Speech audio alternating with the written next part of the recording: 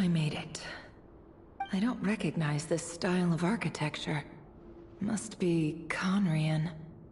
Simple furnishings, table and chairs. It's a more ordinary house than I might have expected. Looks like the fearsome Raker of Zolnari came from surprisingly humble beginnings. Unless this passed for luxury in Conria. Unlikely. It was said to be a very prosperous nation in its heyday. Anyway, I'll keep exploring.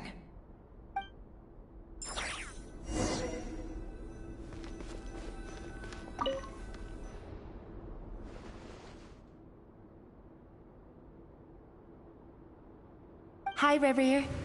Since you're working extra hours tonight, I thought I'd keep myself busy by checking out that new kebab shop. I've heard good things about their menu. I'll test it out, and if it's as good as everyone's saying, let's go back together sometime.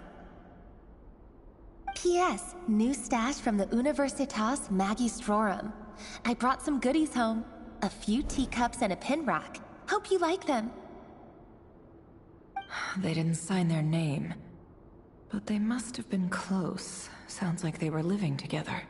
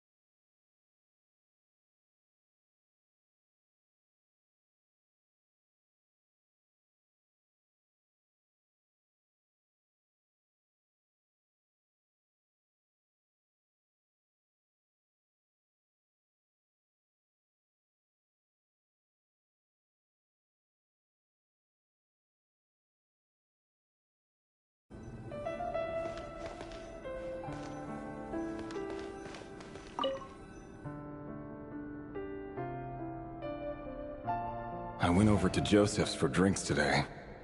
They have a fine collection, but I went alone. Felindis was tied up with something and couldn't make it.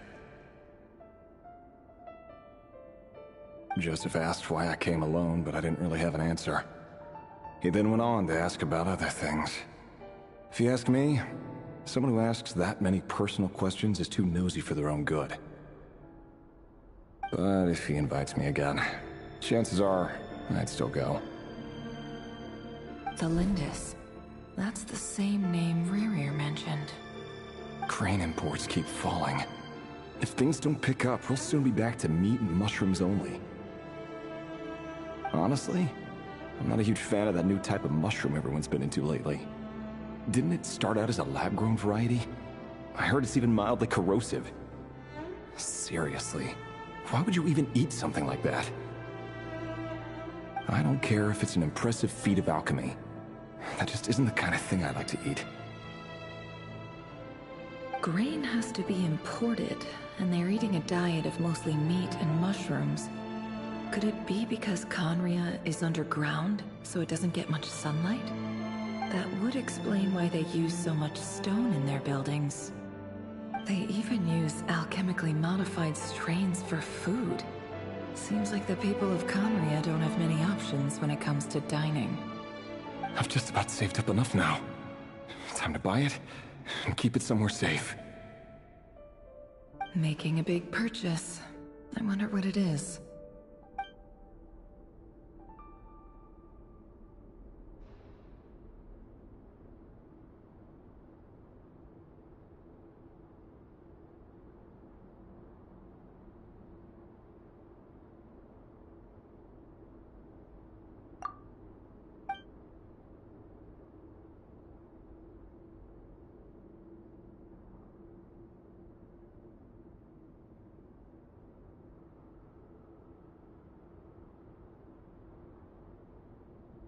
He really is a professional. No wonder he's so good at covering his tracks. Despite what he's become, it seems like he's retained certain habits, at least in this regard.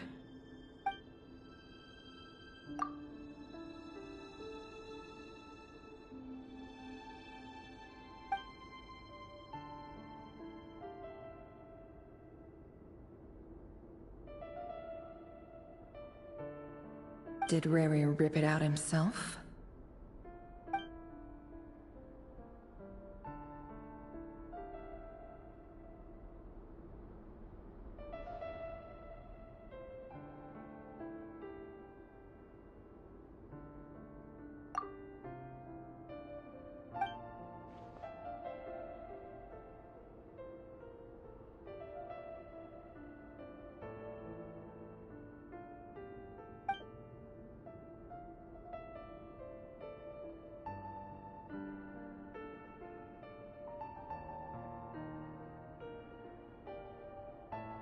Before I met you, I was convinced that my heart was nothing more than a stagnant pool.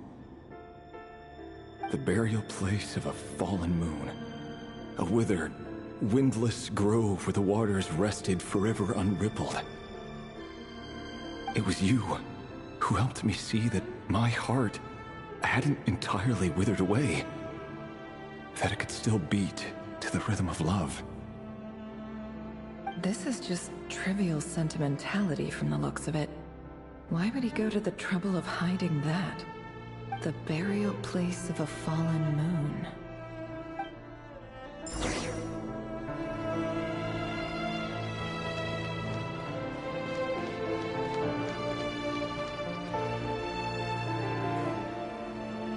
Revere, over here. Dane! Oh, and, Vedaflin here? What a surprise to see you here, sir. Hello there, Revere. You need not address me so formally outside of court. He doesn't get that much free time, so I invited him over for a drink.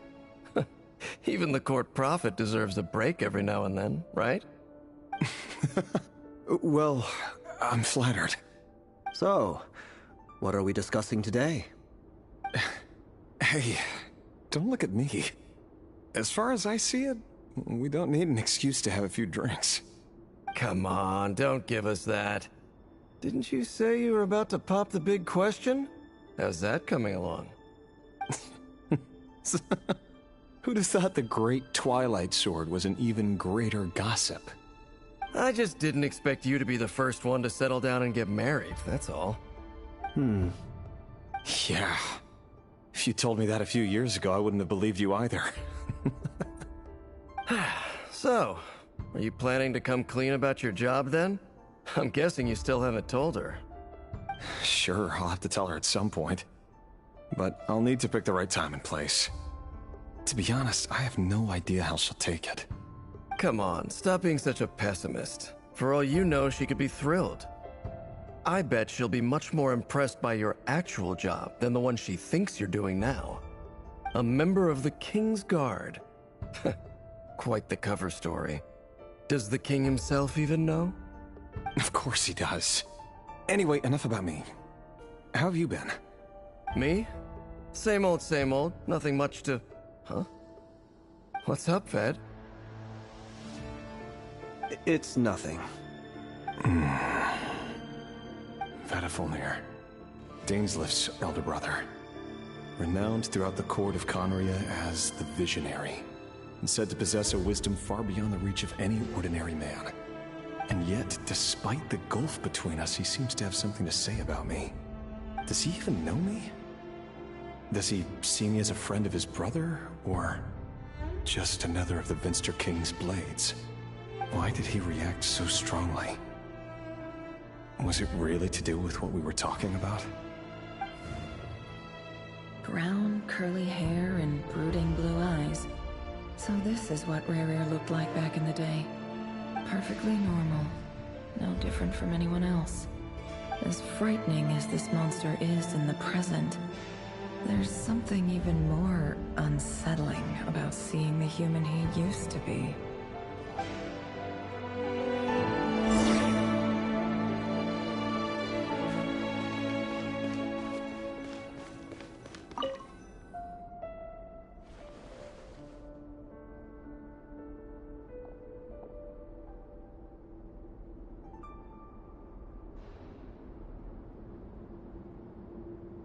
Felindis?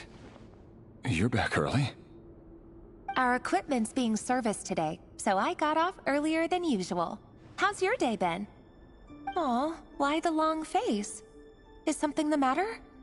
Has your boss been giving you a hard time again?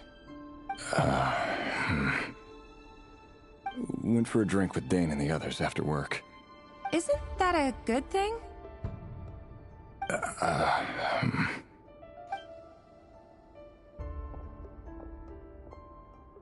Vetterfamnir showed up today, too. You know, Daneslif's older brother. Ah, Mr. Vetterfamnir. Yes, I've heard of him. They say that everything he says ends up coming true. He overheard Daneslif mention that I'd recently proposed, and seemed to have an issue with it. But when I asked what it was, he kept it to himself. So, you're worried? You could be such a child sometimes, Revier. We're nobodies. Why would the Visionary be concerned about us? I'm sure someone in his position has much bigger fish to fry. Maybe you're right. You worry too much, Revier. We've been together for ages now, and everything's been going so well, has it not? You've even proposed to me. So, you do remember. Tell me then. What's your answer? Like I said, I need some time to decide. You can't just rush into things like this. We may be nobodies in the grand scheme of things, but if we want things to work out, we've still got to plan ahead. All right. Take your time. Just don't keep me waiting forever. Nobodies. Sounds about right. In the eyes of people like Vetterfamnir and Daneslif, what do we matter? Can someone whose gaze is so fixed on a far-flung future even see the present clearly? Besides, the dynasty's fate rests with the king and his inner circle. Whatever I do, it won't make much difference. Meanwhile, every idea they come up with and every decision they make, it affects everything. These days, the king is lost in his research, and the purge of the Crimson Moon bloodline grows ever more intense. The opposition tried to speak out, but nothing came of it. And I'm under no illusions as to why. Because we eliminated them and got rid of their bodies. A man can have 1,000 reasons to carry a sword, but there are few good excuses to use it. Yet the king has never even considered a gentler approach, and he never will. What becomes of someone who kills on another's behalf? Can he ever find true peace?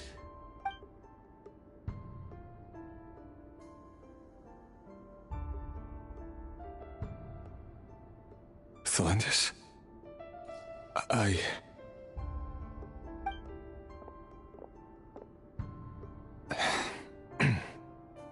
It's nothing. You were right. Fate has never smiled upon nobodies like us. But by the same token, it's unlikely to bear a grudge against us either. There's no reason we can't keep living happily together, cherishing the simple joys of each day as they come. See? You just need to stay positive, Revier. I can feel your warmth, your breath. You're right there, right by my side. Just seeing you makes me happy in a way I can't explain, and that's something that no one could ever take away from me. So smile, my love. Let go of that frown.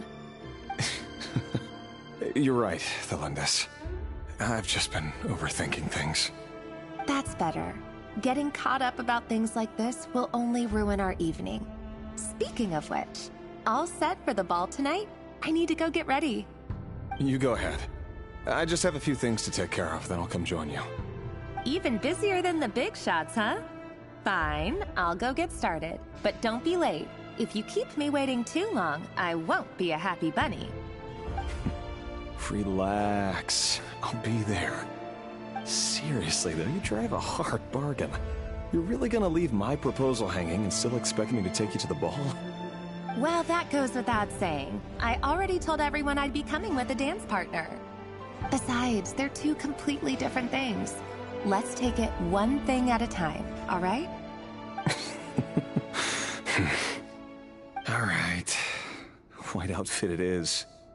It seems like Rerir was deliberately hiding his ties to the intelligence services by giving the impression that he was just an ordinary member of the Vinster King's Guard. He clearly doesn't want his would-be fiancée to know about his other life. Then again, that's hardly surprising. People in the intelligence trade rarely do. Who'd have thought we were in the same line of work? Let's dig a little deeper.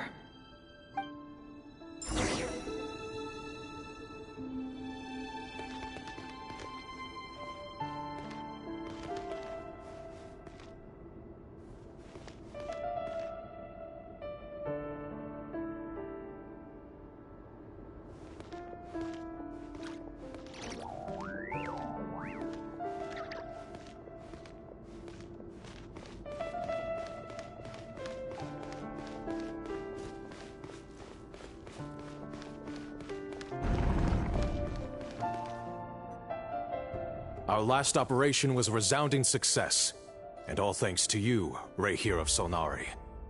In total, we apprehended 32 dregs of the Crimson Moon, and 67 accomplices. After all these years since the dynasty's fall, so many of them still linger on. Indeed, it cannot be denied. Yet it was destiny that the Crimson Moon should be overcome by the eclipse, and that His Majesty, the all-seeing Vinster King, now guides our nation on the path to prosperity. Conria has no further need for a dead moon. But alas, there will always be those who refuse to see the truth, choosing instead to romanticize the past. That's not entirely true. Much about the Crimson Moon era was worthy of remembrance, and that's exactly why they keep trying to see it restored. Many of its secrets remain unsolved to this day. As it happens, that's precisely the field of study my partner is devoted to.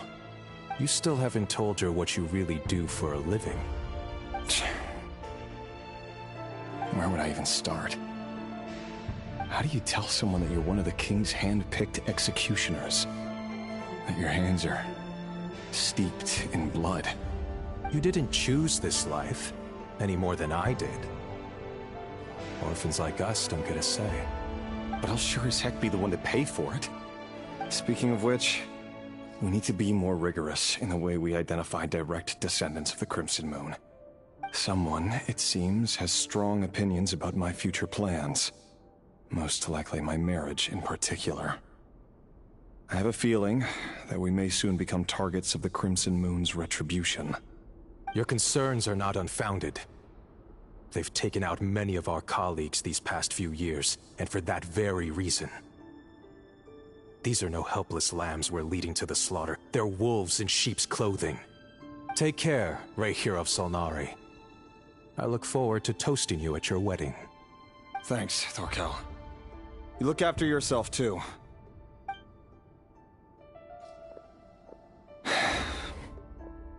Thelindis, I never wanted to keep this from you.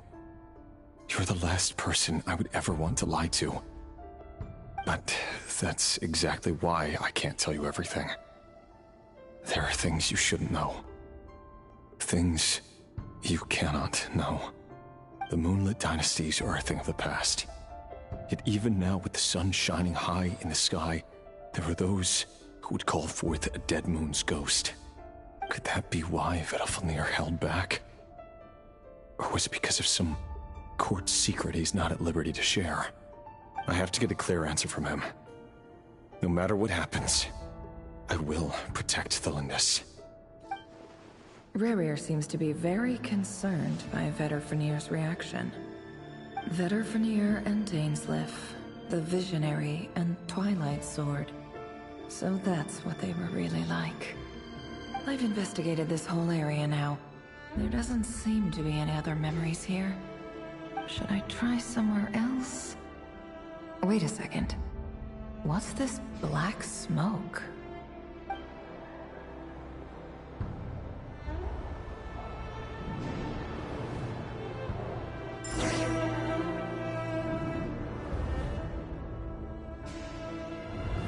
he's late after all.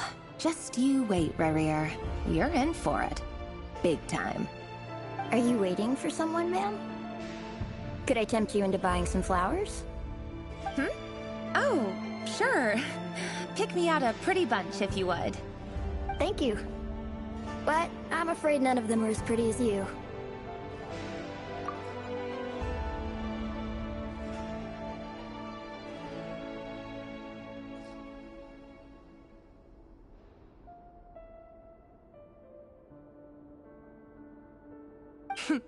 For someone so young, you sure have a way with words, don't you? I'm only telling the truth. Look me in the eyes. You'll see I'm not lying. May we have a word in private? Who are you? And what do you want? It doesn't matter who I am. Too many of our kind have fallen lately, so I decided to take the risk of reaching out. Not long ago, the Ray here of Solnari led an assault on one of our strongholds. We suffered many casualties, and many who came to our aid lost their lives as well.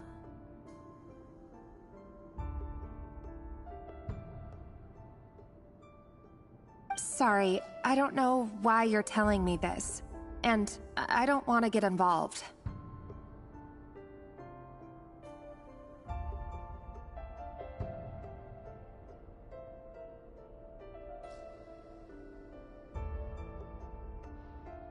Wait, hear me out. This time we finally got a clear look at his face and learned his true identity. His name is Rarier, and he claims to be one of the King's guards. What did you say? A cruel irony, isn't it?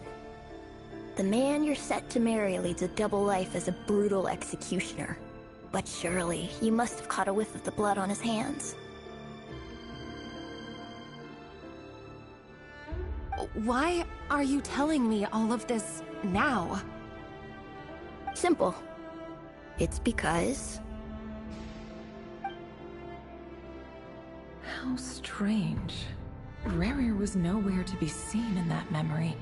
It clearly belonged to the Lindis. Rarier couldn't possibly know what happened if he wasn't even there. Why would her memories appear in his fragment? The ceremony won't last much longer. I think it's time to call it a day.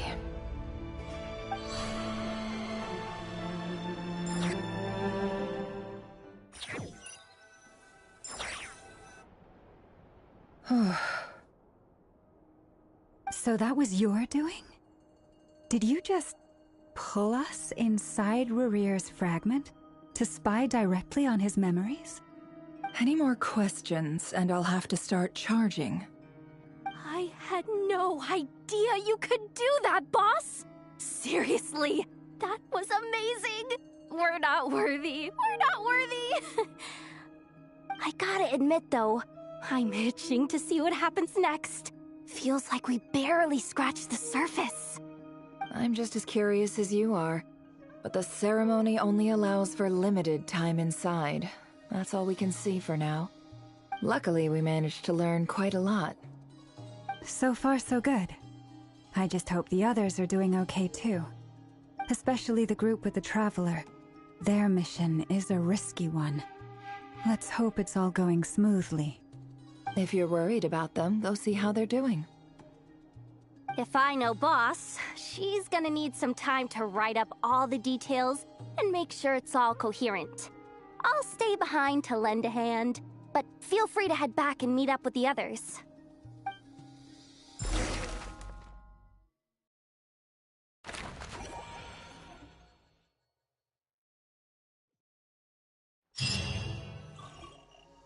Oh, they've been prowling around for nearly 2 days now. These things just won't quit. Oh, they might not have seen us yet, but them constantly sweeping the area, our way out is completely blocked. Oh, that's never gonna work. One little slip up and it's game over. If they spot us, they'll run straight back to Rarier. And once he knows we're here, it won't be long before he's breathing down our necks again. Oh, guess you're right. Alright, time to zip it.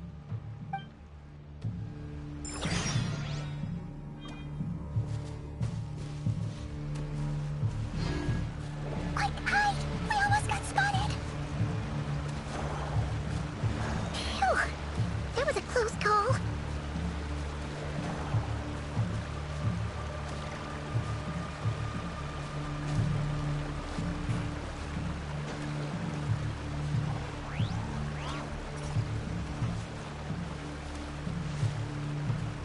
Watch out! He's coming this way!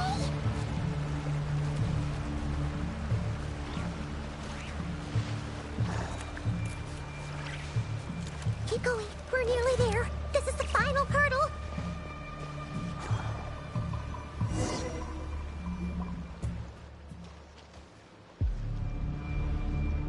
Oh, they're so into these things!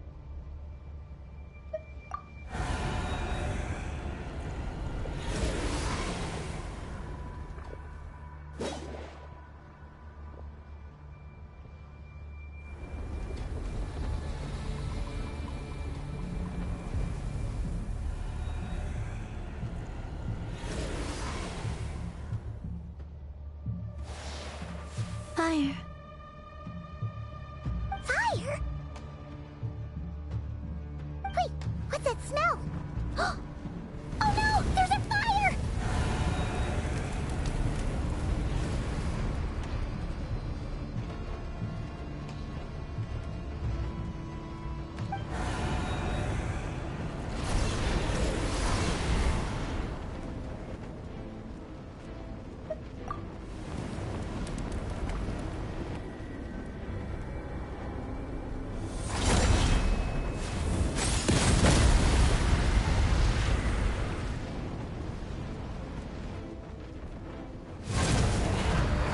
Zandrone was right. You look weak, Columbina. The old you would never have let such lowly creatures bar your way. Word has it that you did something for the Tsaritsa, and that's why you've lost most of your power. Freedom comes at a heavy price, doesn't it? It's Arlecchino! You came! Hello again, Columbina. And greetings, guests of the House of the Hearth. It's been a while, Arlecchino.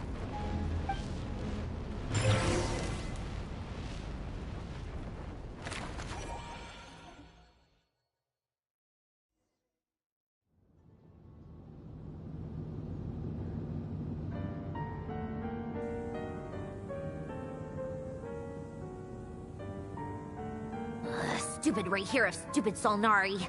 Ugh, whatever. I've got all the data I need. Next time we meet, you're finished.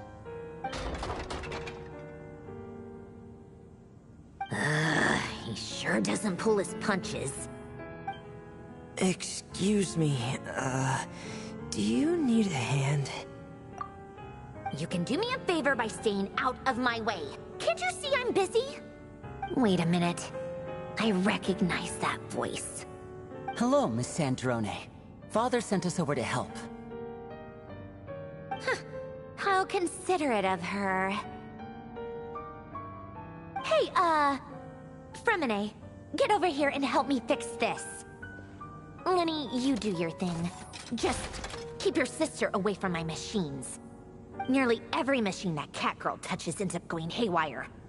Go put her on cleaning duty or something.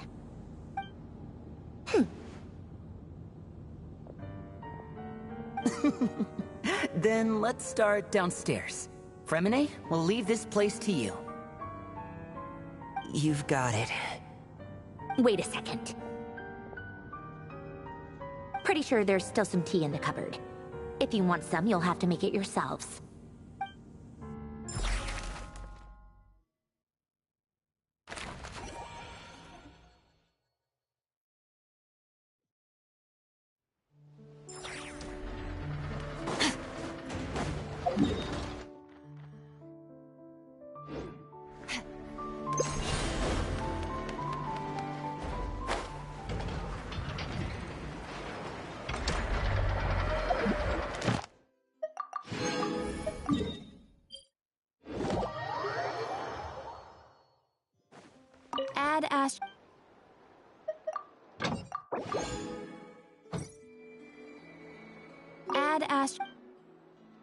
Thank you for coming.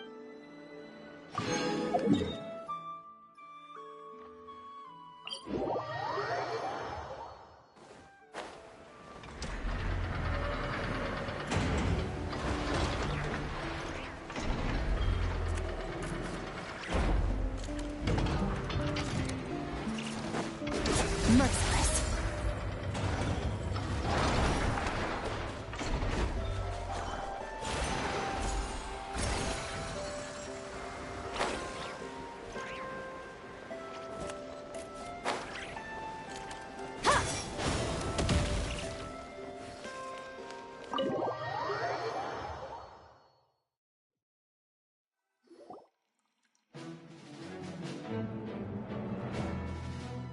It's a relief to see you all made it back in one piece. Huh? Feels like there's quite a few people missing. Where's Flint's and the others? And what about Nefer? I returned ahead of them. Flint is helping Aino and Anefa to set up the decoys and buy some time. As for Miss Nefer... Boss is still wrapping things up on her end. She sent us back to fill you all in on the top secret intel we've been gathering.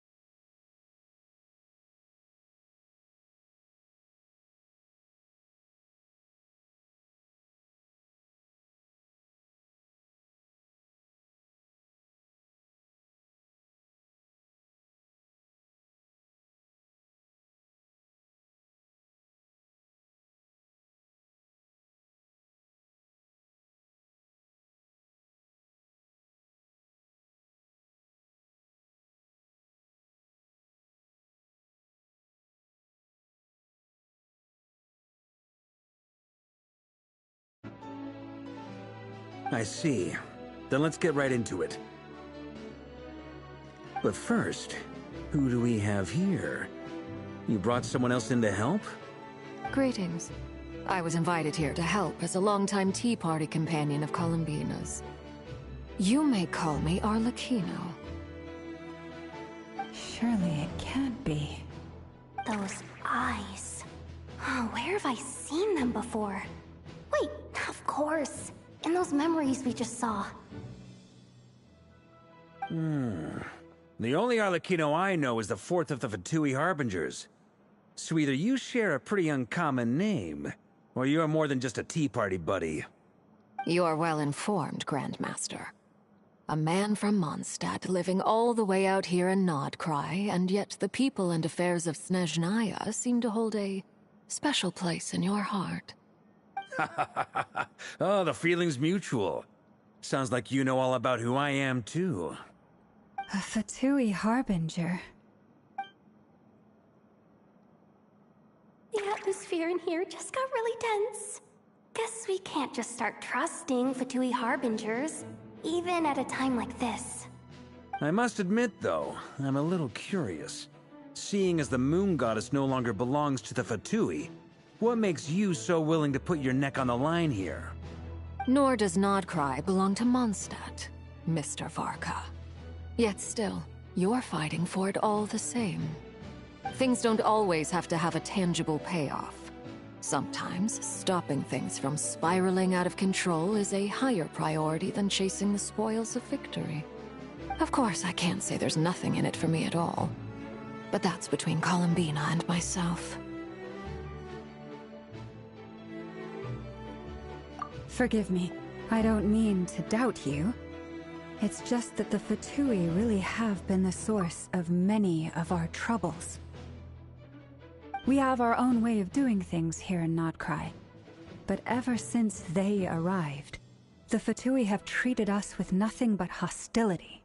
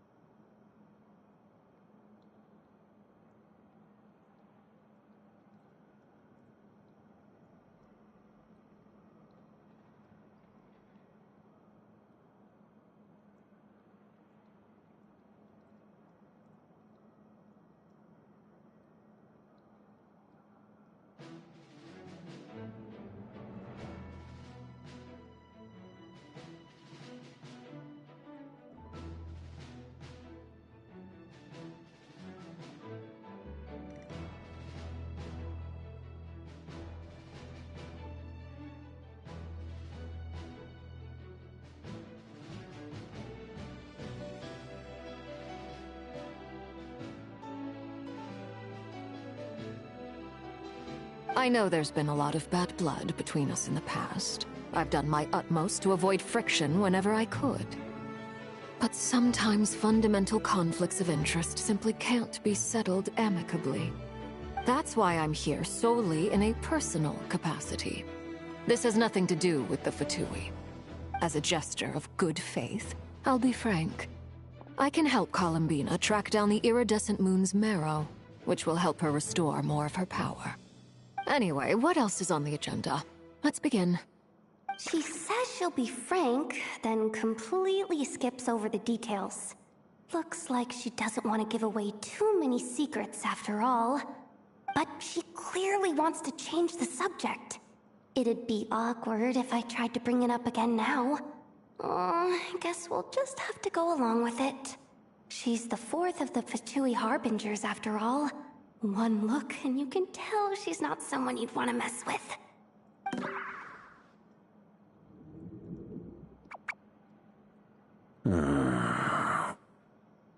Well, since Miss Arlecchino sounds confident in her ability to handle that, we'll proceed to the next topic. Yehuda, time to share that top-secret intel. Alright, listen up everyone.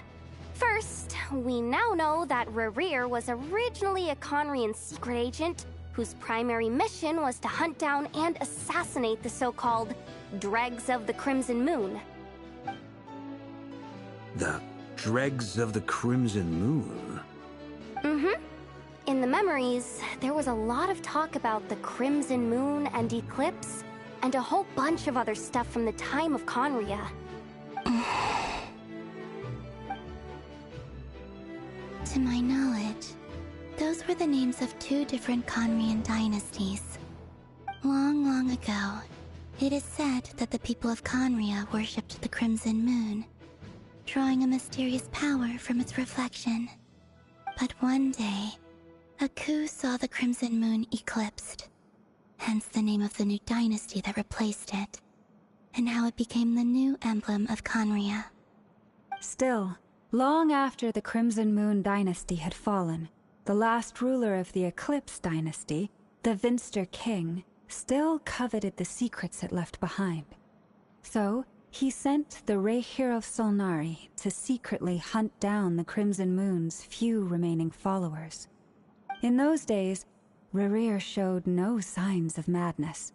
In fact, he was as normal as any other person.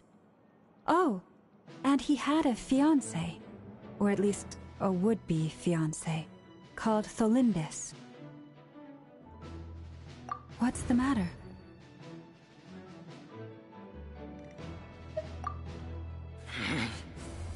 Verfnir, Rhine-daughter, Tholindis.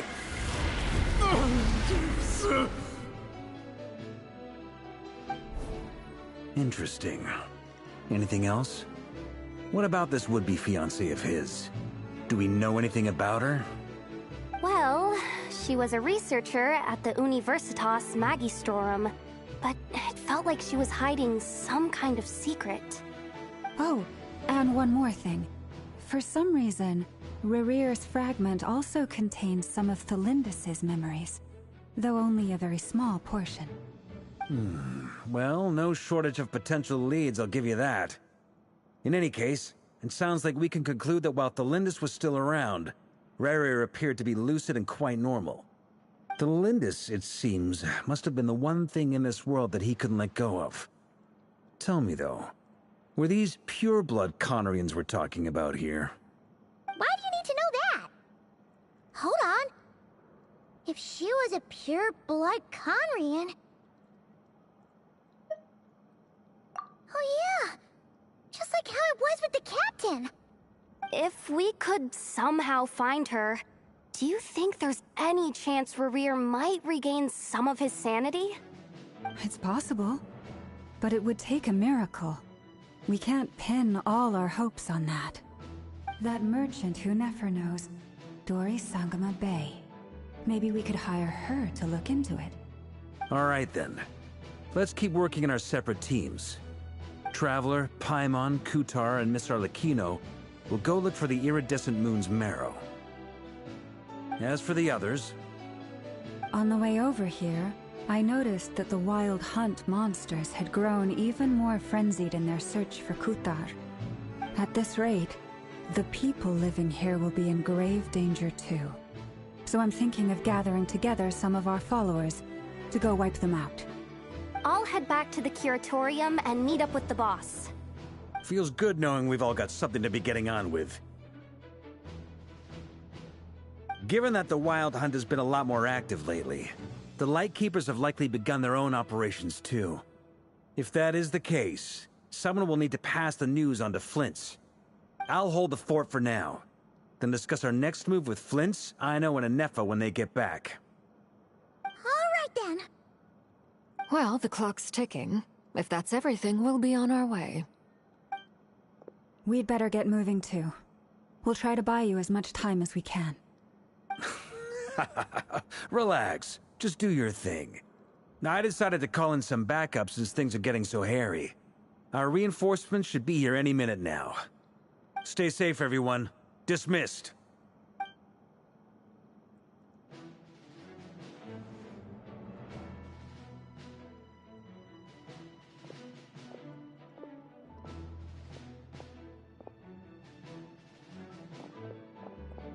we're back. Did we get here a little early? Or a little late?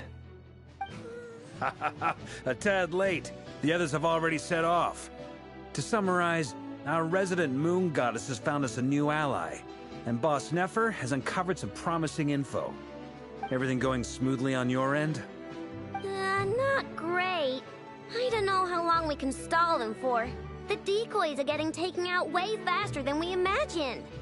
I'm gonna make some more later, but I need a timeout first. I'm so tired right now.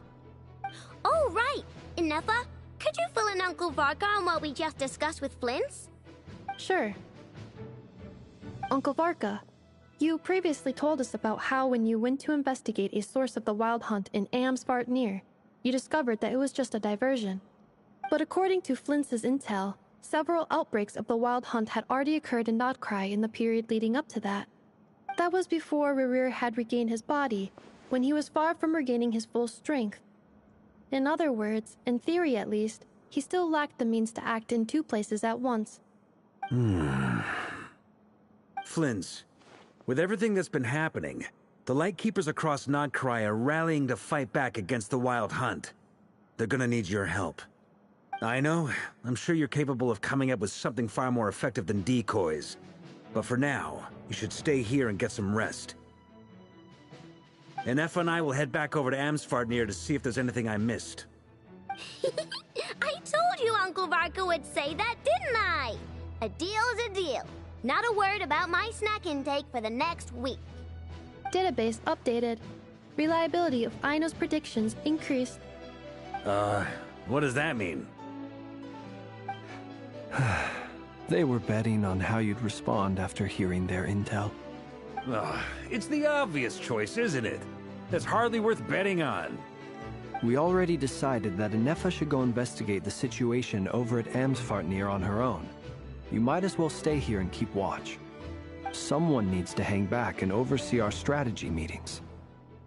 And besides, you still haven't fully recovered from ambushing Rerir. So I've ended up with the easiest assignment. Well, I appreciate it, everyone. See you when you get back.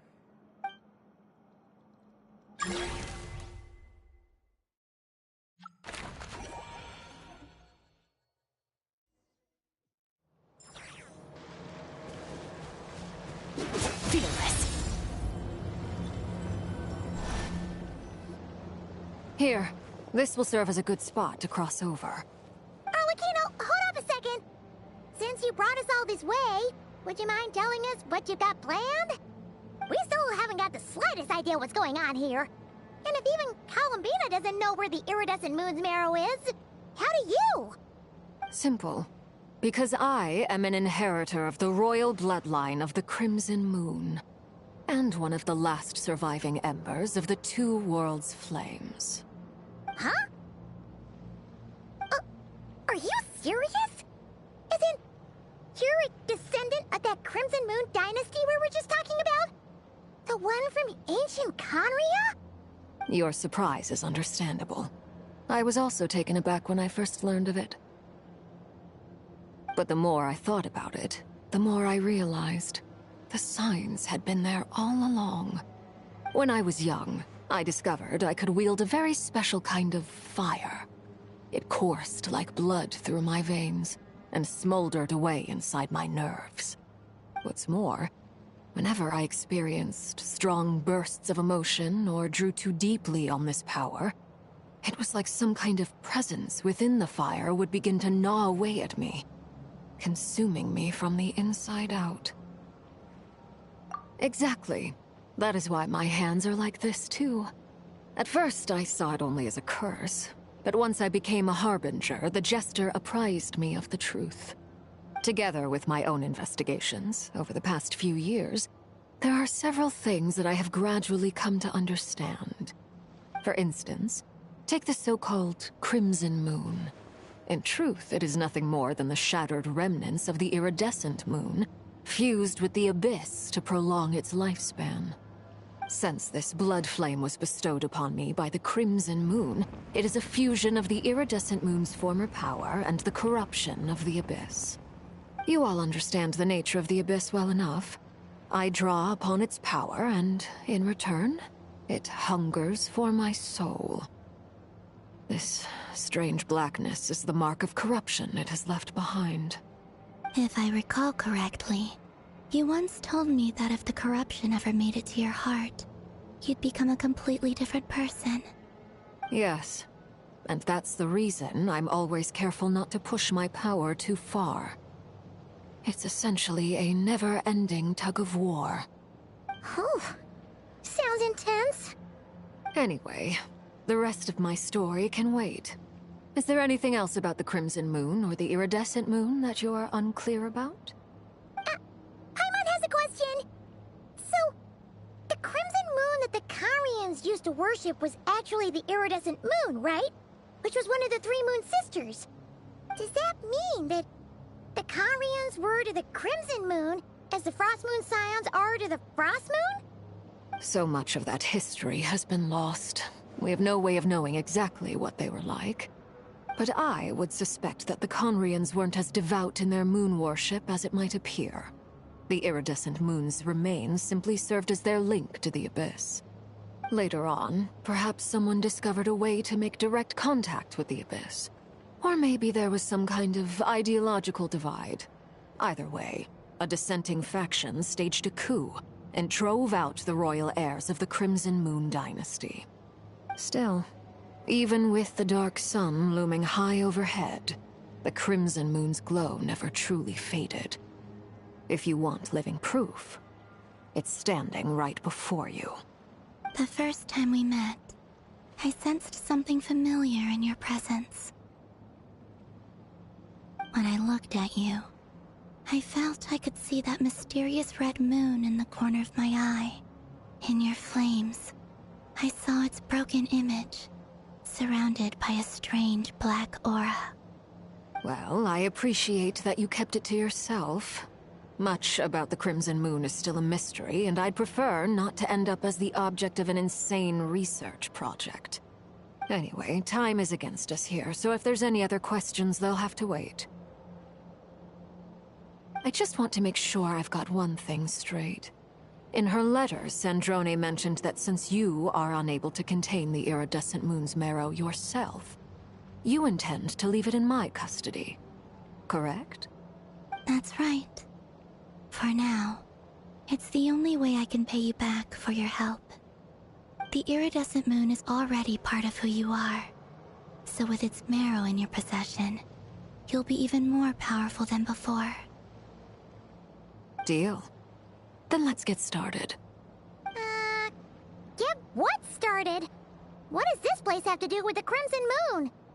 When I first became a Harbinger, the Jester gave me a book called Paranhari, also known as Leobranto Innamorato. You should be able to buy a copy next time you're in Fontaine.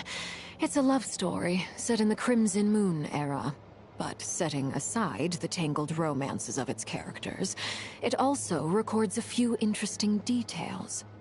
In the Crimson Moon era, or so the story goes, there was an orphanage that received children from beyond the bounds of this world, and subjected them to a peculiar induction ceremony. Beyond the bounds of this world? For real? And what kind of induction ceremony? The Crimson Moon sages looked beyond this world for beings with powers that surpassed the gods. But fearing they might lose control, they subjected these children to a process of refinement. They made these children crawl up a fireplace and kept asking them, "Have you died? Did you see it?" Until they finally admitted to having died and seen a crimson moon. The adults embraced the children who passed the ritual, telling them, "Within the fireplace, you have traversed the flames between two worlds. Here and now, you are born anew."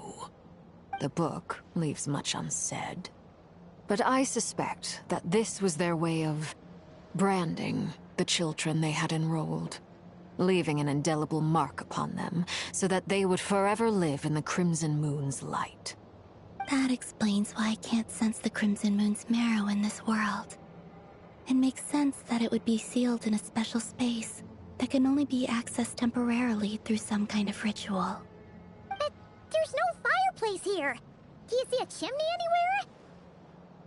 Oh, are we supposed to build it ourselves? Okay, fine. Paimon will go find some bricks. That won't be necessary. The fireplace is purely symbolic. The key to the ritual is crossing the flames between two worlds. In other words, the flames that burn within me. Those burned away by such flames leave behind a kind of ghostly afterimage in the world. In the days of Conria, people believed they could be used to bridge the gap between the two worlds of life and death. In short, I can open a passage to that space for you. That's the easy part. The catch is I'll need to stay on this side to keep the passage open, so I won't be able to come with you. Once you're inside, you'll have to find your own way.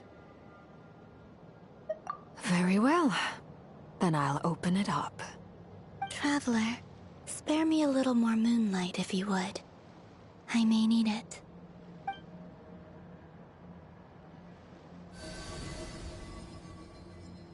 Thank you. I feel like I've recovered some of my strength now. It should be enough to move us across short distances and confront whatever dangers might await.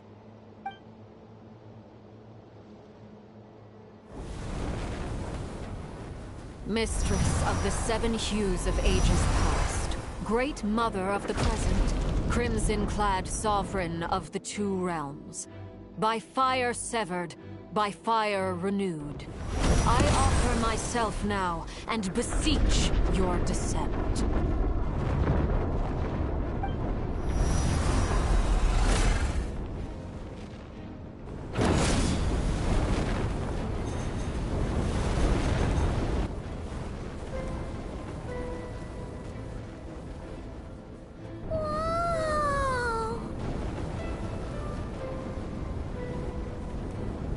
One word of advice. As you're crossing over, no matter what voices you hear, do not answer. Got it! I sense a sinister gloom inside, but also the familiar light of the moon. I feel that I am about to meet an old friend who has changed beyond all recognition. All right, let's go.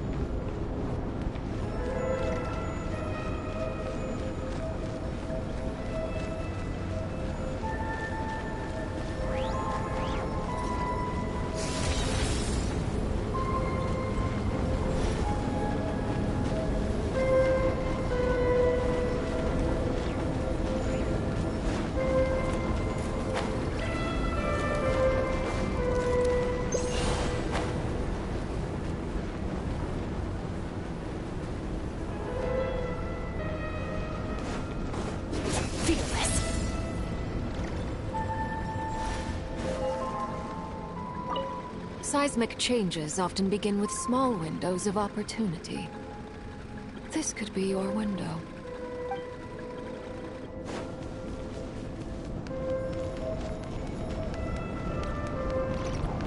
Merciless. Unleash!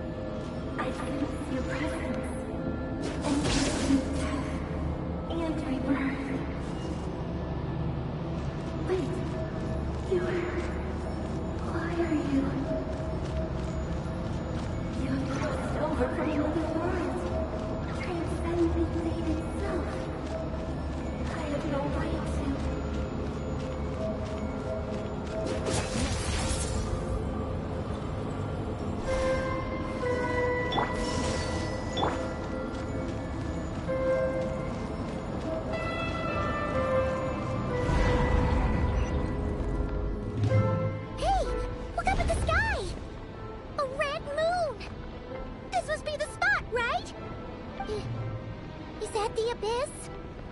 It's practically filled the entire place. What now?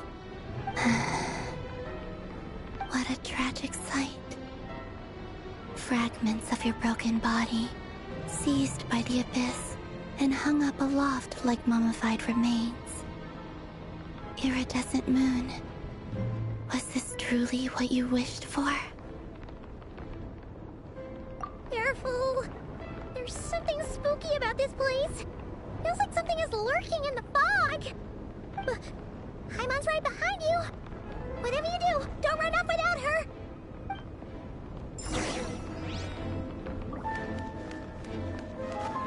By the way, Alambina, didn't you tell us that the iridescent moon had shattered into pieces? The moon up there looks pretty whole to Paimon. How is that possible?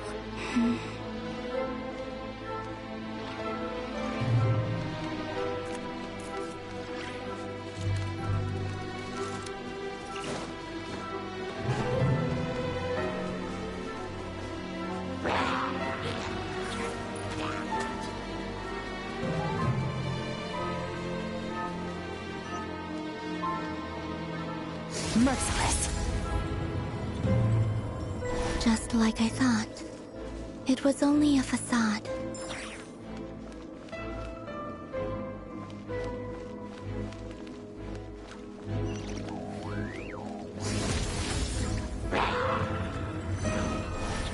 Obey!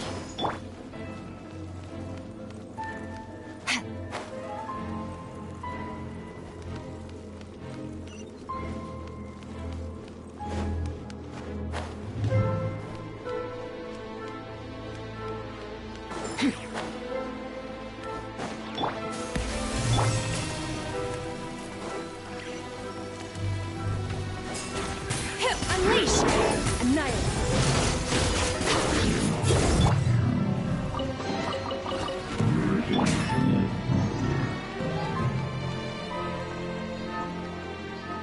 Fearless!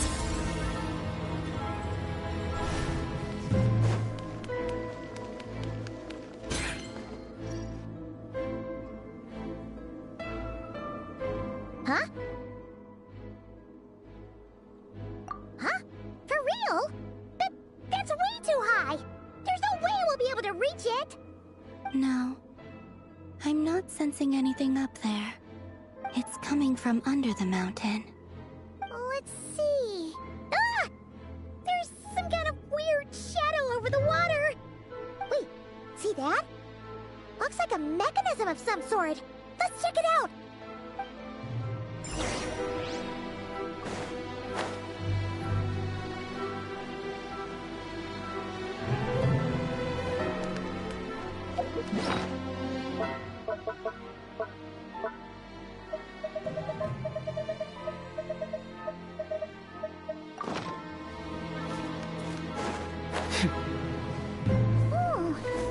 Looks like a device from the time of Conria. Maybe people once came here to study the Crimson Moon's domain, and they left this behind.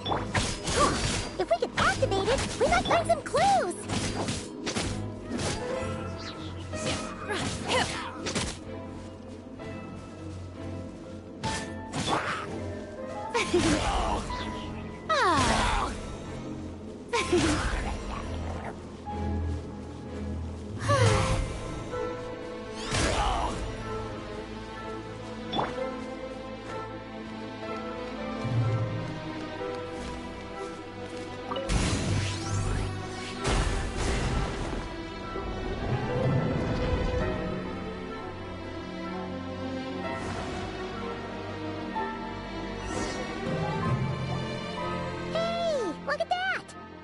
The mechanism's running, the shadow in the water looks different.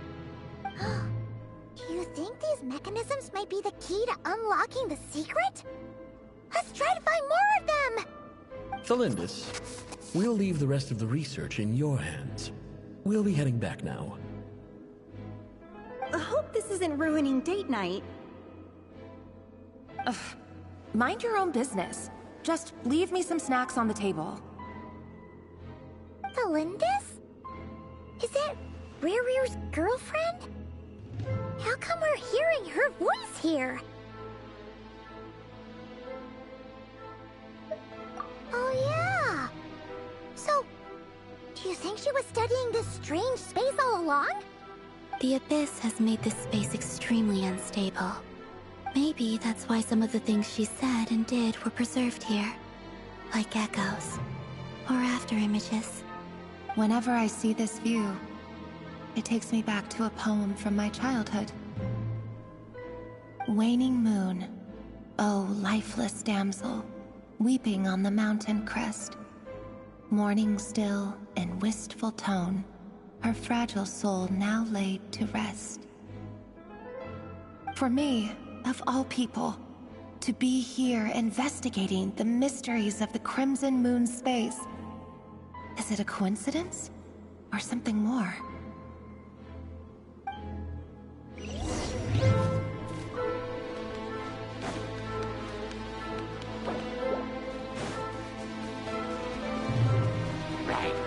Merciless.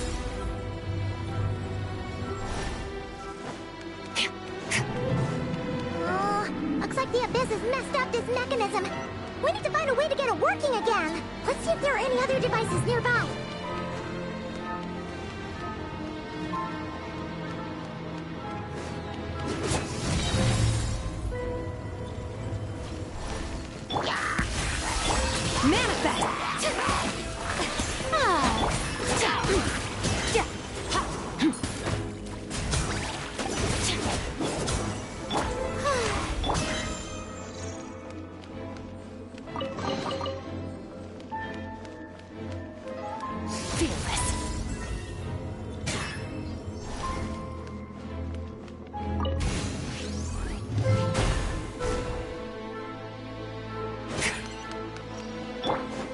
Unleash!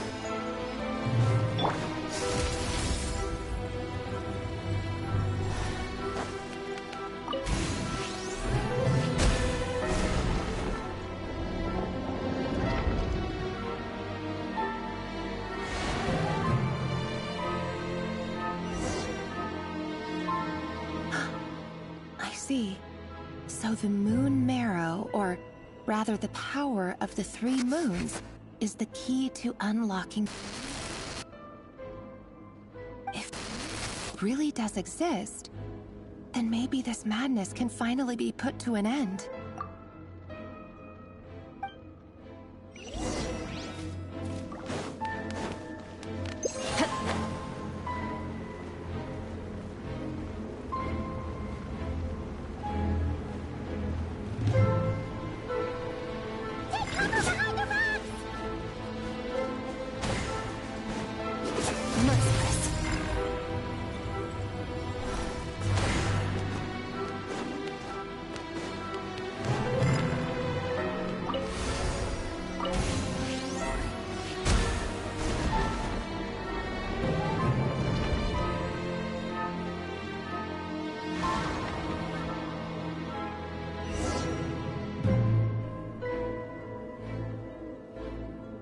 With the Abyss inhibitors in place, I should be able to access the chamber with the moon marrow. Oh, Revier, with every step you take, you're drifting further from what you truly desire. But you're not the root of the problem.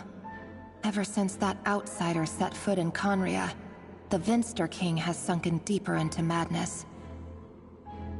If only I could get my hands on that outsider.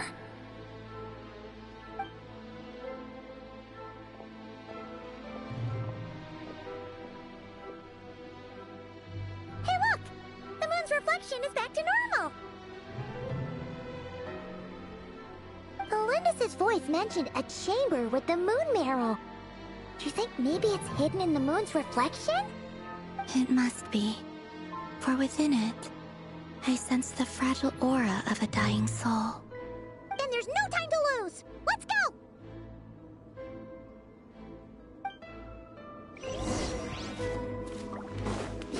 Merciless.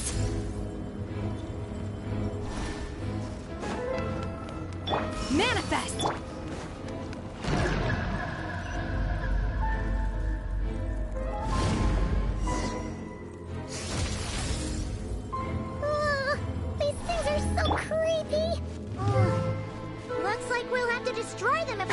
to the iridescent moon's marrow.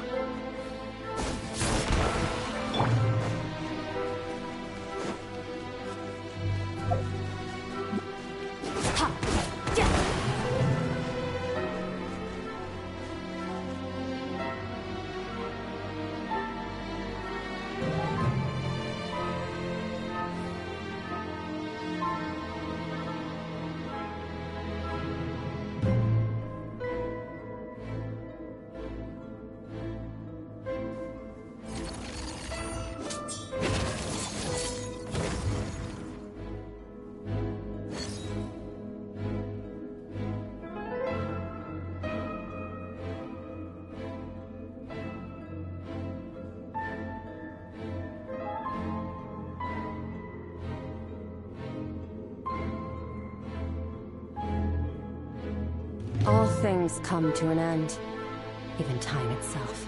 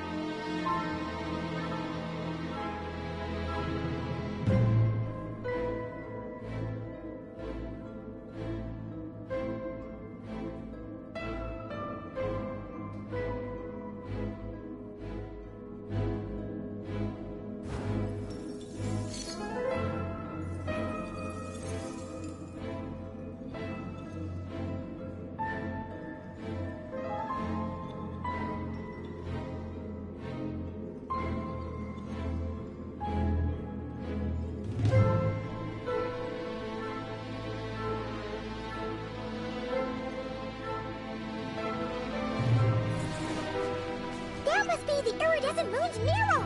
Oh, we'll need to destroy these things before we can reach it!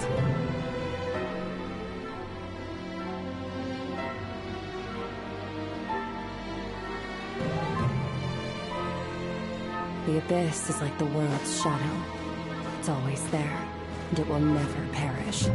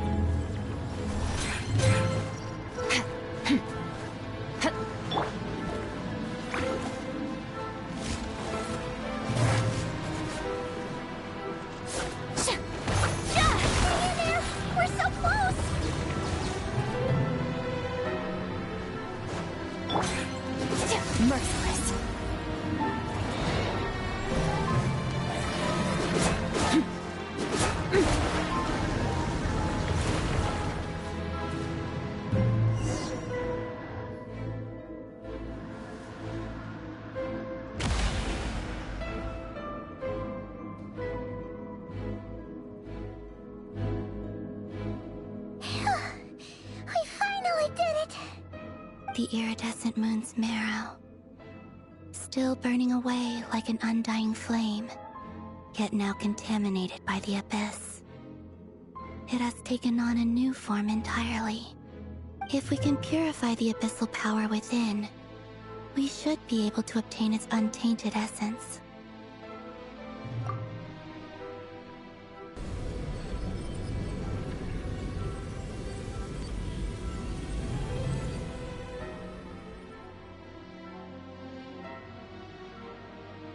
It's so cold.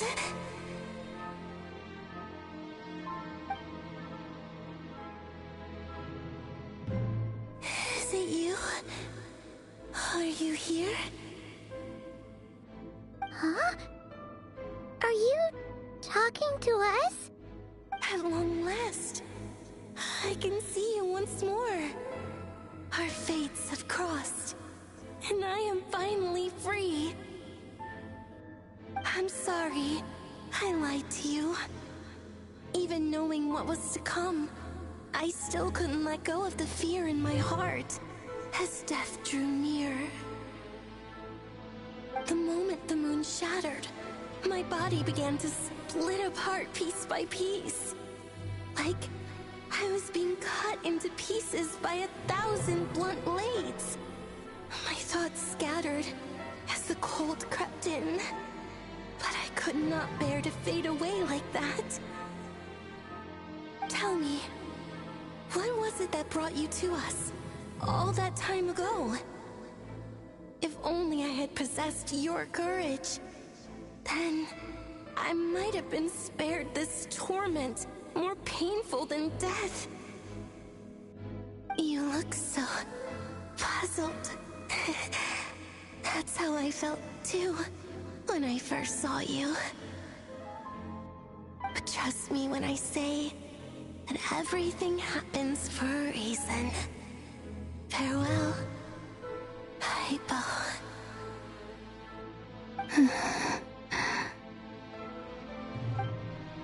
What was that all about? Was that the goddess of the iridescent moon? Oh, it sounded like she was speaking to a long-lost friend. But none of us have ever met her before, right? Perhaps. She took me for the goddess of the frost moon she once knew. For a fading soul like hers, our auras must be too similar to tell apart. But anyway, we've got the iridescent moon's marrow now. That should help you regain your strength, right? Alright, time to leave this place and meet back up with Arlecchino. Let's go!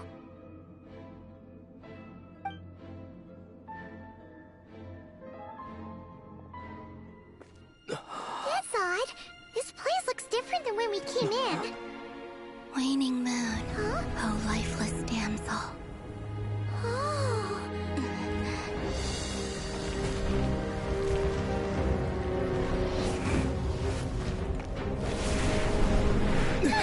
Hurry! The place is collapsing! It wants to trap us here. Who's it? The Abyss? Now we've taken the moon marrow. All that's left here is a dark will. It will show us no mercy.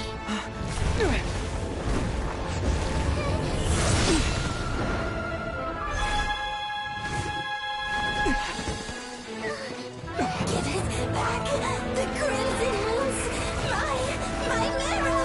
My heart!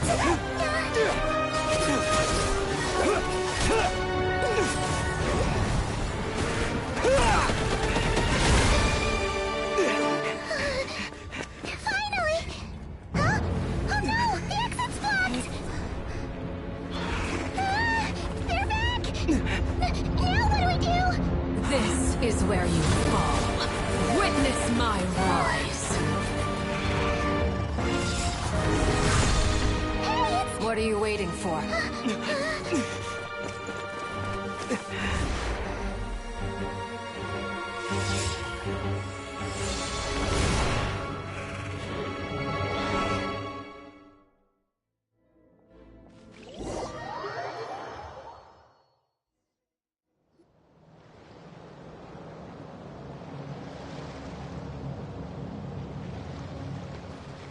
Oh, we made it! Was that you, Arlecchino? Did you save us? Wait, your hands! They're... Oh, this? Don't worry. It's a small price to pay. The Abyss wanted to trap you inside, and I defied its will by bringing you out. No wonder it's a little angry. No. I have paid the price, albeit a small one, and it cannot be undone. My hands have already fused with the Abyss. Purification would simply destroy whatever's left of them.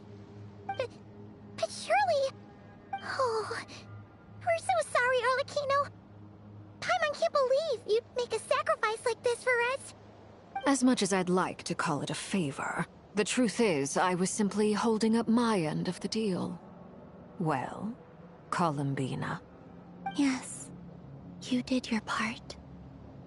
And as promised, I will leave the iridescent moon's marrow in your care. From this day forth, may the two worlds' flames burn ever more brightly.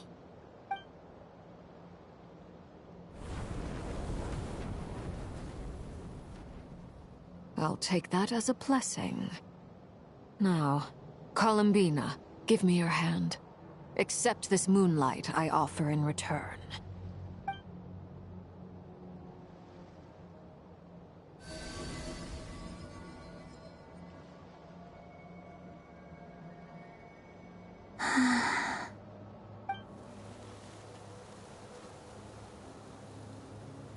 Feeling stronger? Hey, Columbina! Are you okay? I'm fine. Our powers are a little at odds, that's all. By the Frost Moon's authority alone, wielding the power of the other moons was always going to be a stretch. Still, I think it's fair to say that your strength has returned. At least to the level it was at as Third Harbinger. It's still not enough. There's no way I can hope to challenge Rayrir like this. Just one more ray of moonlight, if you would. It's okay. I can take it.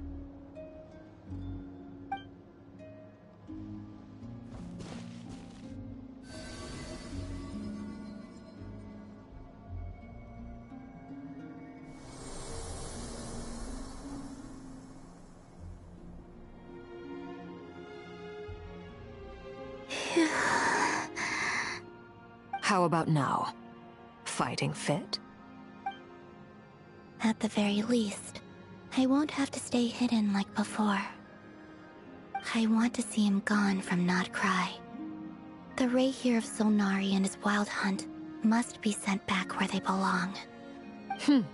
Well, it's good to have something to aim for. You certainly seem more alive now than you did earlier. When I first met you, you didn't strike me as a ray of moonlight. More like a wisp of fog drifting in from who knows where, ready to scatter at the first sign of a breeze. But now, you're full of vitality. Just like the Frost Moon, once the brightest of them all. May you keep shining, Columbina. This is who you are. Thank you. Look after yourself too, Arlecchino. I know you have plans of your own, and that's why you're always seeking to grow stronger. But whatever you're after, don't let the Abyss take a hold of you. I do not wish to see you go down the same path as Rayrir. I appreciate the concern, Columbina. Although perhaps it's time you took a new name. A new name? Kutar, the Moon Maiden, Columbina. They're nothing more than code names. They describe who she is and the roles she's played, but they're not her real name. We often use code names in the House of the Hearth, too. But it's knowing your real name that keeps you grounded. Up till now, you've been living a wandering life, so you've probably never really cared. All I'll say is this. Once you've defeated Rayrir, give it some thought. All right, that's it from me. I'll get you back safely first, then go meet up with Sandrone. You're the best! I appreciate the gesture. It speaks to your good character. Anyway, let's get going. There are more urgent things to do right now than trade compliments.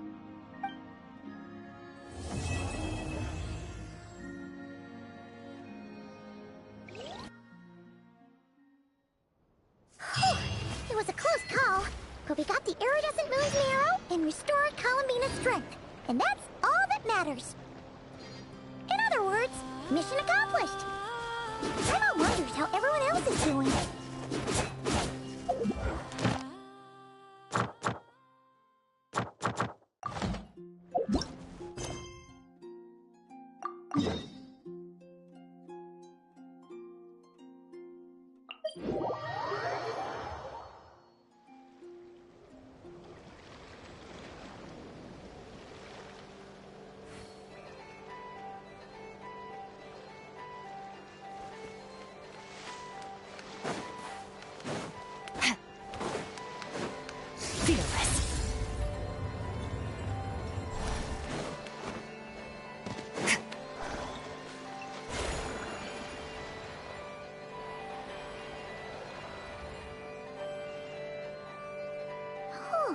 think the others are making good progress?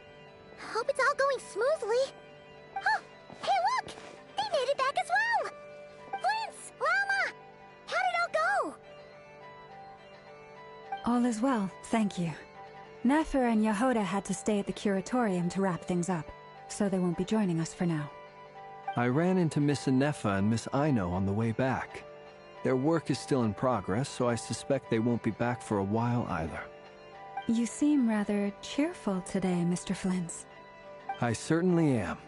I achieved what I set out to do and came away with more than I bargained for. Fighting alone can get quite tedious, but I had the good fortune to run into a pair of brave young warriors. We meet again. How have you been? Albedo! What are you doing here? That would be a natural assumption to make. It's also the correct one. These two courageously lent me a hand while I was fighting the Wild Hunt. When they told me they were Servarka's colleagues, it all made sense. And given how people of outstanding talent tend to cross paths, it's no wonder you're already acquainted. So, who's your travel buddy, Albedo? Why don't you come and introduce yourself?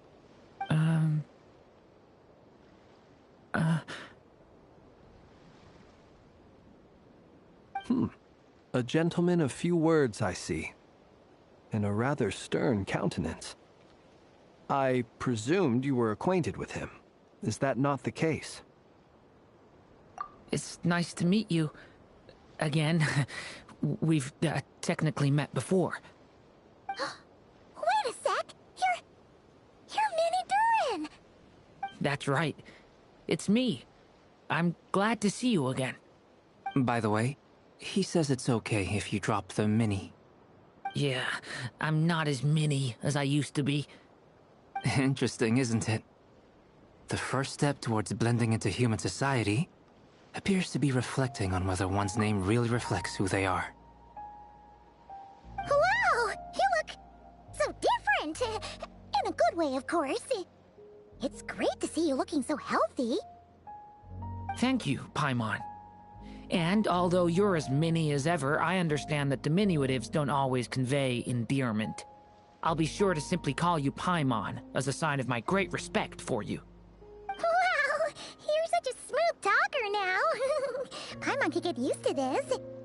From now on, you may refer to her as your esteemed guide, Paimon. Personally, I think our little Paimon is the perfect size. When people call her Little Paimon, it's just because she's so adorable that they can't help themselves. If that's not a sign of endearment, what is? You're absolutely right, Miss Lauma.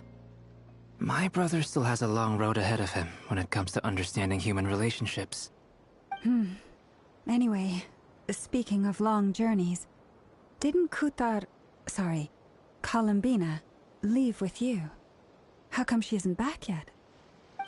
She's been catching up with old friends. Wouldn't be surprised if she stopped for a cup of tea, or 10, on the way back.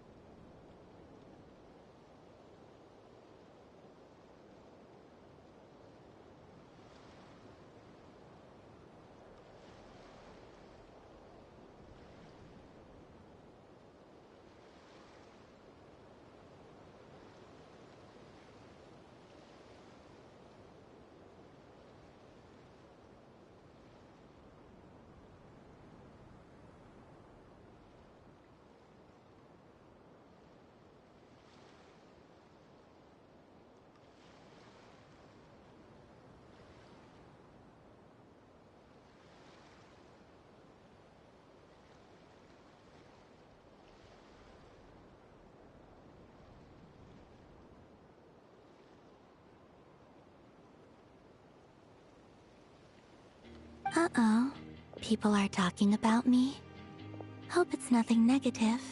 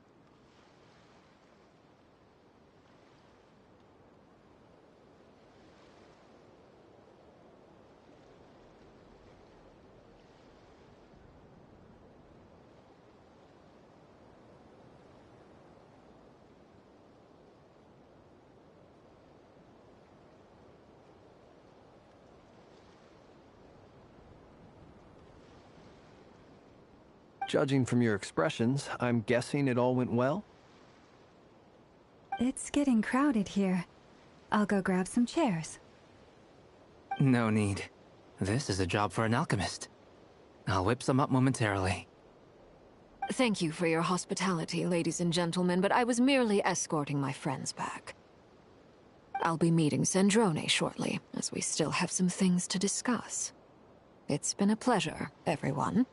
But this is where I'll say goodbye. We really appreciate your help. Oh, come on. Spare the formalities. I'm just glad I could help out some true friends. I understand. Well, bye for now, Harlequino.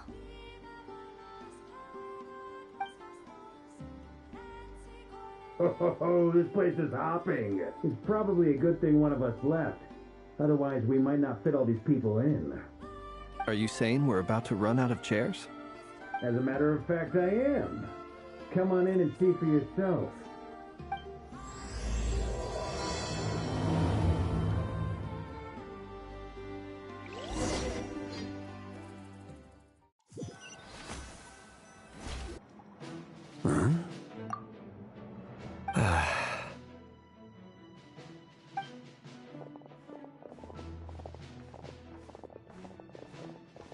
I overheard your little chit-chat outside, by the way. With Miss Columbina's colleague gone, we should be back to the original crew plus the other colleagues I brought in.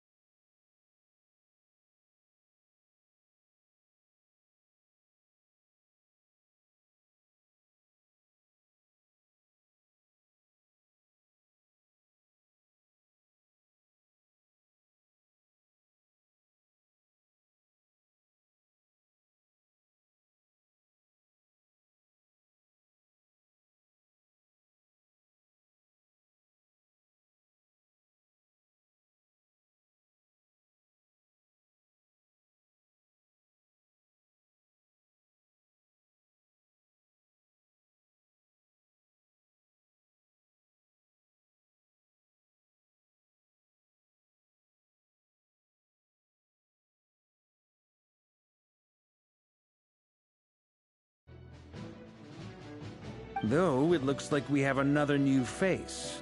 Someone else managed to rope in a colleague too?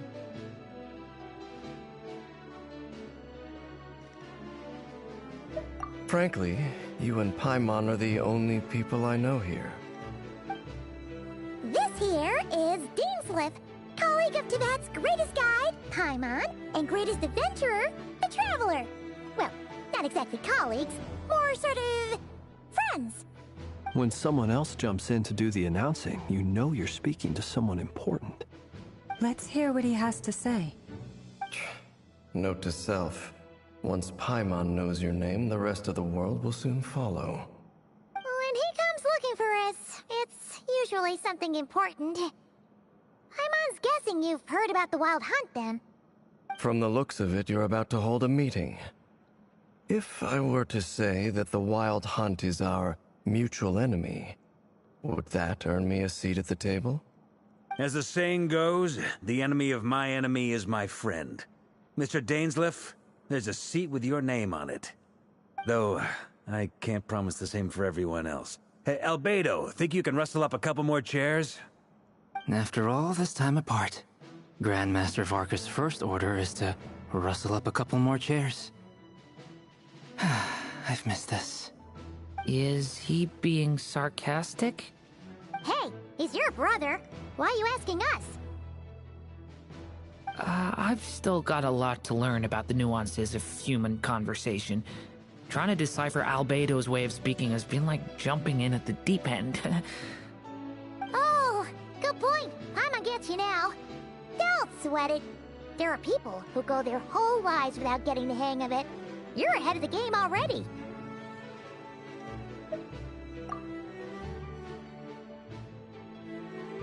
I wonder what's taking Nefer so long. Perhaps you should go and check in with her. If anyone can hurry her along, it's you.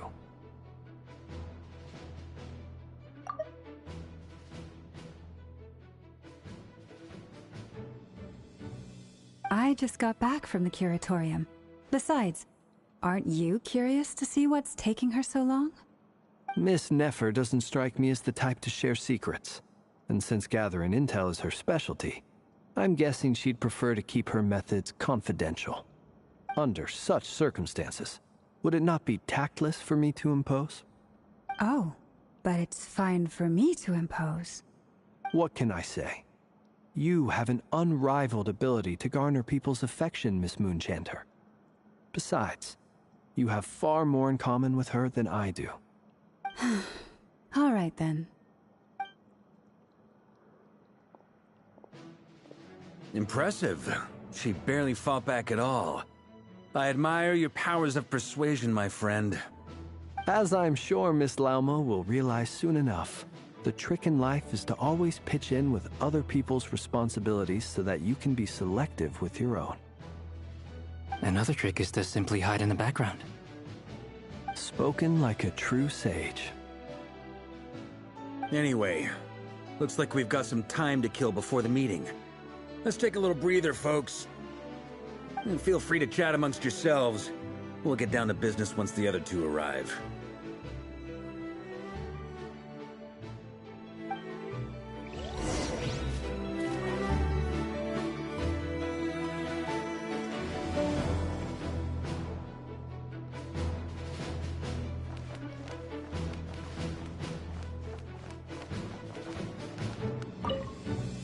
You're both awfully quiet. Why don't I start us off with an icebreaker? Much obliged. Have either of you ever had your portrait painted? If not, I'd be glad to help. That sounds like a lovely idea. You know how to paint, then? I dabble occasionally. He's an excellent painter. Tables, chairs, people, dragons, you name it. He'll paint it for you. I'm flattered. If I ever get the chance, I'd like to give it a try myself. I'll bear that in mind. Anyway, how about you, Durin? What sort of portrait would you prefer? Oh, I'd be fine with anything. Whatever style feels best to you. Very well. Then I'll play it by ear. You can replicate any style I want? I can try. If you show me a sample, I'll do my best to match it. Thank you. In that case, I'll dig up some reference material for you.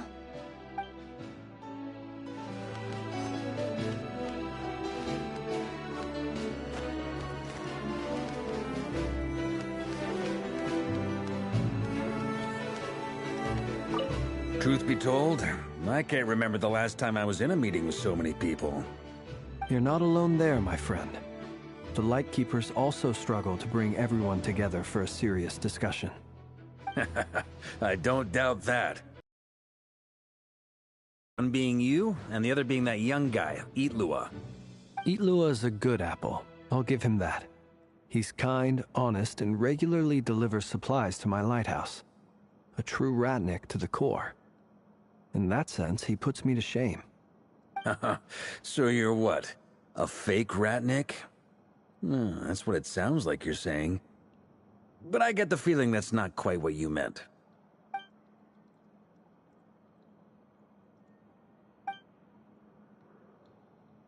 Come on, why the awkward silence? Sorry. I'm not even gonna bother trying to hide it. You've known all along, haven't you, my friend?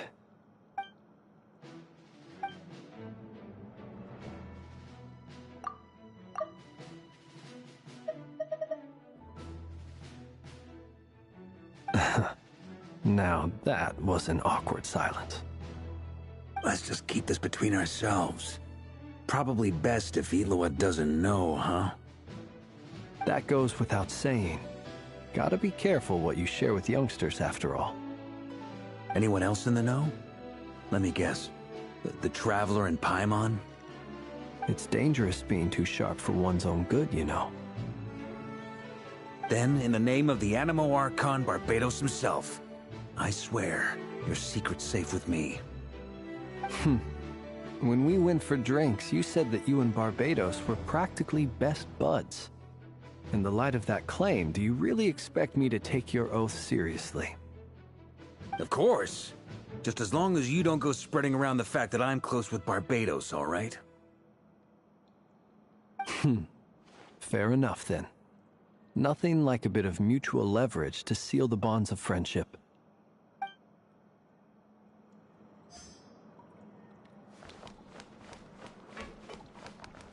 Is there something you'd like to say to me? Yeah! For starters, why'd you just show up here without even giving us a heads up? If you think back to our previous interactions, you may recall that that's hardly out of character for me. You do have a point there. Oh yeah! You'll need to find somewhere to stay the night too, right? Wanna tag along with us? You never know. We might get a group discount. Sure. Let's do that. Great! Paimon will handle it!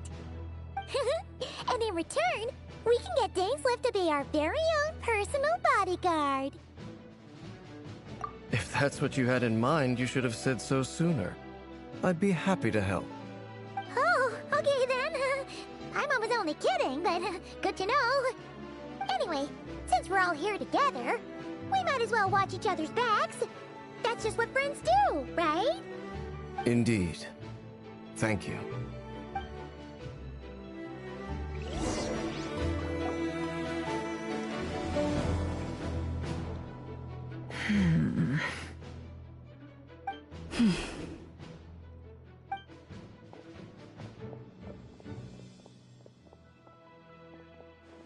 Ah, Miss Nefer. You made it after all. But what about Yehoda? I'm here to give you an update on how things are going on our end. Once this is over, I'll be heading straight back to continue my work. I left Yehoda back at the Curatorium to watch over things while I'm gone. Huh. So much for just this once.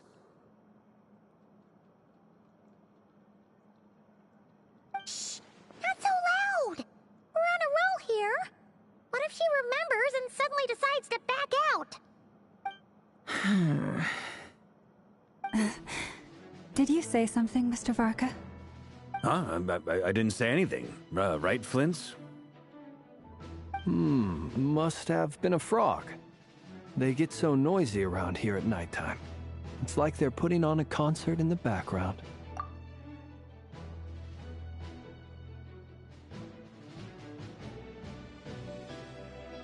Anyway, before we begin, there's a few introductions to make. Let me start by saying that it's an honor to be speaking before so many distinguished colleagues and collaborators. First up, we have Miss Lauma. As Moon Chanter, she's the leader of the Frost Moon Scions, a local religious community in Nodcry. Then there's Miss Nefer, boss of the Curatorium of Secrets, an intel gatherer extraordinaire. Nefer is leading the investigation into Rerir's background, assisted by Yehoda and Lauma. From the little I've heard, they're making some great progress. Over here, we have Mr. Flintz, a ratnik and guardian of the abandoned lighthouse. In our last operation, he courageously distracted the Wild Hunt to buy time for the rest of us. For those of you who've never met, this is Mr. Albedo, a renowned alchemist and captain of the Knights of Favonius investigation team. By his side is a new face for us all, myself included, Mr. Durin, who has come to lend his aid. Next up, we have the Moon Maiden and former Fatui Harbinger, Miss Columbina. Then we have the Traveler, who's earned more titles than I could possibly hope to list out, so I'll spare you the rundown.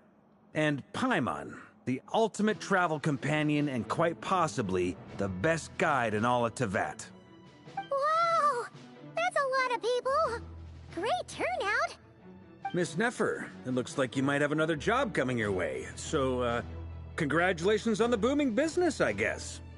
You think I haven't got enough on my hands as it is? Who's looking for me now? That would be me, Miss Nefer. I have a commission for you. And you are? Who I am doesn't matter right now. What does matter is that I'd like you to gather more intelligence about the Recher of Solnari. Well, it's not as if we never take on anonymous commissions, but in your case, I'll have to decline. I'm gonna take a wild guess and say your job's probably more hassle than it's worth. Something about you seems like bad news. It's my eyes, isn't it? Conrian, I assume. And what's with the mask? Are you trying to hide your identity? In any case, the fact that you're even still alive raises an awful lot of questions for me. My name is Dainsleif. And yes, I am from Conria.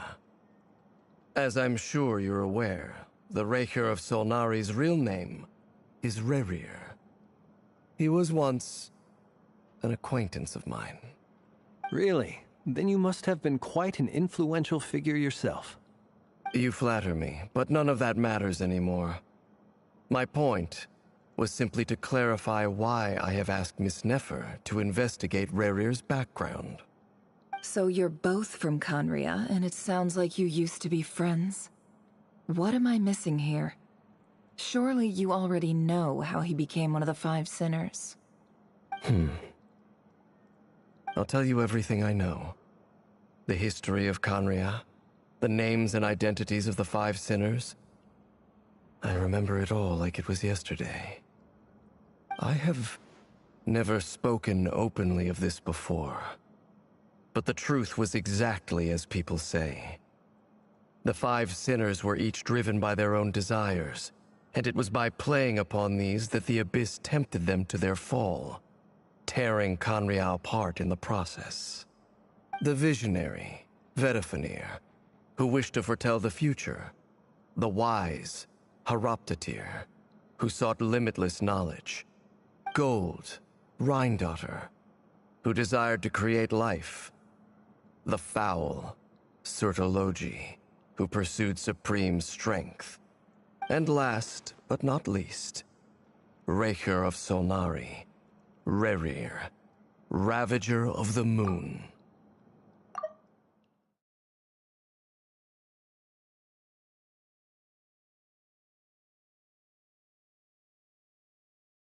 Of the five, Rerir is the only one who remains a mystery to me. He never harbored grand ambitions. So what changed in the space of a single night? How did he come to fall like the others? In other words, you're saying that his change came as a shock to you, and you have no idea what actually happened? That's right. You mentioned how the Abyss tempted them, which led to their fall. But what did that look like in practice? And what other context can you give me about the events of that time? The more detail you can give me, the better. Strangely, now that it comes to it, I hardly know where to begin. The fateful night took place during the era of the Eclipse Dynasty. One day, my elder brother, the visionary, Vedifenir, was summoned to the palace by the Vinster King, only for the king to gouge out his eyes and cast him into the dungeons. When I came to hear of this, my fury knew no bounds. I gathered together every ally I thought I had, and together, we set a night to storm the palace and free Ved. Centuries on, the memories of that night still haunt me, like a never-ending nightmare. We broke through the palace gates, just like we had planned, each striking towards our separate targets. But then, I was betrayed. Even Vedifenir, the very person I had come to rescue, abandoned me and partook of the Abyss's power. So, it's personal after all. Then tell me, Mr. Dainsleif, what price are you willing to pay? You, of all people, must know that nothing comes for free. I cannot say what price would be worthy of such a commission. But know this. Rerir was not always a madman. Believe it or not, there was a time when he was just an ordinary man, working for the Conrian Intelligence Service. Uncovering the truth of Rerir's past is the only way to unravel this mystery. But before you decide if you will accept my commission, I will tell you more about him. Enough, I hope, to help you plan your next move. Sounds pretty good to me. Feels like we just flagged down a random passerby, only to discover he's actually a master strategist who has a score to settle with our enemy. Can I borrow your halo? It could be useful in the lighthouse. Hey, enough with the wisecracks! Besides, isn't that lamp of yours bright enough already? Relax. It was meant to be a compliment. If that was a little over the top for your liking, I'll make sure to tone it down next time. I'll give your proposal some serious thought, Mr. Dainsleif. Let's speak in private once the meeting is over. Before that, there's a few things I'd like to share.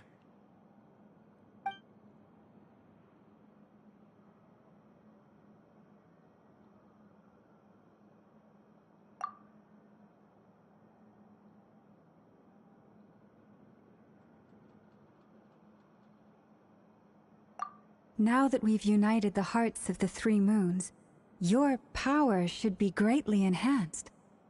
But it seems like that hasn't happened yet? I believe it will take a little longer. You've done so much for me, so I want to be completely honest with you all. Even though I'm doing a lot better now, the truth is, my recovery will likely be an ongoing process. From the moment I was born, my power has been slowly ebbing away. And that is because Tevat has never accepted me. Even with the moons united as one, it seems my rejection cannot be undone. So far, I have yet to find a solution. It may turn out to be a problem that will plague me until the day I finally leave this place behind.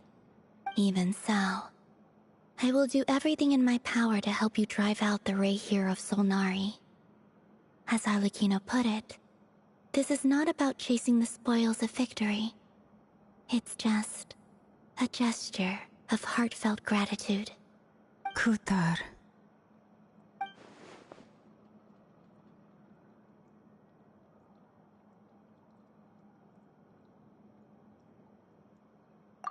Defeating the Rerir of Solnari will be no easy task. While my strength slowly recovers, we'll also need to gather more intel. Naturally. We should take all the help we can get if we hope to defeat him. We've considered several viable plans now, but our choice hinges on the answers to a few key questions. Is it even possible to kill Rerir? What experiences shaped the person or monster he became? And what's he really after? Given Albedo's expertise in alchemy, I think we should leave him to try and answer the first of these questions. Understood. As for the other two, I'm afraid we'll have to count on you again, Miss Nefer. Believe me when I say it's not my wish to burden you. But right now, relying on your skills is our only option.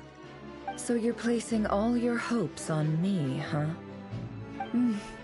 We can't thank you enough for agreeing to help us. Honestly, I can hardly believe how lucky we are. You sure have a talent for changing your tune, Miss Moonchanter. Timid like Yehoda one moment, then flinches insincere flattery the next. Ladies, please. I must object to your portrayal of me. That's all.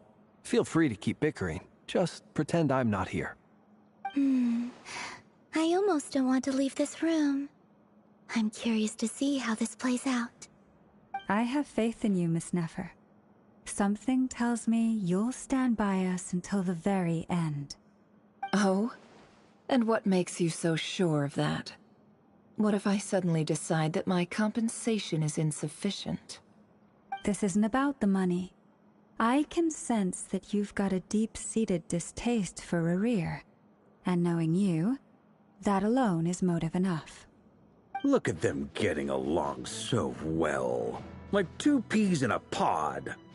And I'm the one they accuse of insincere flattery. There is no justice. Miss Lauma, you have to understand something. Unlike you, I don't actually enjoy having everyone's hopes on my shoulders. Is that right? Well, maybe the fact that I'm willing to put my hopes in other people says more about me than you. But the fact is, I also trust you. And that's because I know that you're someone we can count on. Anyway, we've got our plan, so let's get moving. Mr. Dainsleif, let's talk. And Traveler, once we're finished, if you've nothing else planned, I'd like you to come with me. This whole experience is teaching me a lot. For instance, I now know that when other issues come up in the future, I'll have far more luck getting Lauma to convince Miss Nefer than trying to do it myself. Hate to say it, friend, but that's one of the funniest things I've heard in a while. Why? You think I've got it wrong? Quite the opposite. But what makes it so hilarious is how long it's taken you to realize.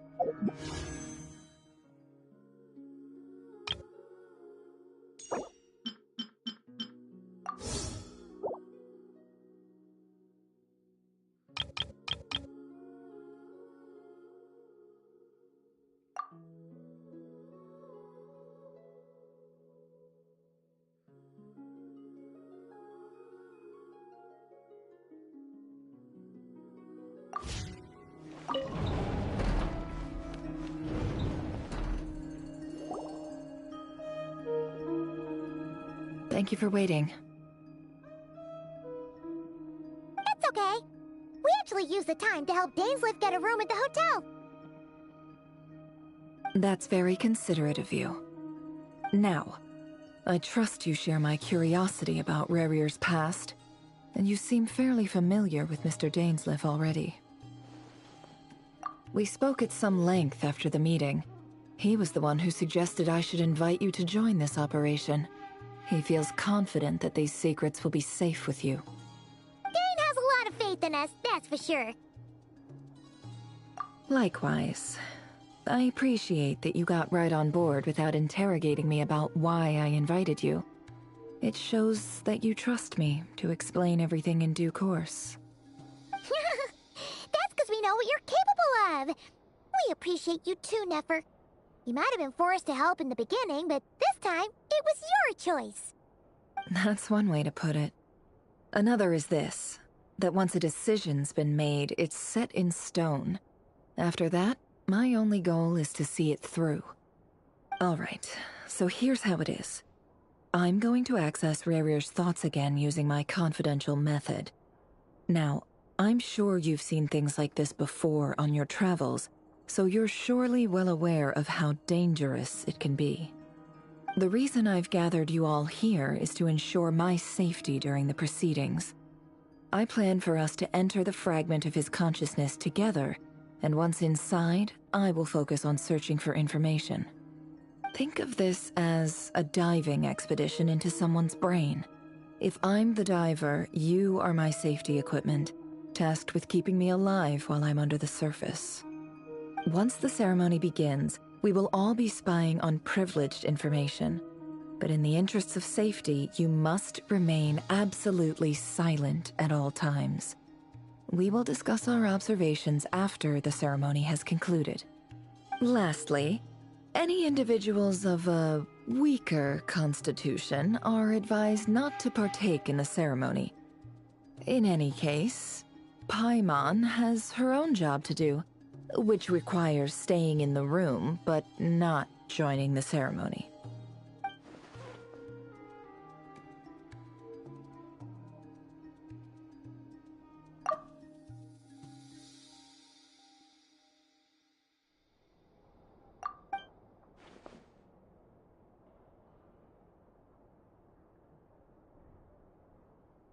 Well, good luck, everyone!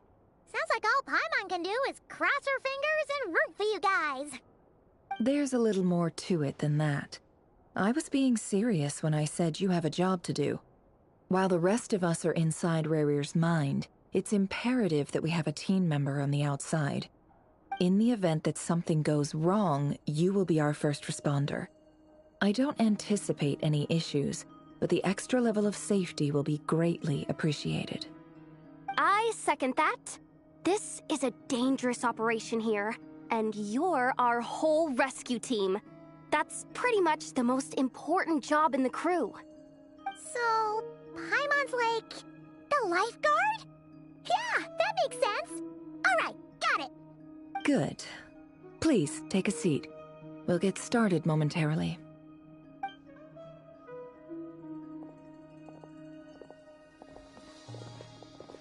So, did Mr. Dainsliff tell you anything else?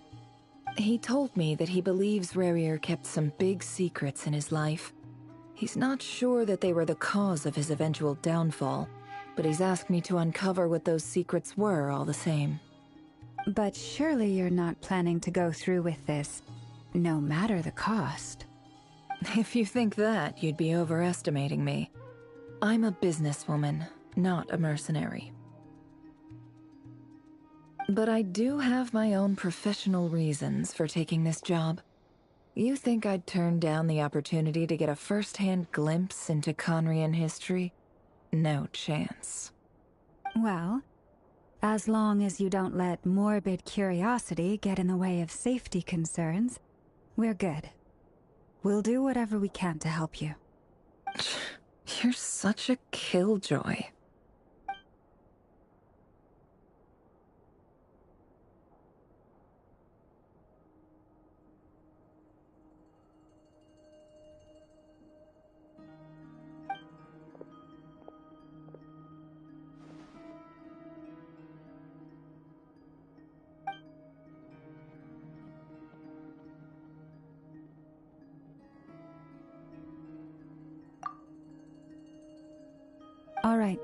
I'm good to go. All set over here, too. Promise, Paimon, you'll be extra careful. All right. Let your whole body relax. We're about to begin. Close your eyes.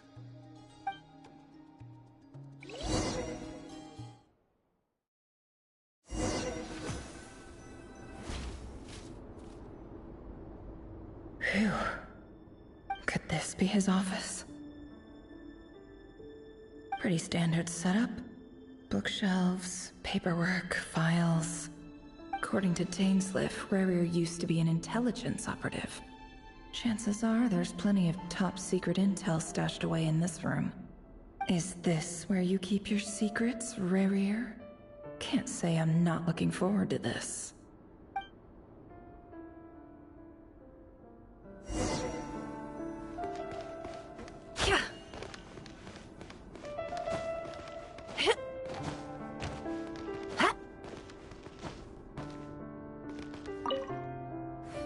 Bookshelves full of documents. Looks like these are all files, packed with the personal details of individual Conrians. The Crimson Moon dynasty preceded the eclipse. Since Rarier worked as a secret agent during the latter, it stands to reason that he was tasked with purging remnants of the old dynasty. Yep, lines up exactly with what Dainsliff told me.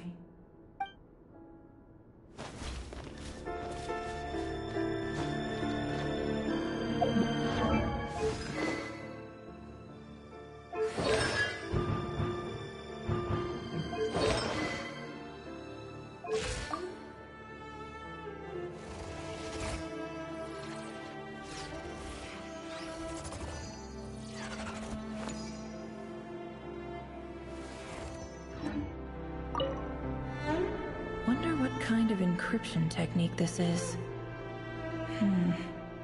Seems like it has to be inserted into that camouflage device nearby. Aha! It's an audio recording. Please, hear me out. I can't shake this feeling that someone's been spying on our house. No, I'm not being paranoid. It's true. I saw someone dressed in all black. It was a couple of days back, but that was on another street, not near my house. I swear, I know what I saw! There's a note in the margin. Surveillance of the run for their residence has concluded. We apprehended the target and filed the mission report last night. Could the voice in the recording belong to one of Rarier's targets?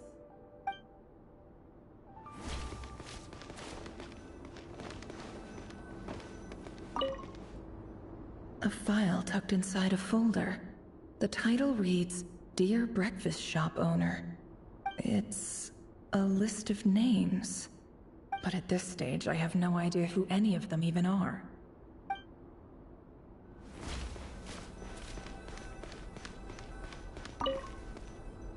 A box containing a ring inlaid with a precious gem. Must be for his girlfriend.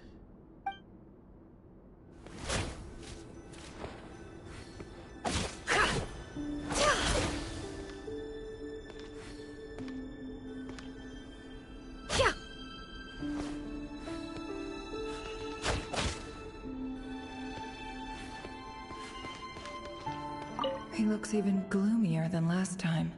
I wonder what's changed.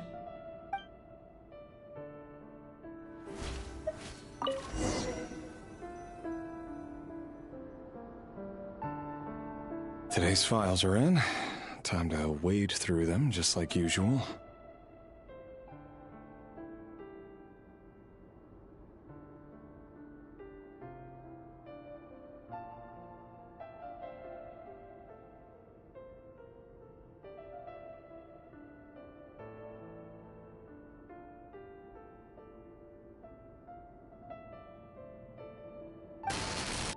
Male, 51.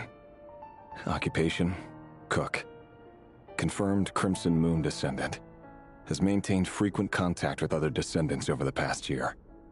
Poses a threat to the dynasty.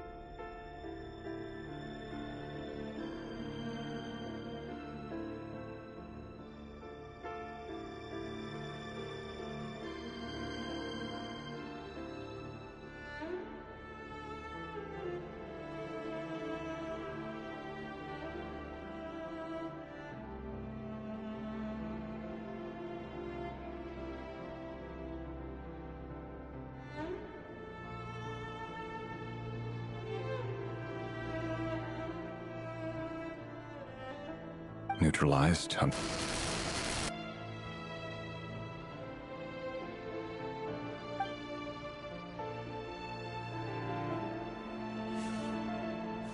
This one should be archived under purged targets.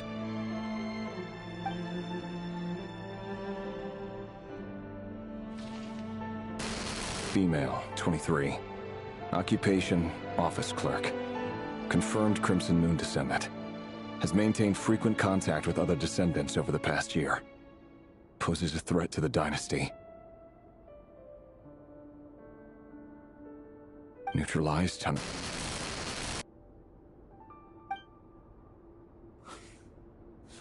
Another one for purged targets.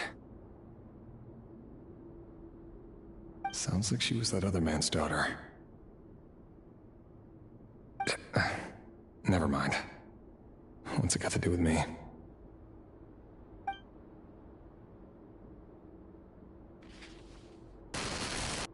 Male, 40. Occupation, teacher. Confirmed Crimson Moon descendant. Has been observed making contact with other descendants during the past year. Poses a threat to the dynasty. Neutralized on...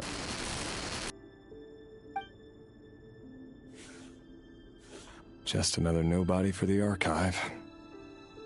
Come to think of it, I remember surveilling this man. A case like his never would have been considered a priority in the past. Huh. He barely even interacted with other Crimson Moon descendants.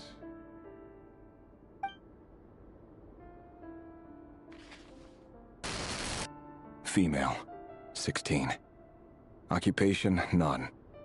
Orphan and confirmed Crimson Moon descendant. Has been observed making contact with other descendants during the past year. Poses a threat to the dynasty. Neutralized on...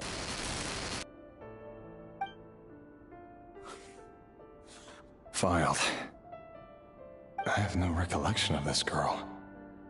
None whatsoever. She doesn't seem to be anyone important, but then again, how many of them really are?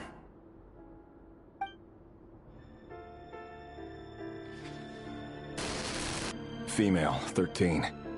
Occupation, none. Orphan and confirmed Crimson Moon descendant. Has been observed making contact with other descendants during the past year.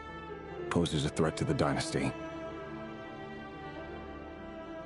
Neutralized on...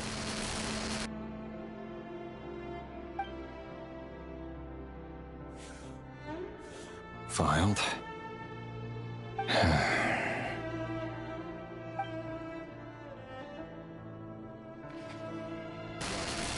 Male, 11. Occupation, none. Orphan and confirmed Crimson Moon descendant. Has not been observed making any contact with other descendants during the past year. Poses a threat to the dynasty. Neutralized on...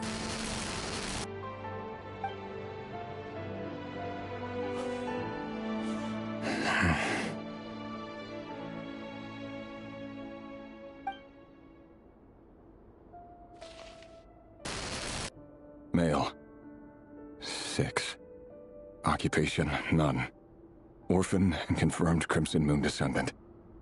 Poses a threat to the dynasty.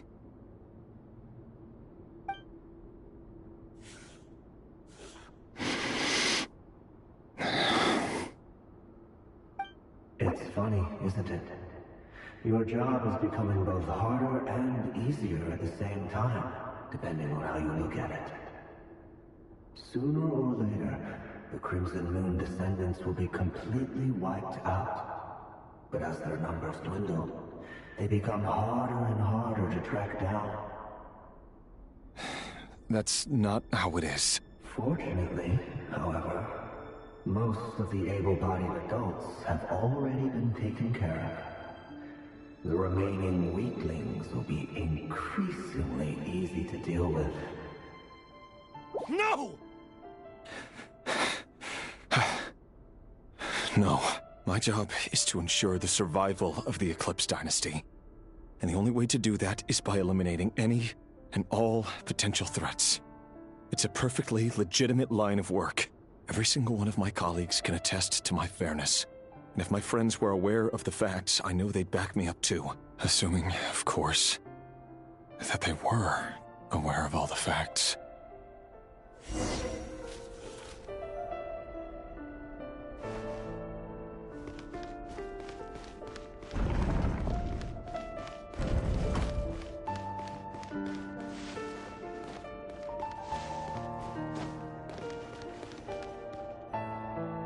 Mr. Vedifalnir, it's been quite some time since we last met.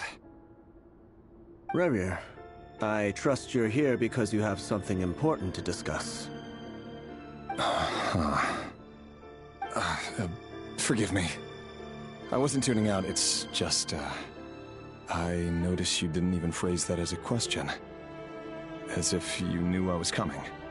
Tell me, does someone in your position ever feel the need to ask questions at all? It is indeed within my power to foresee certain things. Things like your arrival. I was just thinking. It won't be long before I'll be inviting both you and Dane to my wedding. That isn't a lie, but nor is it a fact as such. It's a wish, isn't it? No fooling a prophet, is there? Ever since that day we met for drinks, I knew it was only a matter of time before you came looking for me. Does it feel good? Knowing how the future will unfold. I'm afraid the notions of good and bad fail to capture the complexity of what such a power entails. Once you've seen what will come to pass, it can be all too easy to succumb to fear and melancholy. Unless, of course, you learn to abandon these feelings.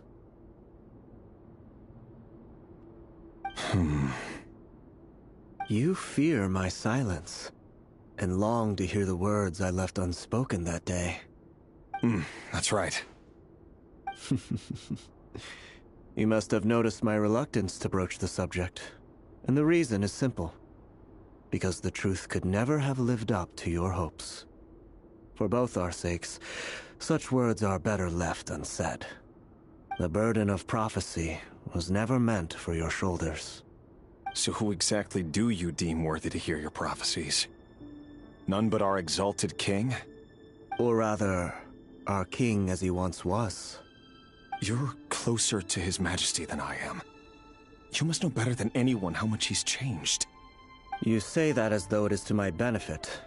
Yet precisely because of that, I dare not speak rashly. A king can turn out to be the most virtuous of rulers, or a tyrant more terrible than the most vicious of dragons. You are so wise and far-sighted, yet still you would have me live in fear of the unknown? You make a fair point. Especially given my silence alone was all it took to send you spiraling downwards. Very well then. Let me offer you some advice. And I say this not as a prophet or a visionary, but simply as the brother of your friend. For many reasons, there is very little chance of your marriage ending in happiness. If happiness is what you seek, you should find another fiancé.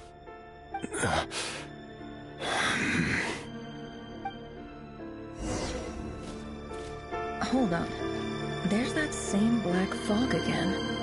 Could this memory belong to Thelindis? Guess I better tread carefully.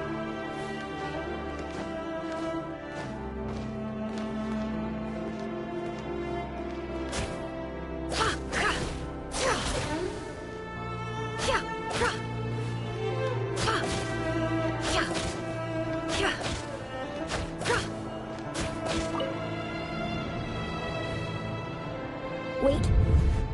Hear me out. This time we finally got a clear look at his face and learned his true identity. His name is Rerir, and he claims to be one of the king's guards. What did you say? A cruel irony, isn't it? The man you're set to marry leads a double life as a brutal executioner. Why are you telling me all of this now? Simple. It's because I want you to kill him. You are the only person he would never suspect. No, absolutely not. I would never dream of doing such a despicable thing. So you'll just stand by and watch him slaughter us to the last? Do not forget that the blood of the Crimson Moon flows in your veins too. The blood of the Crimson Moon? What does that matter now? The dynasty has long been dead and gone.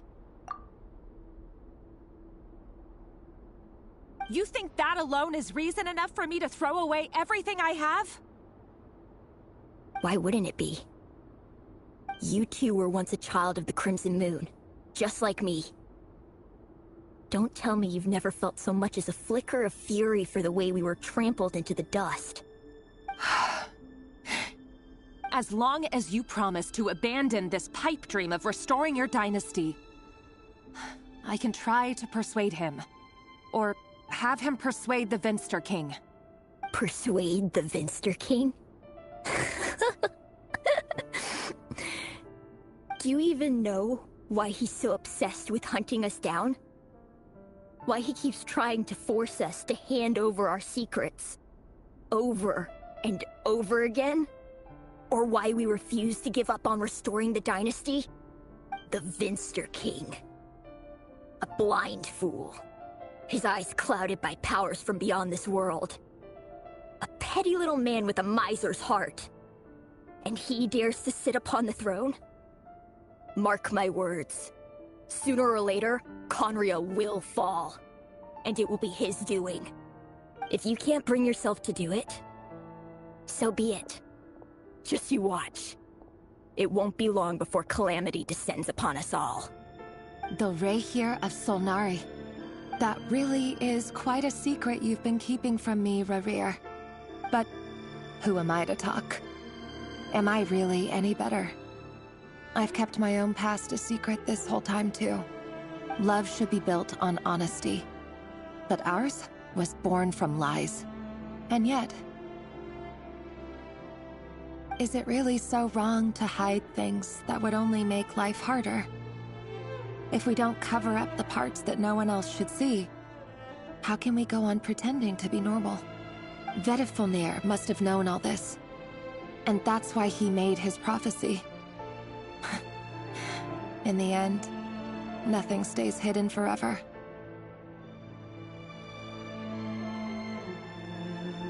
But I won't just sit by and watch this disaster unfold.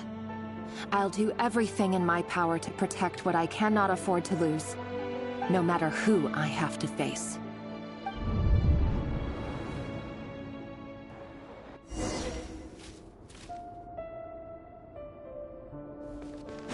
Huh? That Rarir who just walked past the window. Doesn't it give you the chills that he still takes the same road to work every day? As if nothing ever happened. Those people at the deli. Enough already. They're clearly pretty taken by their own disguises, so just smile and play along. Pull the rug from under beasts like that, and you'll risk having your throat torn out. Deli? Oh. They're talking about those people from the opposition. Right. I'd almost forgotten they used to run a deli. People of no consequence always vanish so easily. And no one even remembers them. People only see what they want to, so don't be your own fool.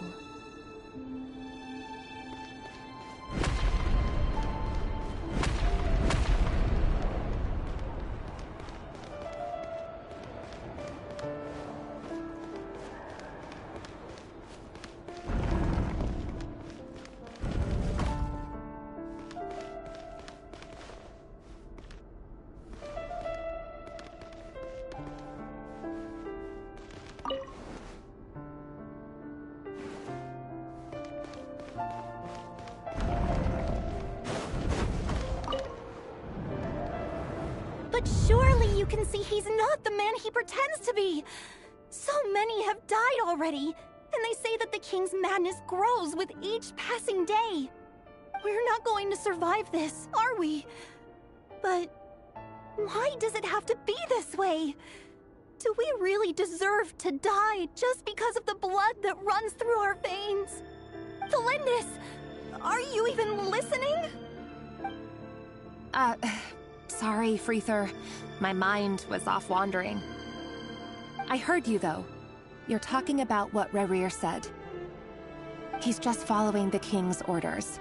He's a secret agent, and it's his job to hunt down rebels and dissidents. By the time you first met him, he'd already taken lives. Maybe he was using you from the very beginning. No. Rerir has no idea I have anything to do with the Crimson Moon. My family are only distant relatives of the main lineage, and besides, my eyes are perfectly ordinary. Truth be told, apart from my teacher, pretty much no one knows I have any connection to any of it. It's been a long time since my family severed ties. But as Orlog said, who could possibly talk sense into that raving lunatic of a king? No one. I'll work something out. Trust me, I'm with you all. But for now, you need to keep yourselves hidden. Don't let anyone find you, anyone at all. Don't forget that Rerir is an Eclipse operative. You need to be extra careful when he's around. And when I am too. For now, don't come looking for me. And if anything happens to me, just act like we've never met. If even you can't escape this, what hope do the rest of us have? But after all this time together, surely he wouldn't lay a hand on you. I won't speak in his defense, nor can I give you a clear answer to that question. But I'll do everything I can to put an end to this. Here, hold on to this. If an opportunity to escape presents itself, take it. You'll be glad you took some spare change. You call that change? But what about you? I've got a job, and there's still money coming in. But you can't go anywhere right now. Please think about yourself for once.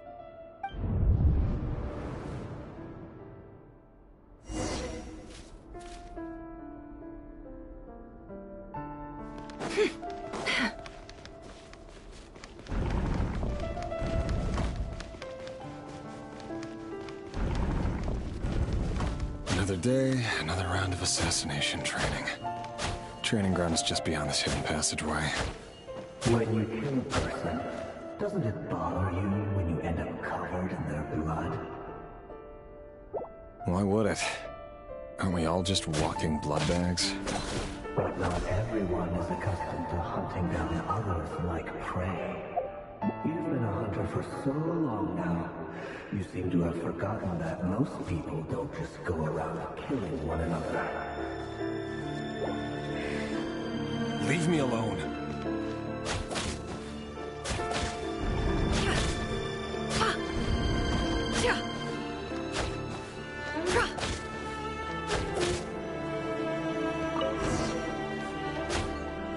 Make sure you have a firm grip on the handle. Then choose your angle well. Keep your movements light and brisk. And the prey won't sense a thing. I doubt that. How about no one died a quiet death at your hands? I work clean. No traces.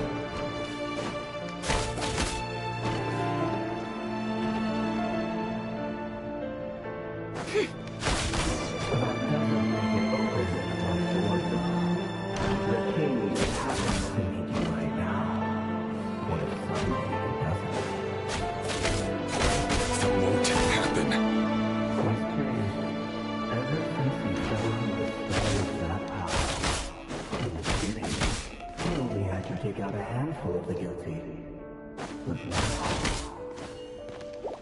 The ones I've dealt with have always been guilty. And I've carried out my work flawlessly.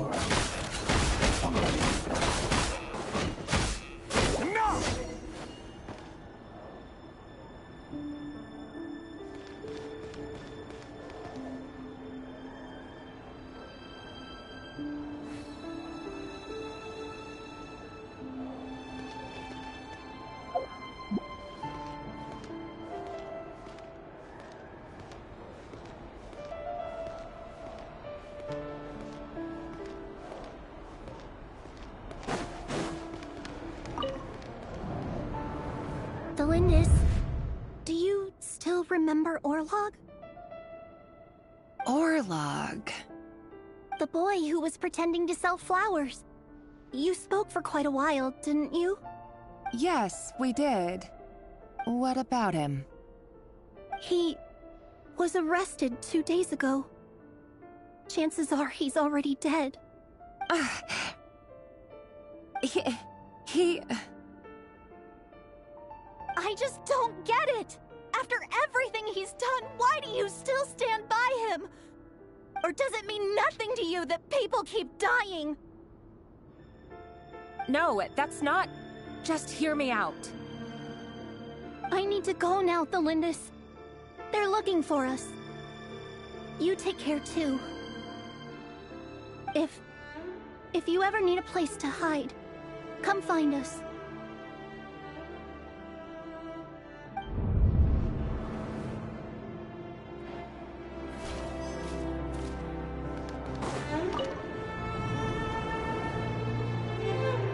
Author, Thelindis. Over the course of this week, the research object was subjected to interference for a total of 47 hours for experimental purposes. The results are as follows. All subjects of observation that were sent inside have now... The situation within is proving more problematic than anticipated. No progress whatsoever. What now? Won't you give me even a glimmer of hope? Things are getting worse by the day. I have to find a way or we'll all be in danger.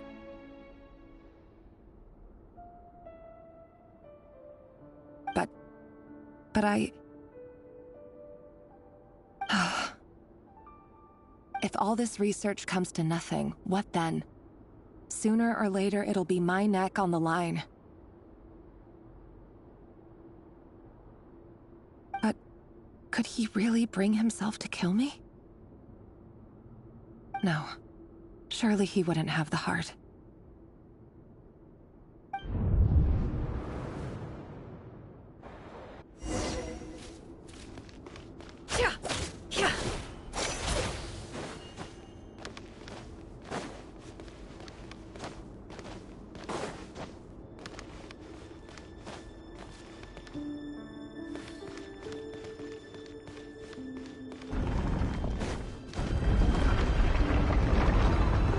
Why won't you just let us go?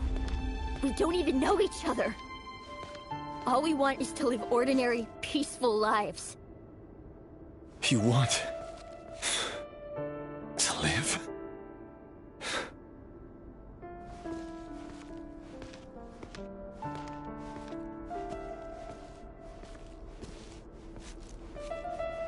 Yes. I just want to go on living. Is that really such an unforgivable crime?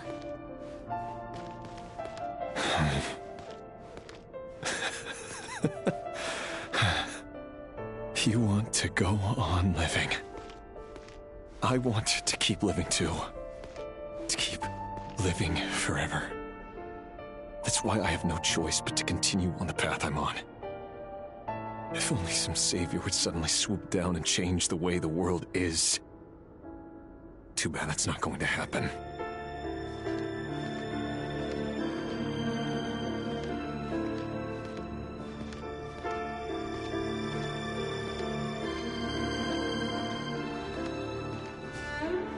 Imagine that. If there really were such a person, you and I wouldn't be standing here like this, would we?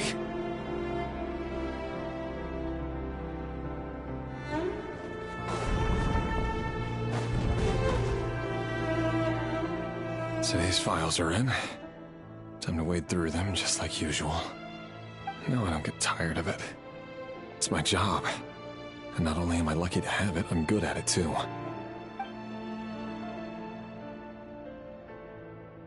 Huh. Wait. That's...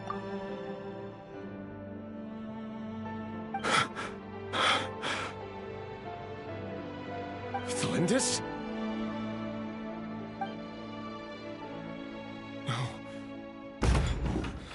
No!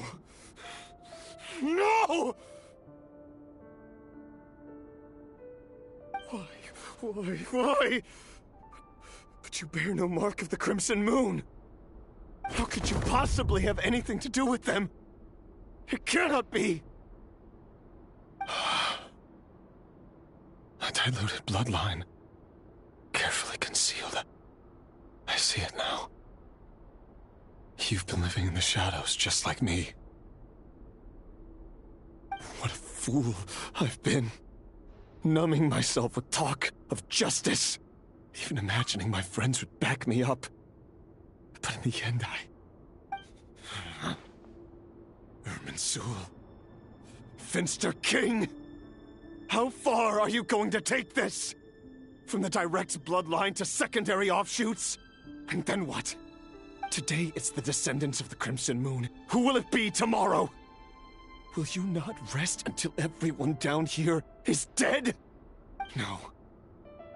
This cannot go on. This is where it ends.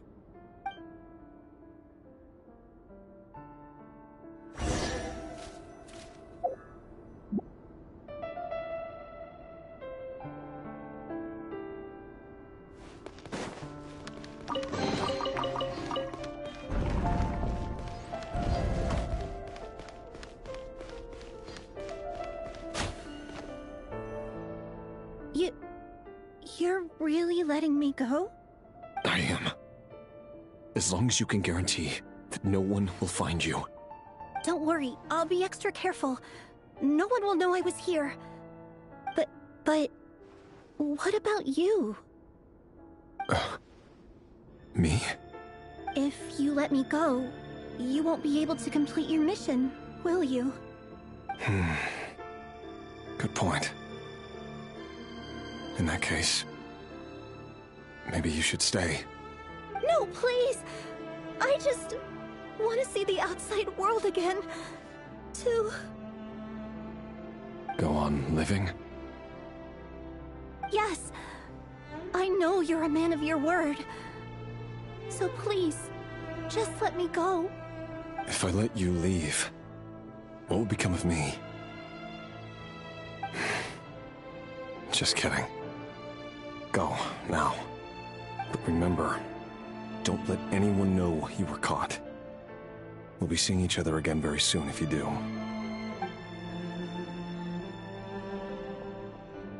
Even shadows in the dark must live by a code. But you can't save everyone.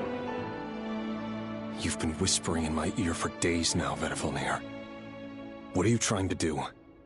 Break me down? I only say this because you long for an answer to your problems. Let her go, Rerir, or you risk losing everything. I will not abandon Thelindis. Then you'll need a little more vigilance and a lot more power. The world is changing, Rerir. Keep your eyes peeled for your moment of opportunity. That voice used to be so unclear. But now I know exactly whose it is. It's Vedifilnir. He won't tell me how to actually resolve any of this, but he keeps trying to manipulate me like a puppet. What's his game here? Tell me then. What will this moment of opportunity look like? And... no answer. He's like a ghost. Always disturbing me when I'm on edge, but never answering when I need him most. So, the Eclipse Dynasty was purging, well, massacring the descendants of the Crimson Moon. And it seems like it was all connected to the Vinster King's research. The King's obsession with abyssal power left the future of Conria hanging in the balance. No wonder every aspect of Rerir's life was so unstable. And it looks like this Thelindis, Rerir's would-be fiancée, herself belonged to a sub-branch of the Crimson Moon Dynasty's descendants. It almost defies belief that a couple like them could hide the truth from each other for so long. If the Vinster King hadn't intervened in such a drastic way, they might have gone on deceiving each other for the rest of their lives. And why does Vedifilnir, Daneslif's older brother, keep talking in Rerir's head? This guy kept more secrets than I ever imagined. The human mind is like a vast desert of shifting sands. When you follow the flow of someone's memories, you only ever see the parts they're willing to let surface. Time for something a bit more creative. We've been inside Rarir's mind this whole time, building up a picture of his psyche. There's already enough clues on the board to start reading between the lines and mapping out the rest. Now, we can finally begin to put the pieces together. Sure, it'll only be a reconstruction, part simulation, part reasoning, but it's usually pretty accurate. Once we've built up a cognitive profile, we just need to cross-check the logic behind his actions. And then we'll be able to take a sneak peek at whatever it is that Rarir has really been hiding.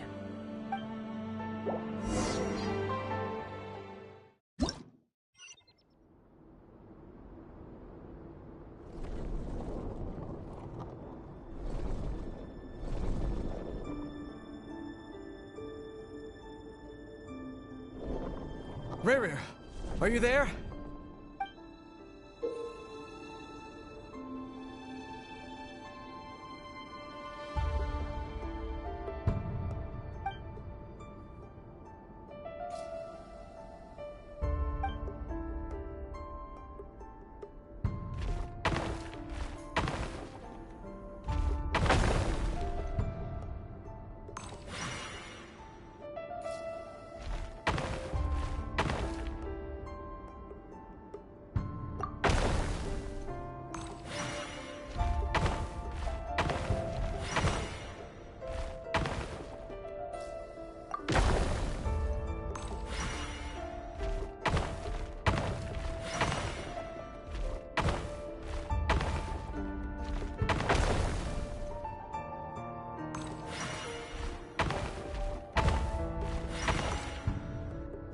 Hey, Rarir! Come out, it's urgent! Dane? What's wrong? Quick, come with me. I'll explain everything once we've met up with the others. Okay, I'll come. But the Lindis is still over at the Universitas. I'll need to leave her a note. All right then, but make it quick. I've never seen Dane so worked up before. Whatever this is, it must be big trouble.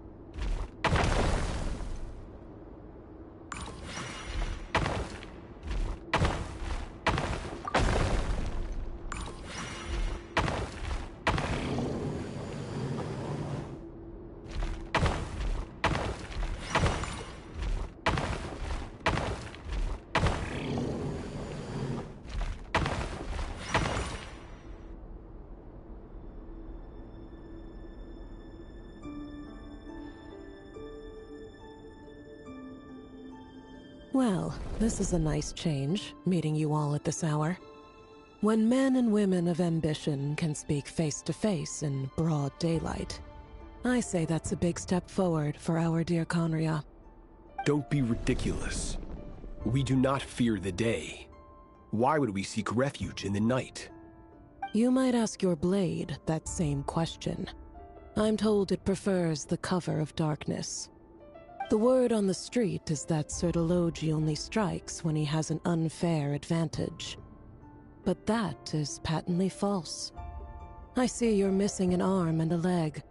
Surely only a fair fight could explain that. If this is your way of offering me replacement limbs, believe me, I'll take them. Oh, we can certainly discuss that. With bioalchemy, anything is possible. Assuming I have your full support in my research. Lunatic. Robtatir, what brings you here? Why, Dainsleif, of course. He invited me. Please, cast aside your apprehensions, Miss Rhindaughter. Whatever the rumors may say, I am but a humble servant of the king, and I can assure you he affords me no greater convenience than he does you. Well, the Universitas Magistrorum won't stop fawning over you, so at least some of the rumors must be true. You're clearly doing well for yourself, so drop the humble servant act. It endears you to no one. You're president of the Universitas Magistrorum, the chief royal mage known as the Wise by royal appointment, and by far the most favored among the 4 pillars of Conria.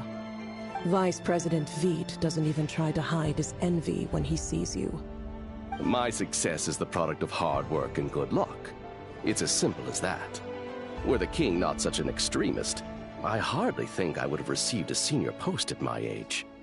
Of course, no job is without its gripes. Serving a king like ours can be a challenging task, as I'm sure you can imagine. And as for Efterveit, in missing out on the presidency, he's dodged a mountain of stress. Like everything else in life, it comes with pros and cons. You're all here. I apologize for the short notice, but it was an emergency.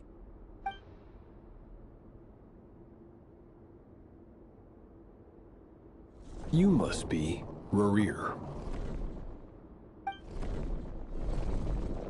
Mr. Sir Delogi. Yes, I handled your case file during your sentencing. Nothing personal, of course. I'm pleasantly surprised that you remember me. You're clearly a person of substance if you've been invited here. But Dainsleif, you'd better have a very good reason for convening this little gathering. It's my brother, Vedafenir. After he spoke at the court this morning, the king was so infuriated by his words that he had him blinded in both eyes and thrown in prison. Vedafenir in prison? Strange. I thought the king trusted him and Horoptatir more than anyone else in the world. Does this mean the king's circle of trust just got even smaller? It has nothing to do with trust. It's about what the king wants, which is as clear as day to anyone paying attention. I simply appease him, because it's in the best interests of the Universitas Magistrorum. And also because you're slimy. Vedafenir, perhaps less so. But still, a visionless visionary? It rather inclines me to think that qualifications are not what get you ahead in Conria. Do you honestly think this is an important discussion to be having right now? Dane, what are you planning to do? Rescue Vedafenir, I assume. Correct. It will mean storming the palace by force. Tonight. I need all of you on my side. That's far too dangerous. And don't forget, Dainsleif, you're captain of the Royal Guard. You swore an oath to the throne. You've been planning this for a while, haven't you? I have no desire to commit treason. But whatever critique the king may have of Vedafenir, disfiguring your most loyal subject for putting the best interests of his court and nation first, this is not the conduct of a wise ruler.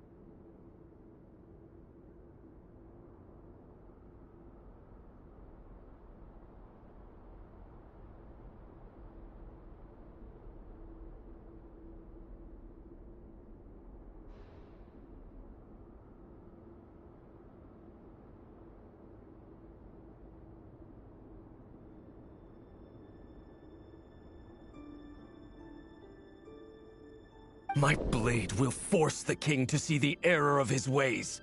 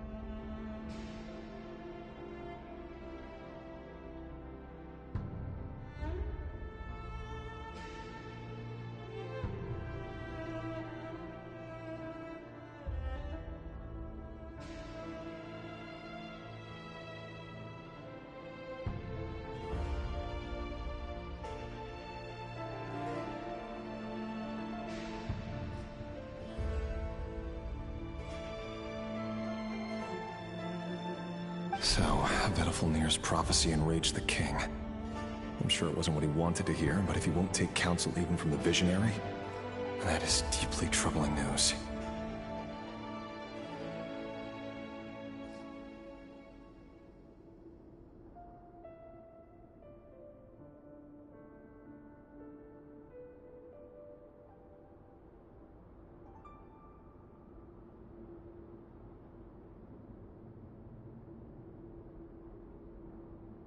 The extent of His Majesty's madness is now all too clear. The question is, how does a man like me get out of this situation unscathed?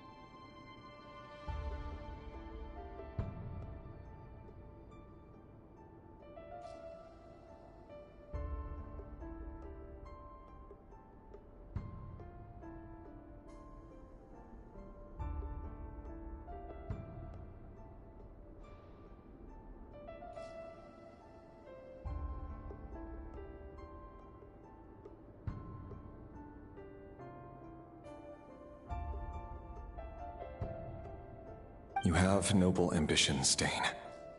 But I'm afraid they don't do much for a guy like me. I'm not interested in saving the world. All I want is a letter of pardon. A letter of pardon? For whom? Thelindis? The chances of the Vinster King issuing a pardon for anyone connected to the Crimson Moon seem vanishingly slim.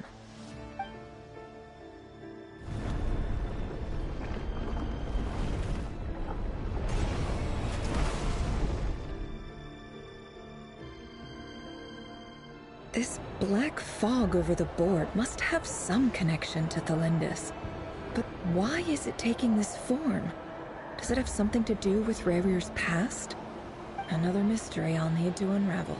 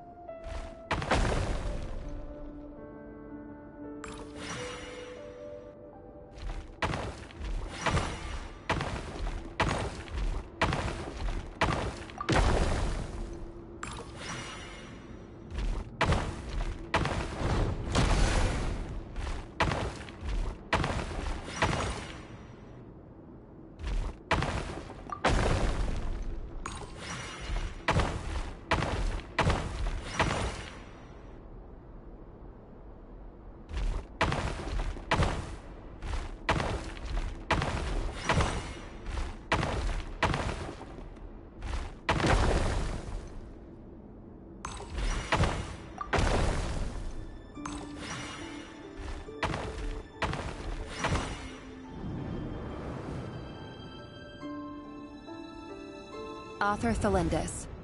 Over the course of this week, the research object was subjected to interference for a total of 60 hours for experimental purposes. The results are as follows. Research dating back to the Crimson Moon Dynasty has established 2 points regarding moon marrow. Firstly, its origins have something to do with a god's power. Secondly, it serves as a portal to an as-yet indeterminate location. Moon marrow can thus be defined as a spatial gateway. However, there are a number of hurdles to overcome before we can answer the question of where it leads to. To start with, opening the gateway requires a specific power source, which the relevant literature indicates. An enormous amount of power is then required to keep the gate open. Currently, the total power output of our instruments remains in the single digits. To make matters worse, I am now the only staff member remaining in the Moon Marrow lab. The Universitas Magistrorum recently decided to move most of its personnel into abyssal energy research, which has stymied all Crimson Moon-related projects. This is not a wise move. I have always maintained that placing all our hopes in a single source of power is risky, especially one as poorly understood as this. As well as making ourselves overly reliant on a single resource, we are neglecting other promising technologies. I apologize if this comes across as disrespectful. But as a Moon Marrow researcher, I desperately want to see the world beyond the gateway. If we really made it there one day, what would we find? And how would we go about taming the unknown? My imagination is endlessly fueled by questions such as these.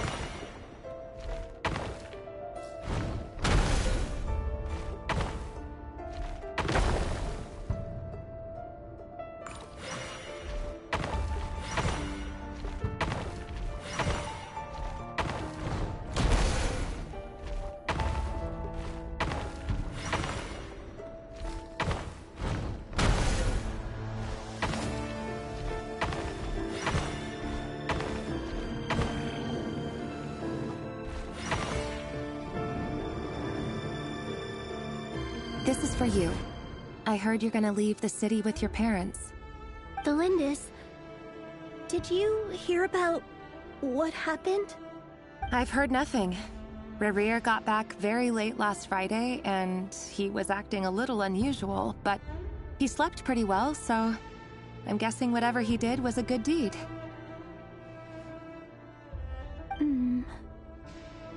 You never saw him, and I don't know what he did. And this conversation never happened. You understand? What if he finds out that you pried into his secrets? Don't be silly. I don't know what secrets he does or doesn't have. All I know is he's just a normal guy who happens to run some errands for the king. Are you scared of him? I don't know. The Rerir I know doesn't match the person you all describe. Logically, I should be scared of him. And yet, I don't want to lose him. But enough about that. You should get going, and be careful with the package I gave you. Keep it secret. Keep it safe. What's in it? A piece of the moon. All you need to know is that as long as you keep it safe, then in the future, everyone will be able to see a red moon. A red moon? You mean... our moon? That's right. Our moon. Promise me you'll look after it. I promise, Thelindis.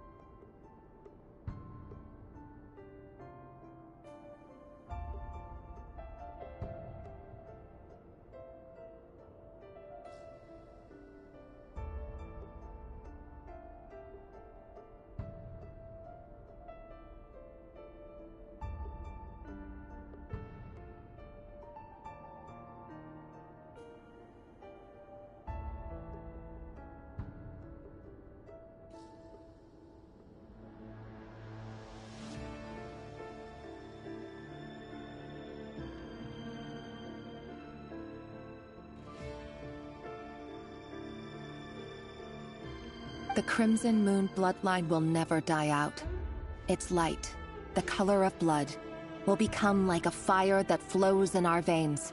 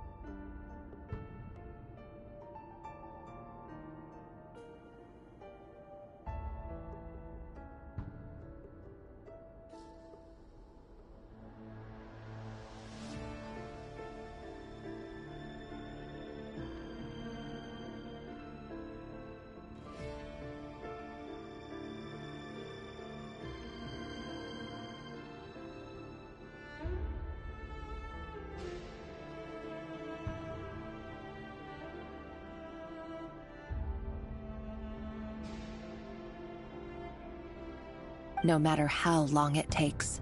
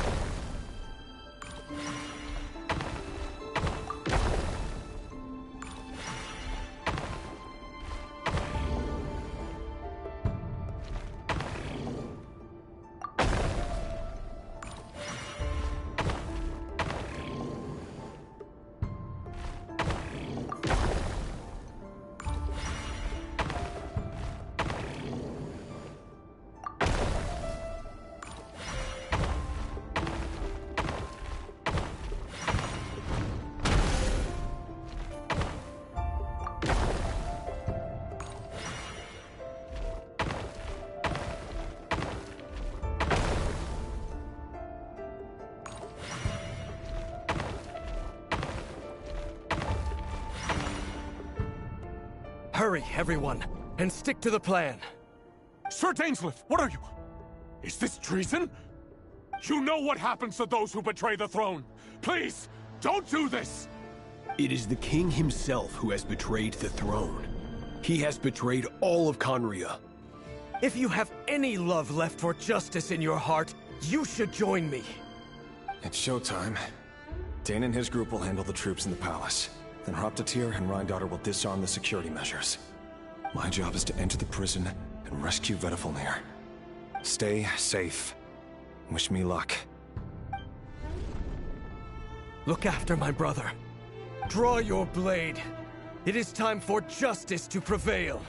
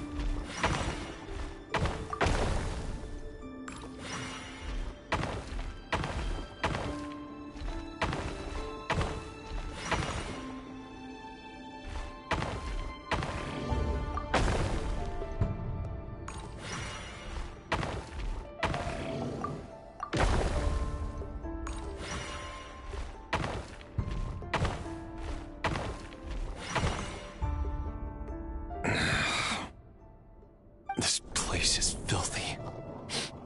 And the smell is abominable. Clearly, the king doesn't allow his prisoners a single shred of dignity. This is dire. Found you. Hello, Mr. Vedafulnir. Ah, it's you. Surprised? Oh, wait. I guess surprise isn't an emotion that prophets feel very often. I certainly felt some surprise in the moment when I was blinded. Surprise at the king's sheer ignorance. Surprise at just how unfairly this world responds to words of earnest remonstration. I'm curious. What did you prophesize this time? It wasn't a prophecy. It was a word of warning. Someone had to say it. The king has forsaken all reason in pursuit of his obsessions. I simply told him that if he continues on this path, Conria will surely fall. But he didn't listen. Worse still, he stabbed you in both eyes and locked you away. Dane asked for my help. The court is in complete chaos now, but I'm sure you predicted that. Everything is transpiring as I foresaw. Yet I am powerless to change it. Fate is an immutable force. I can but lament as the inevitable unfolds. I do wonder whether giving a man the power to see the future does nothing more for him than slowly crush his spirits. Forgive my curtness, Vedafulnir, but the king did not suddenly turn on you today. His suspicions have been brewing for a long time. You can't have wisdom beyond the reach of your fellow man without attracting his fear and suspicion. There are things the king does not want to see.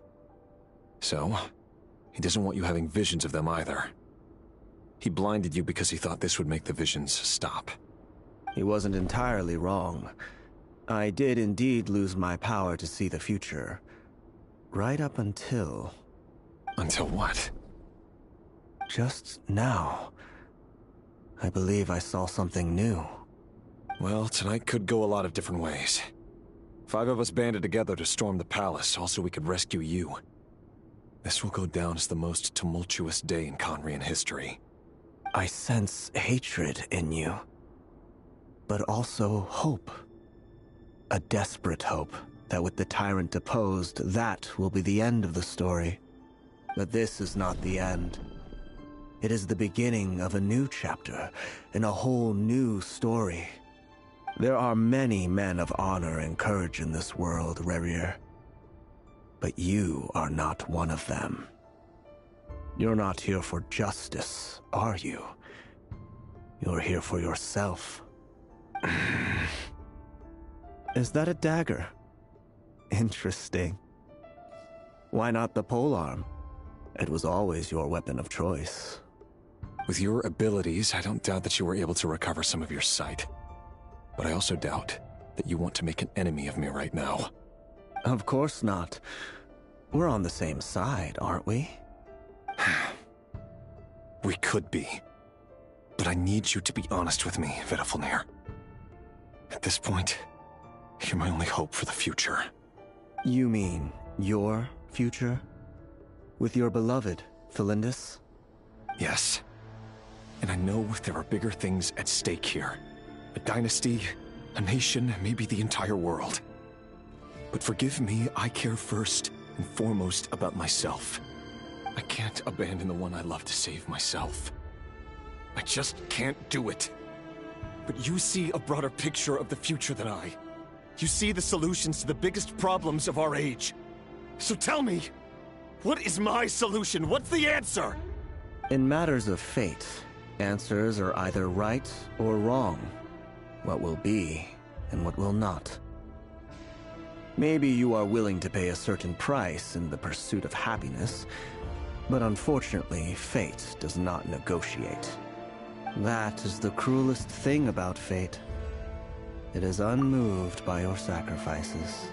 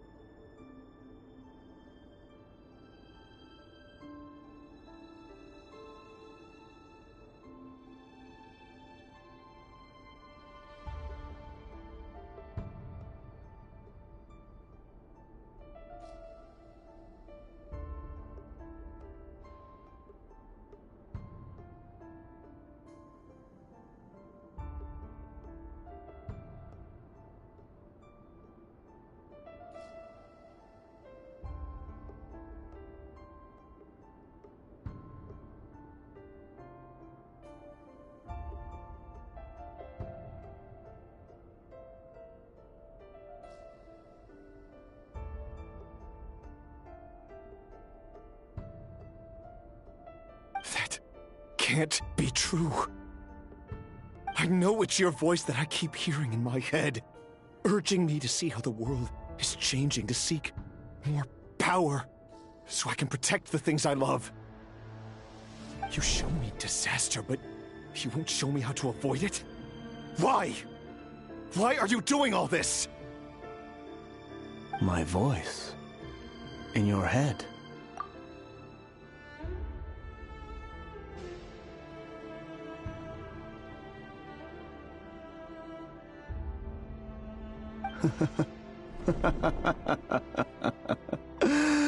So, you hear it too? The voice that steals your mind, gains your trust, and drives you crazy. It turns out that we are not so different, you and I. Vedifalnir just broke into the strangest smile I've ever seen in my life, as if he'd discovered some monumental secret. But then he suddenly switched to looking extremely weary. Very well then. My advice to you is as follows. You must persevere. Whatever trials and tribulations you may face, be steadfast in the belief that they are your path to the future. For as long as you live, your story with Thelindis shall not come to an end. That is the only chance you have of fighting back against fate.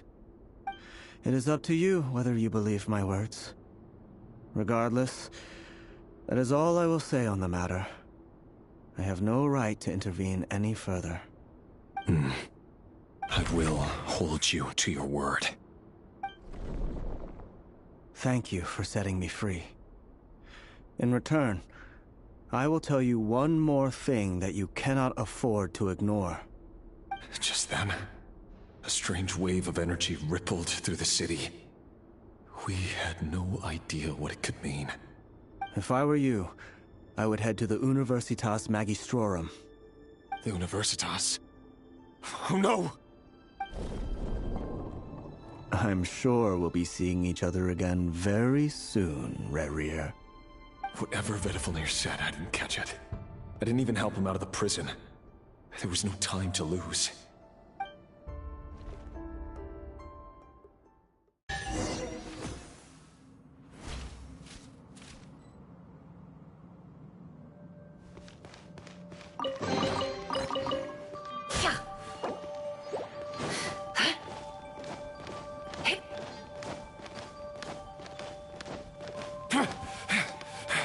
Monsters?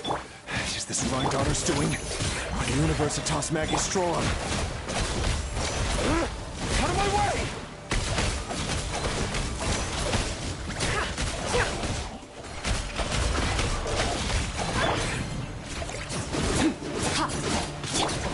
Up to the...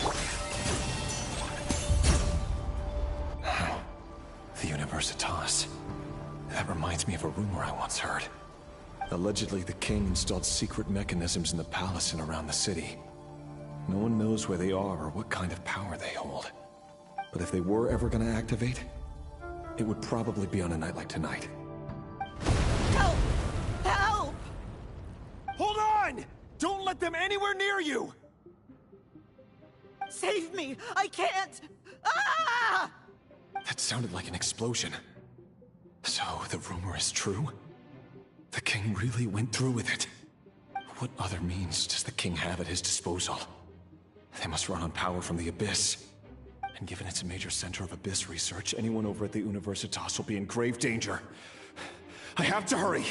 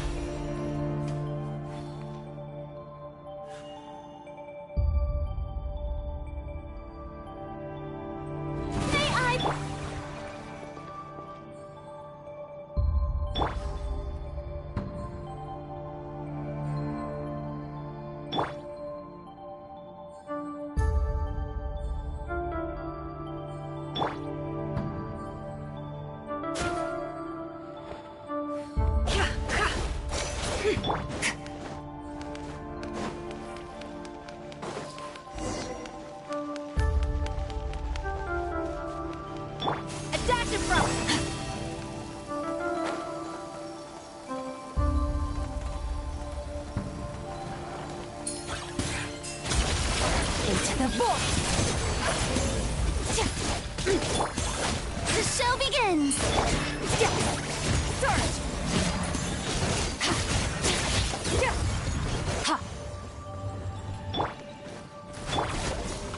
Let the world collide!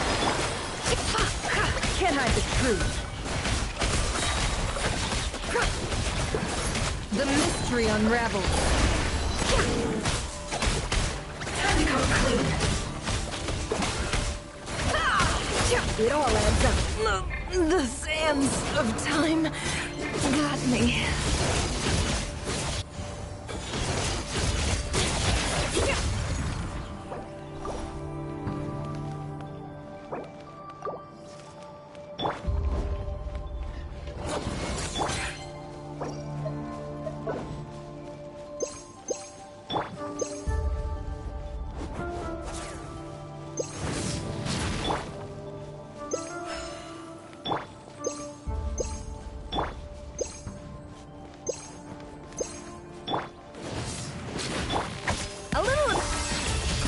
Incarnate!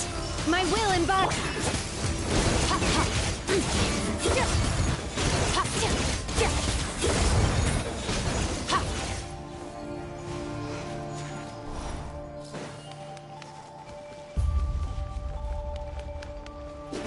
Merciless!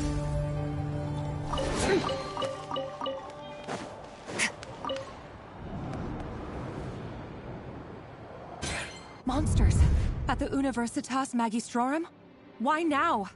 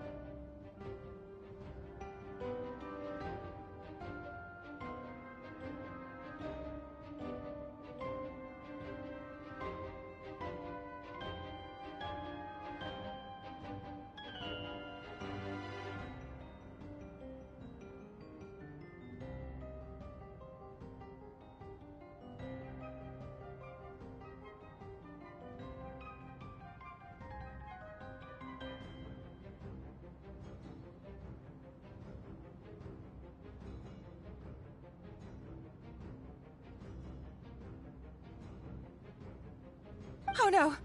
They're coming!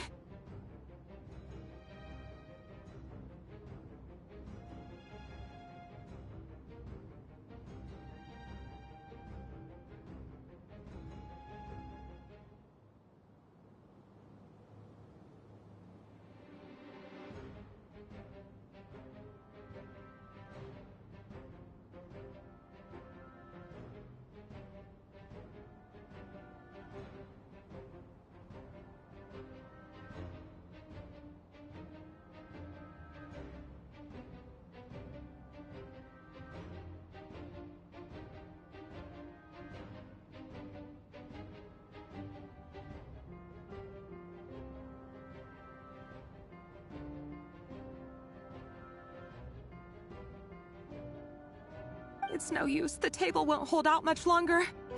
The weapons. Where are the weapons? Of course. All the lab equipment was upgraded after the inspection last week, but the new weapons haven't been allocated yet. I'm done for. Is anyone there? I need help! Ah!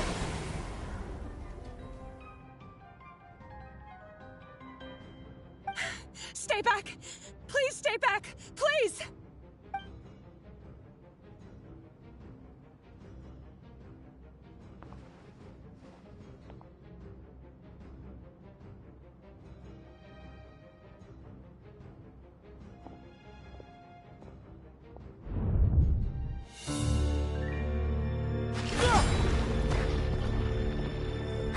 What's that? Reverie! So the rumors about your work are true. What? No! Listen, something happened at the palace tonight. We have to leave! You don't need to lie to me anymore. What do you mean? I know why you're worried, and I will respect the decision you've made. But it's okay, because I found a solution. I know how to end all this. You can have it back. The normal life you so desire. But until then, I'm afraid our wedding will have to wait. Felindus? No, don't do it! Felindus! Felindus!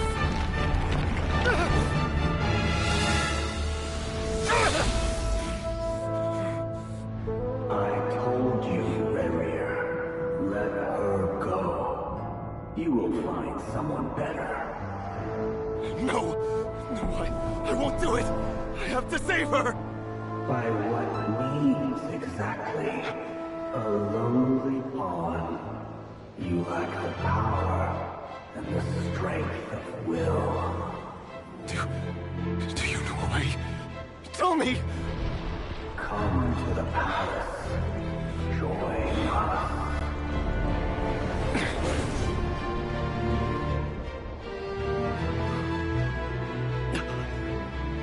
Rarier?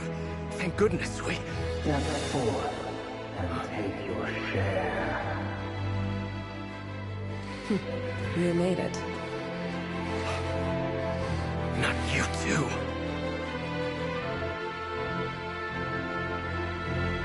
Hatred or grief, despair, desire. We all have our own.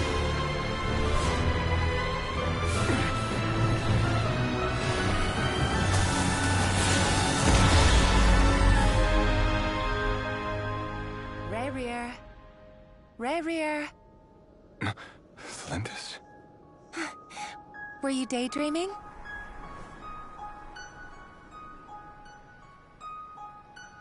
You still remember, Rarier? That question you asked me a couple of weeks ago? Oh. You mean the proposal? Yeah.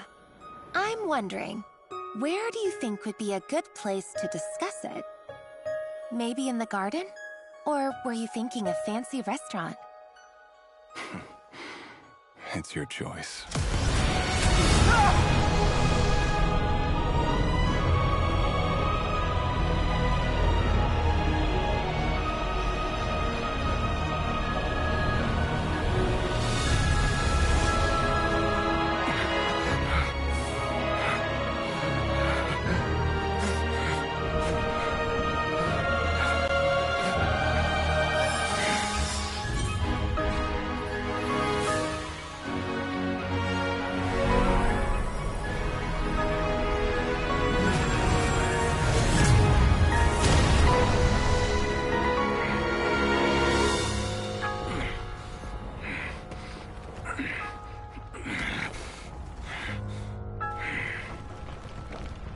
I will find you.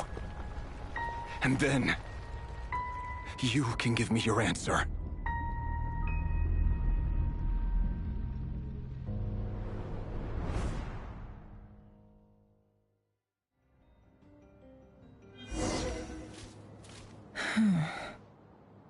So that's how the Raker of Solnari was born. A monster created by circumstance is a monster all the same. Viewing other people's thoughts for too long can get uncomfortable. Right now, I'm feeling a strong sense of loathing. In a nutshell, the story of Conria is what happens when the truth falls by the wayside. Everyone tells little white lies, and before long, you have a huge pack of lies that destroys everything. Whew. Time to get back. His past is filled with sorrow, but the tale of any fallen civilization is one of endless tragedy. Cruel as it may be, that was Conria's fate.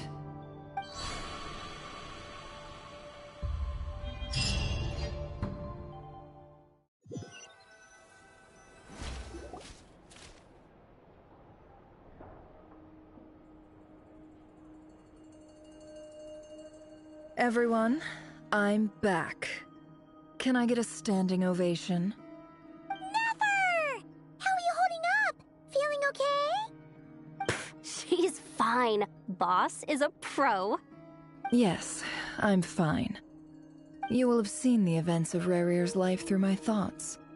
It's now clear that he is just a regular nobody, driven by personal tragedy, as he said himself. I mostly agree. There's only so much we can know about him from his memories alone, but they did give us a clear glimpse into his life in Conria.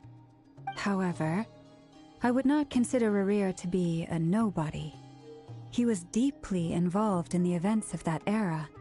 Yet, when the catastrophe of a generation strikes, nobody is safe. Sounds to me like you're speaking in riddles again.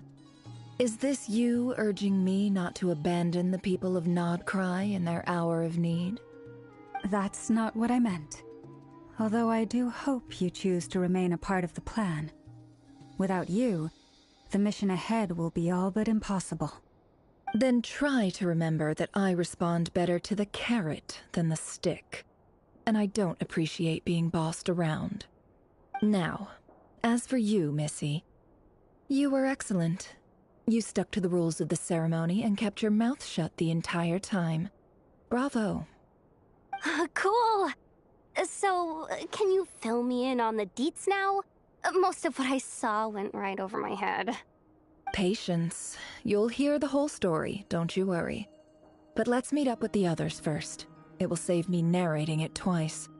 Yehoda? Yes, boss! Let me get that door for ya. That's more like it. For a moment there, I was worried you'd forgotten about the first clause of your employment contract.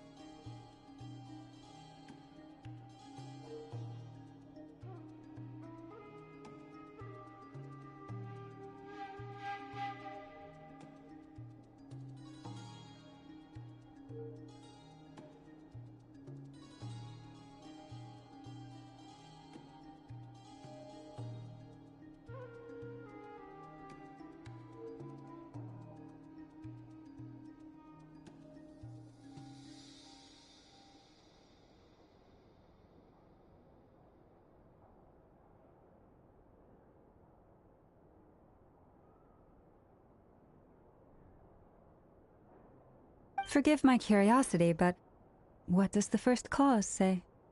It says I gotta do the annoying stuff that boss is too lazy to do for herself. Like opening the door, pouring the tea, yada yada. Is that right? If something is in the contract, it's because she willingly agreed to it. Rest assured that the Curatorium abides by the very strictest of labor policies. You don't seriously think I'm cruel enough to treat her like my slave? In any case, I've hardly shied away from my share of the work today. Hope I don't catch Flintz and Varka lounging about in their chairs, enjoying a leisurely cup of tea.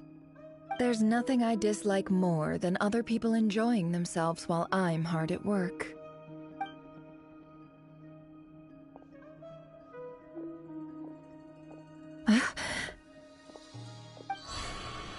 Oh no.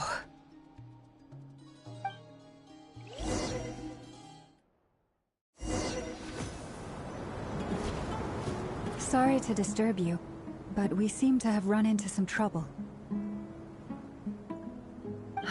Evidently so. Don't worry, I'm not about to leave you to fend for yourselves. I'm not that kind of boss. And it would go against the Curatorium's labor policy. I'm sorry. What did you hear me say? I wasn't talking about labor policy. Wait. How long have I been standing here? Not long. You just appeared by the door a moment ago.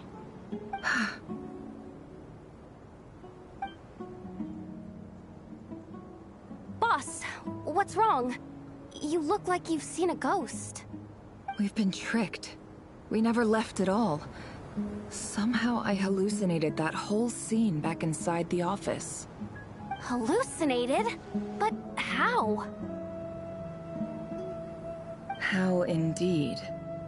This place should heed my will alone. All thoughts and actions that occur in here are just a result of pawns moving across the chessboard in a carefully calculated manner. And nobody has access to this chess set but me. So you control everything in here? More or less. But yes, it's a special technique of mine. Has anything like this ever happened before? Only once. It was the first time I used the chess set. Is there any similarity between what happened then and what's happening now? I suppose my thoughts are a little turbulent, which was also the case my first time. Is there anything I can do to help? The first clause of your contract clearly states that I only need your help with things that I'm too lazy to do myself. Meaning, you're not feeling lazy right now? Meaning, this is not something Yehoda can help with. The chess set is a personal treasure that I alone understand. I must be the one to find our way out of here. Boss, it's fine. Really. Let me do something useful. Oh, listen to you. Whatever would I do without you, Yehoda? What? Really? Yes, really. Where would I ever find another employee as obedient and servile as you? God forbid anything ever happens to you. Oh, okay. Well, anyway, I was thinking of fetching some water. There's gotta be a source around here somewhere. I suggest everyone finds someplace comfortable to take a rest. We gotta conserve our energy.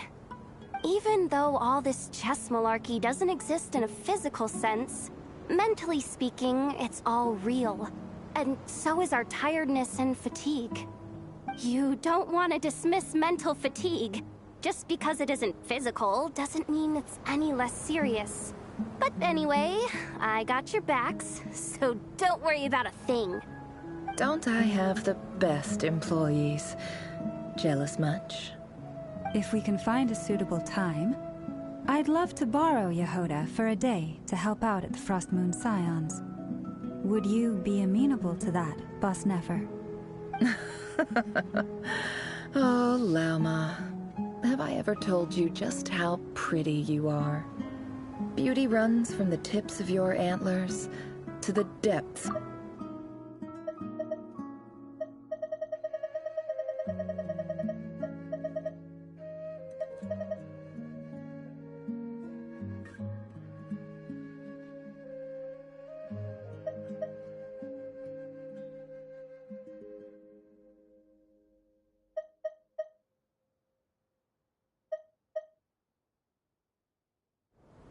Time to rally, everyone.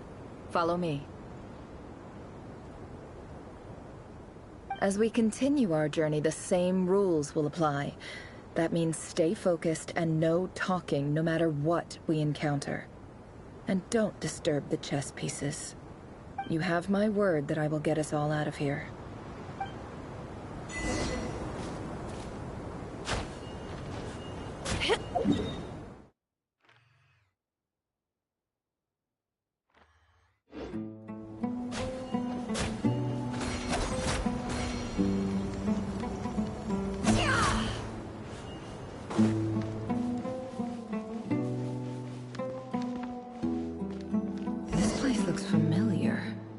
That's not a good sign. There's someone up ahead. Time for a little chat.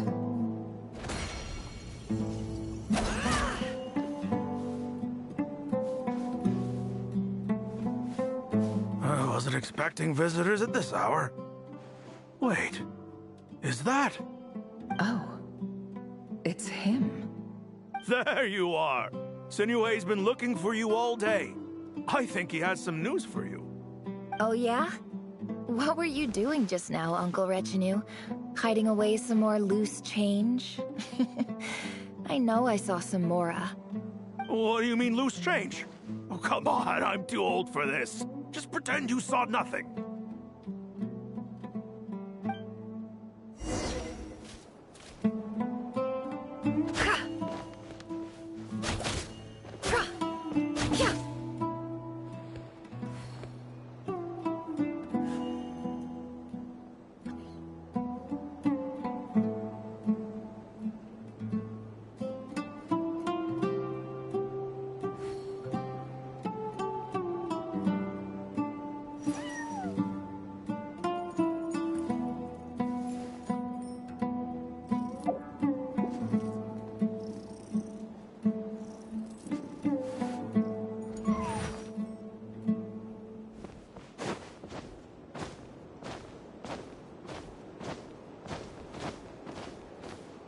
Hey, kid. Mind telling me what Sinnohe's been up to recently? I'm trying to get in his good books and I need a way in. Get in his good books? Why? What do you want with my dad, Uncle Apepi?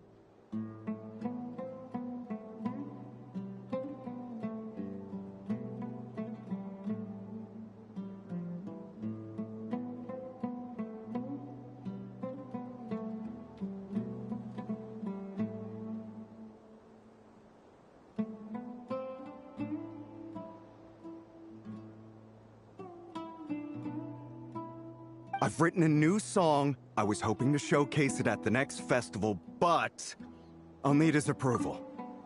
A new song, huh? I'd love to stay and listen, but unfortunately, Uncle Retinue says my dad's looking for me.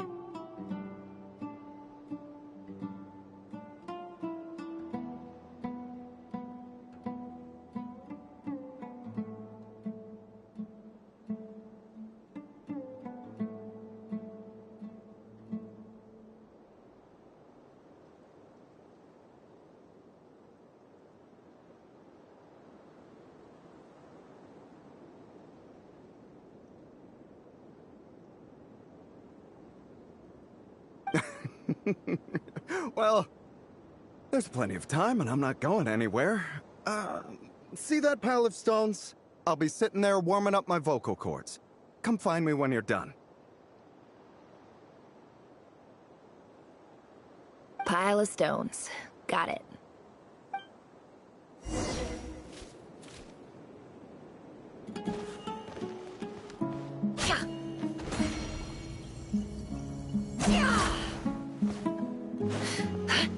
No more lies.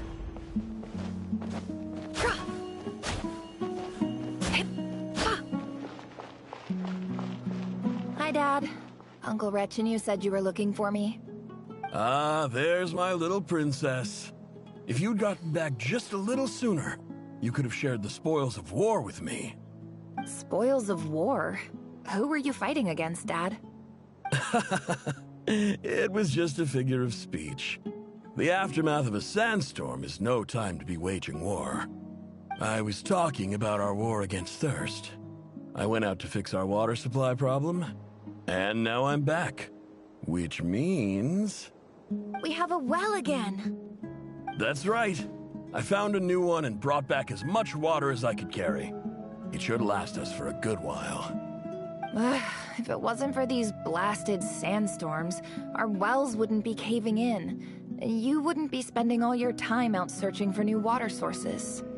As the chief of our tribe, I'm supposed to be leading us out of hardship and poverty, onto better things. You know how prosperous our ancestors were. I've told you all the stories. And look at us now, squeezed into these hovels. No one would choose this, if it wasn't for the endless wars over the years. But things are looking up. I started working with some folks from the academia a few months back. They gave me some contacts in return for my assistance in the desert. So you're the academia's helper now? Special ambassador, they call it. Think of it as a partnership. It's nothing bad, okay? We've been isolated here in the desert for too long. Seeking opportunities elsewhere is the best thing for us, and the fastest way to progress. So, do you get anything good out of being a special ambassador? Of course. My luck's improving all the time. One day, I swear I'm gonna lead us out of this place. We'll find somewhere new. Somewhere better.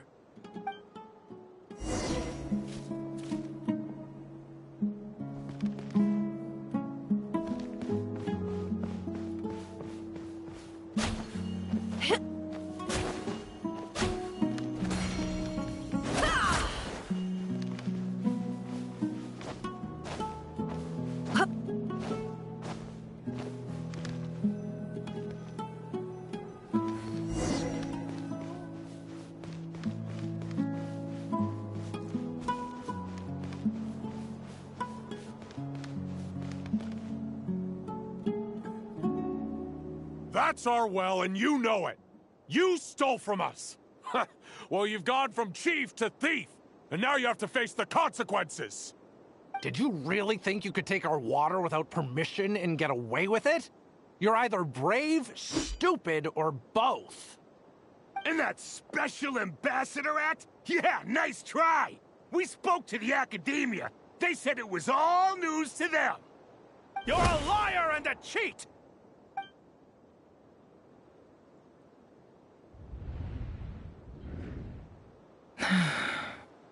I heard Yehuda gasp, but I don't blame her. Most people are terrified by the sight of blood. Corpses strewn across the ground. The wounds are clearly from scimitars and daggers. The desert dwellers' weapons of choice. There's a handwritten note on the ground. Let's see what it says. Halil, this is Sinuhe, chief of the Shimti tribe. Surely you remember me. I was the one who helped you and your colleagues avoid the quicksand in the desert. This is my second time writing to you. I assume my last letter must have gotten lost in the mail, as I didn't receive a reply. I hope this one makes it to you safely. I'm writing to you because I need some help. That sandstorm the other day completely blocked up our well, forcing me to look for another water source in Iab and Unut territory. It was a matter of survival. Praise the gods. The well of the Iab tribe was intact. It was my last resort. I drew what water I could and left, but not without being spotted. I fear they will retaliate. You told me to write to you if I ever needed help. You said you'd be my ally in the academia. I urgently need you to formally recognize my title of Special Ambassador and send some of your people to assist me for a few days. It's the only way I can convince them that this was the Academia's decision and prevent them from retaliating. This is an emergency. Please send help as soon as possible. Looks like this letter never got sent. The writer died a grisly death, and the letter was trampled into the ground. It's badly defaced. Some parts are barely legible. What a ridiculous lie the surviving Shimti tell. Their whole village was butchered over a sip of water.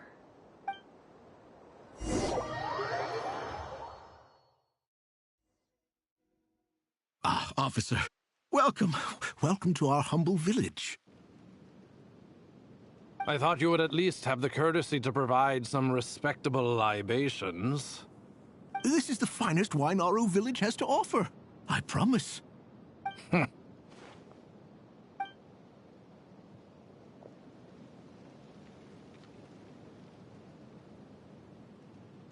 The Academia has agreed to reserve a single space for a candidate from your village. But I remain skeptical of this entire endeavor. I highly doubt anyone in this desert possesses serious academic potential. Please, have faith. If not in us, then in our god. The child we found shows great promise. I beg you, take her away from this place. Give her a chance. Don't let her talent go to waste. I don't recognize her. New arrival? She showed up here a few days ago and we took her in. She's a really bright kid. Please help. I'm begging you. So, where are you from? Nowhere special. Just a sand dune. What about the rest of your family? How many of you are there? Just the one. It's only you? Correct. So, no brothers, no sisters, no mother or father? Any who have slept on a bed of sand, I call my brothers and my sisters. Apart from that, I have no family. All right. Get over here. Sign your name on the form.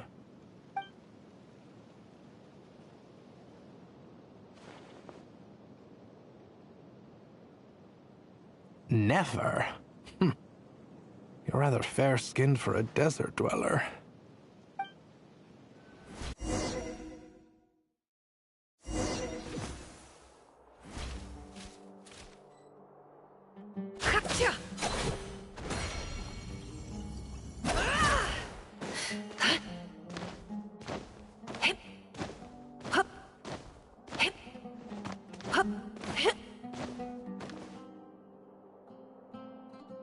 Nefer, this term's assignments have been issued already.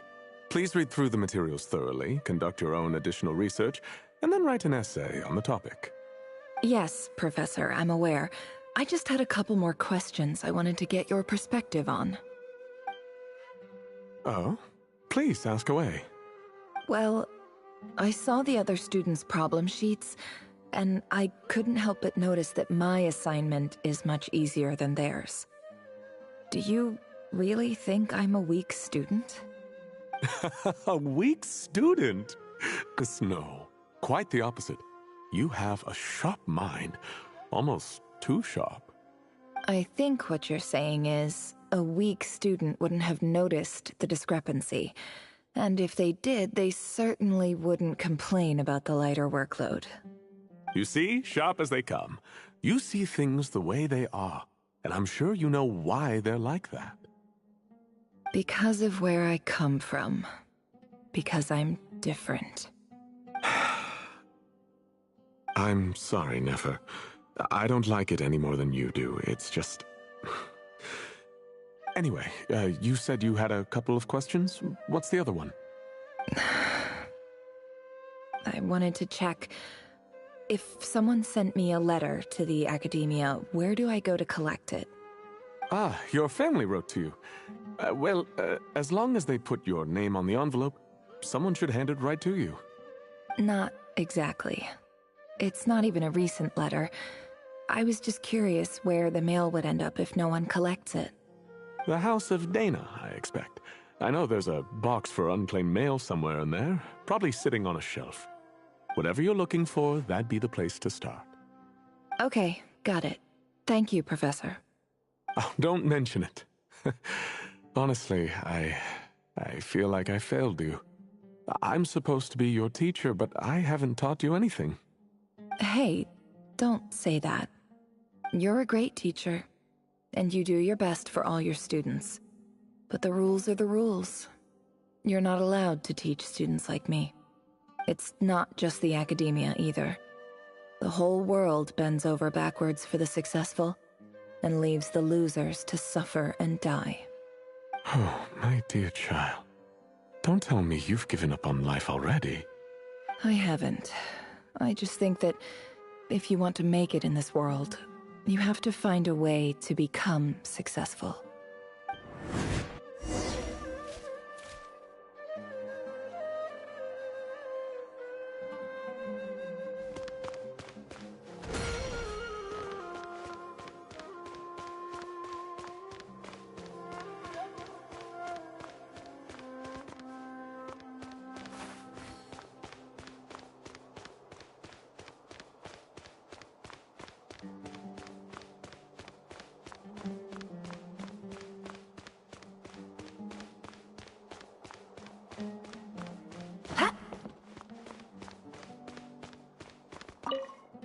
This must be it. A big cardboard box full of unclaimed mail. And probably some letters that ended up here by mistake, too. Let's take a look.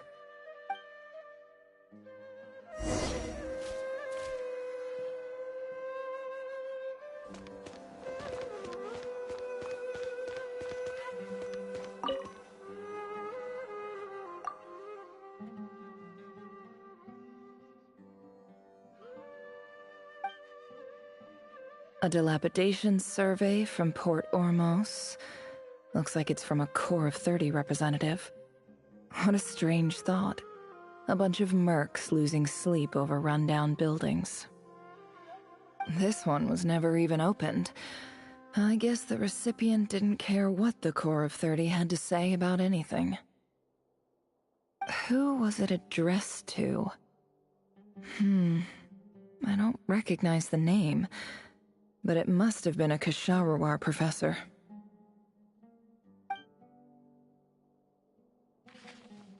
This one is addressed to the Immorta Sage. The title is Changes Observed in Satyavada Life Symptoms. Why do all these letters read like full-blown dissertations?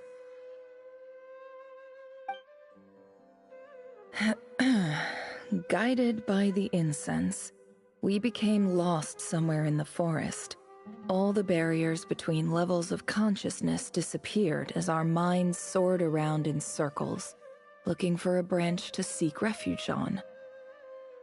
In clinical terms, these symptoms fit the description of incense poisoning.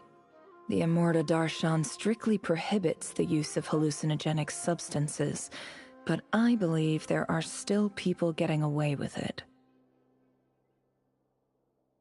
For example, my neighbor who always breaks out into song and dance after using incense. This seems like something the academia would want to know about. Why wasn't it collected? Wait, what's this written on the back? It's so small. The note says, "The sender authored this letter while under the influence of mushrooms. I would send it back, but no return address was provided. Stamped by the Grand Conservator of the House of Dana."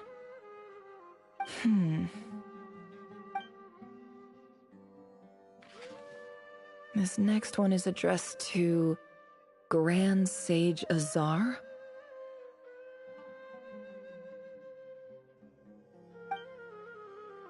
A few words of protest regarding recent changes in Sumeru's educational policy.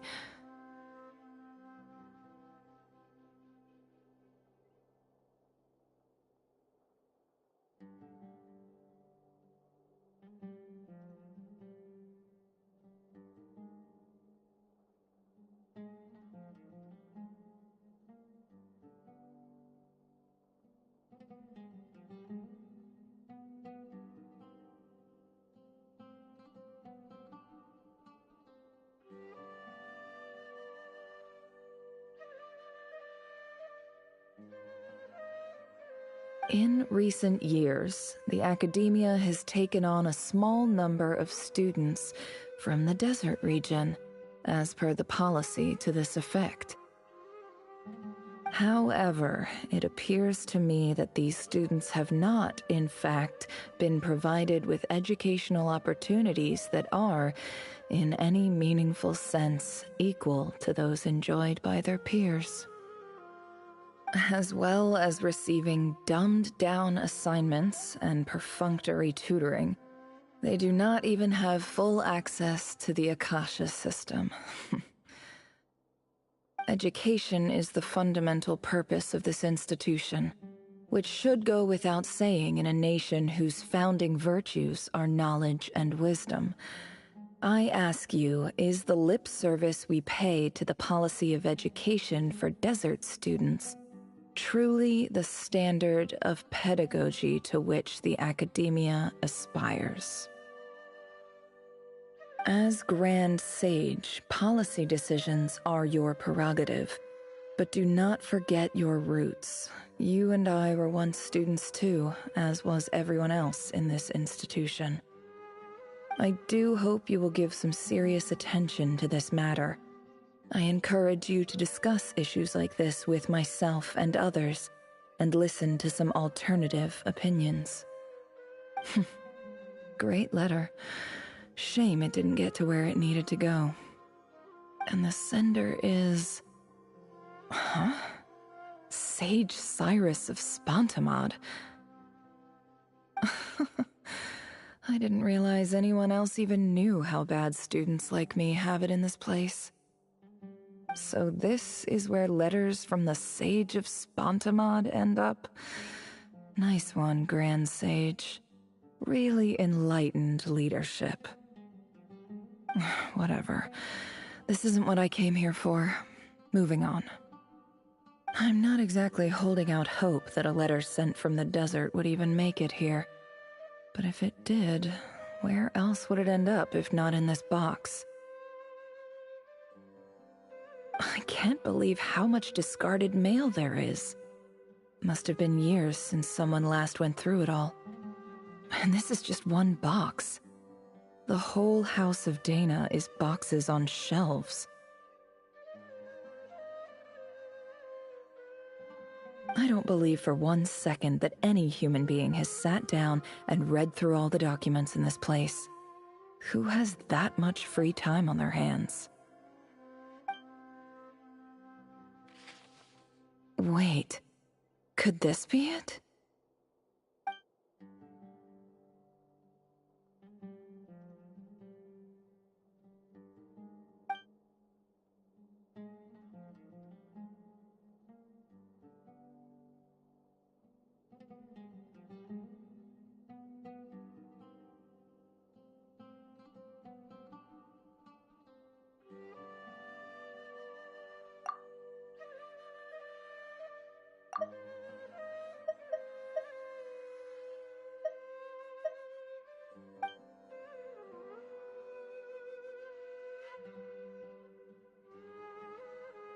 Greetings, Halil.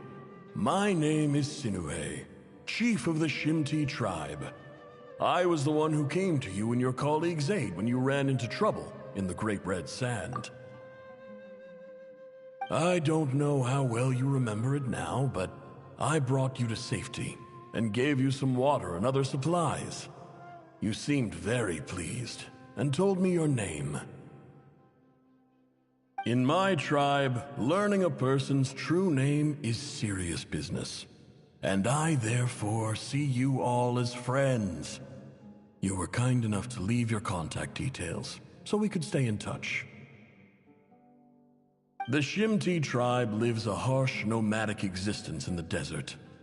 You were sympathetic towards my plight, promising to make me a special ambassador of the academia and help us find a way to make a better living. This brings me to my reason for writing. Our tribe has fallen on particularly hard times, and I would like to ask for your assistance. There was a terrible sandstorm a few days ago, which blocked up the well in our land. To ensure my people's survival, I had no choice but to venture into Iyab and Unut territory in search of an alternate water source. The Iyab and Unut are descended from the Thamudians, while we trace our ancestry to Tulatala. We worship the Lord of Flowers and have had relatively good relations with our fellow tribes up until now. I found a well belonging to the Iyab tribe, They declined to help us, but I really had no other option. So I took some water to keep me and my tribe alive. My actions are certain to incur their wrath. When we met, you assured me that you would be my ally in the academia. I would like to take you up on that offer, because I really need your help. I wonder if you could send an academia representative to meet with me.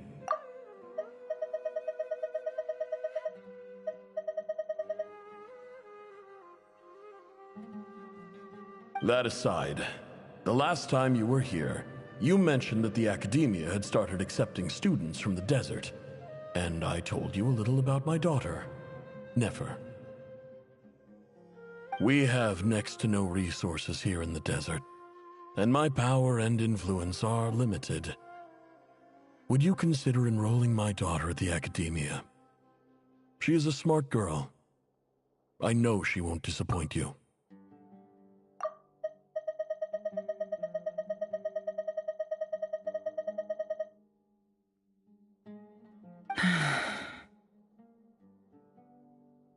From the outset, the academia never took you seriously. Those things they promised were just empty words. I doubt they even remember the name Sinuhe. And you were so emphatic that your luck had finally changed for the better. You swore you'd lead us to a better place one day. You spoke with such conviction, like you were the most powerful chief in the whole desert. You liar. You lied about everything. You promised the world and delivered on none of it. And who fell for it? Just me, by the looks of it.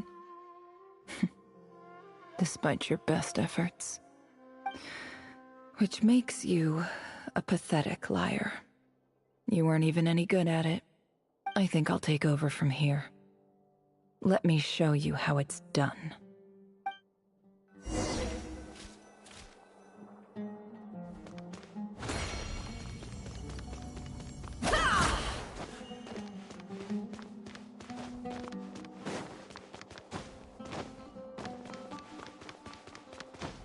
It all adds up.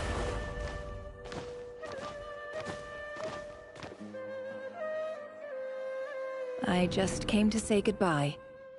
Thanks for everything you've done for me in my time here. Nefer? You packed your bags. Where are you going? I'm quitting. Something's come up in my hometown. Gonna head back and deal with it. Huh? But this was a hard-won opportunity for you. You know that better than I do. It was. But it doesn't matter. I have more important things to deal with, and they can't wait. Oh, and I didn't want to overfill my bags, so I left some incense on your desk.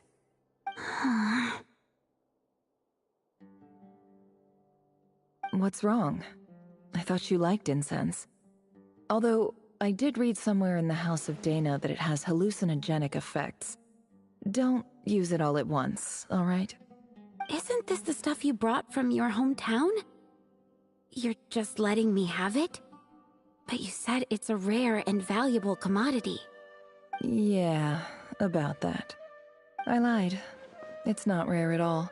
There's this bunch of ruins near my hometown that are practically overgrown with this plant. It's not worth much. Keep it, it's fine. But Nefer... All right, that's all from me. You take care.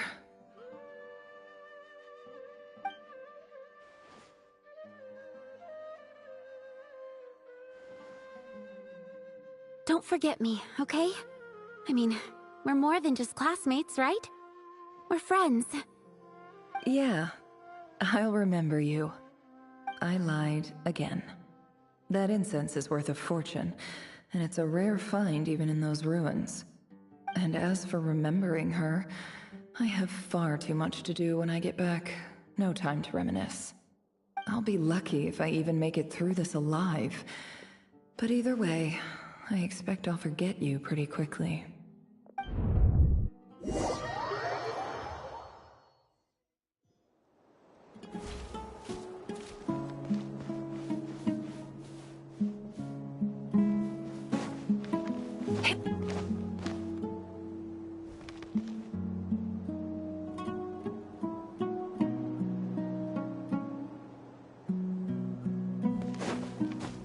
can't hide the truth.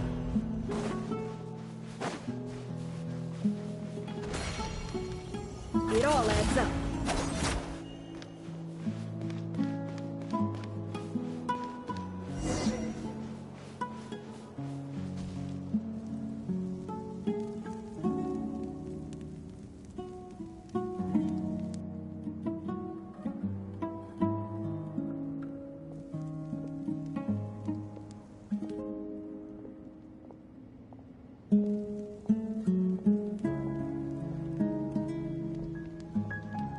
It's a pleasure to meet you, Mr. Arif.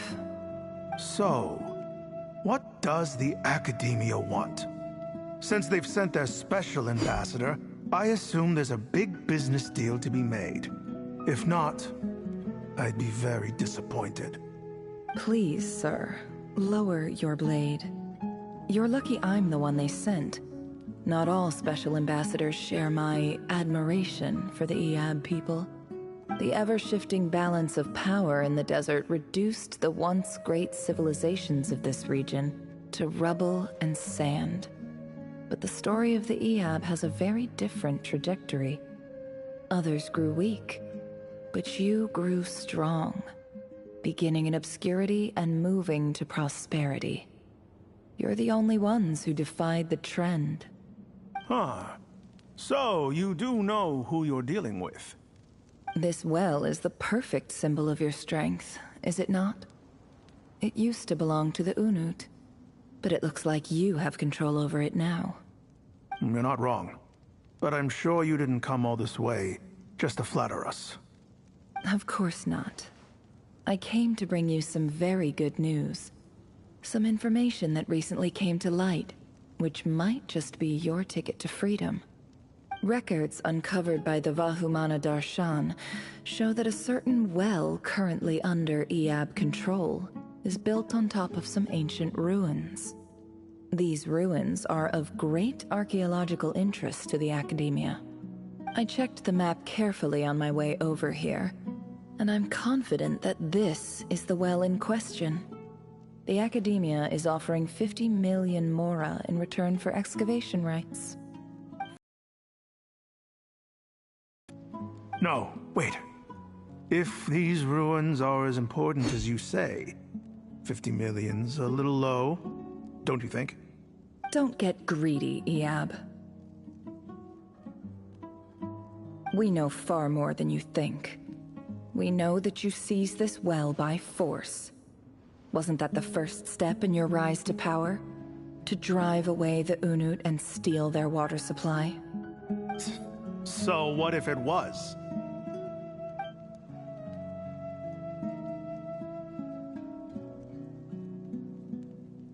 Don't worry. As unscrupulous as it was, it's something we're willing to overlook.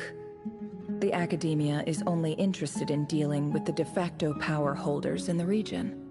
I hope I am making myself clear. And I hope your words are the truth.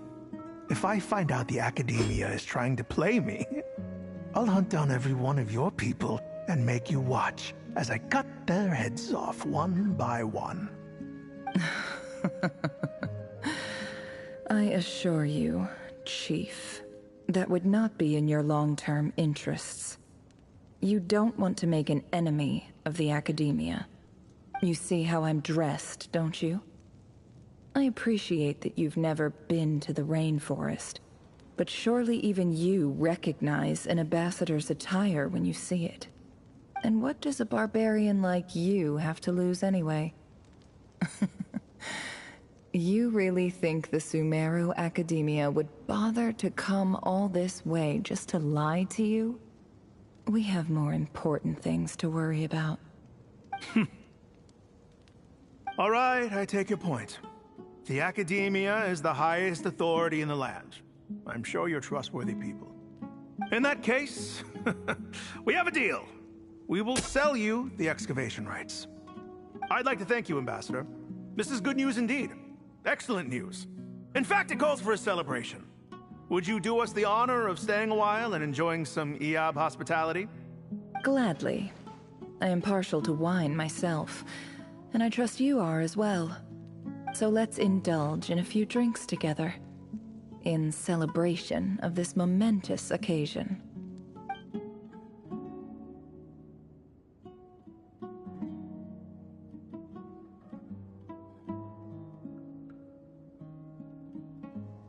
Chief! Chief, it's an emergency! It's the Unut. They've taken the well. What? Well, don't just stand there. Take it back. Yes, Chief. I have every confidence in the EAB's military superiority, and yet... What is it? The Unut's response was alarmingly fast. The day after we reach a deal, they seize the well. This can't be a coincidence. Perhaps there is a traitor in your midst. I don't think so. I am obliged to remind you, Chief, that the Academia will only deal with the de facto power holders. If you cannot regain control over the well, I'm afraid you won't see a single mora of that 50 million. No! Please, Ambassador, just give me some time. I swear the Unut will not get away with this. That well is ours, and so is the mora. Glad to hear it. I will wait here for an update. If there is a traitor, I will find them. In the meantime, make yourself at home. I'll report back as soon as I have an update. Much obliged. Wow. All it took was a few words and I've got him wrapped around my finger. What an amazing feeling. So, in summary, Ambassador, the Academia would rather negotiate with our tribe instead of the EAB, yes? The EAB are ruthless murderers who don't listen to reason. And now they have the gall to interfere in our research projects in the desert region. So let me ask you, Chief, if you were the Academia, what would you do?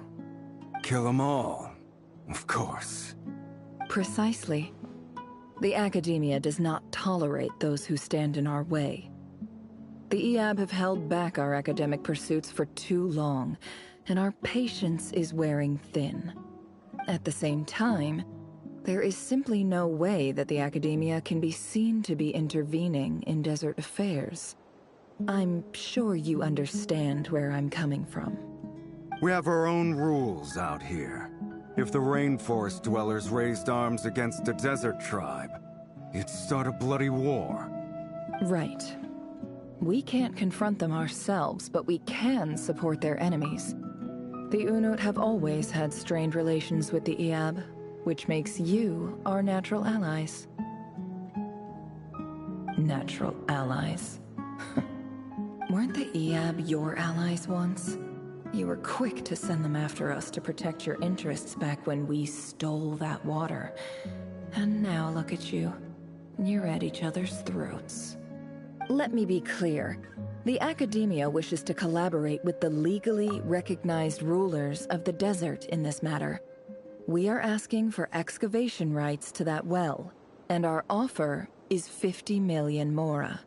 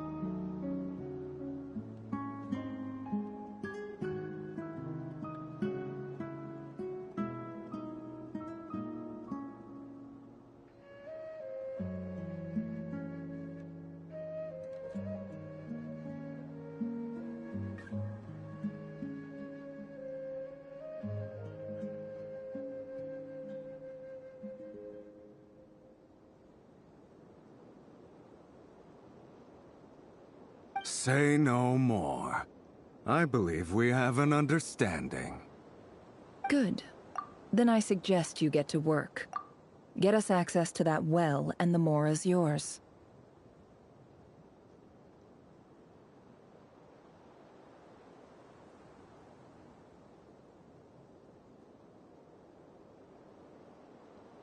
You see, Dad? Lying is easy when you know how.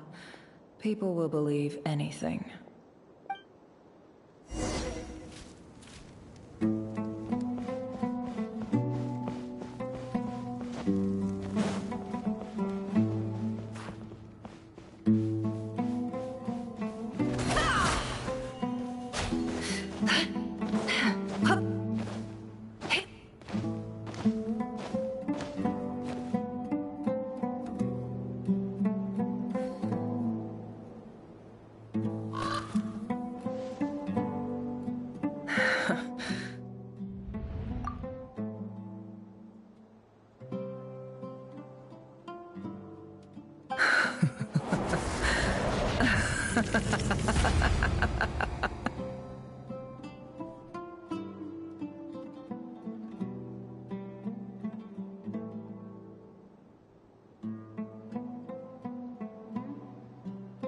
Look at yourselves.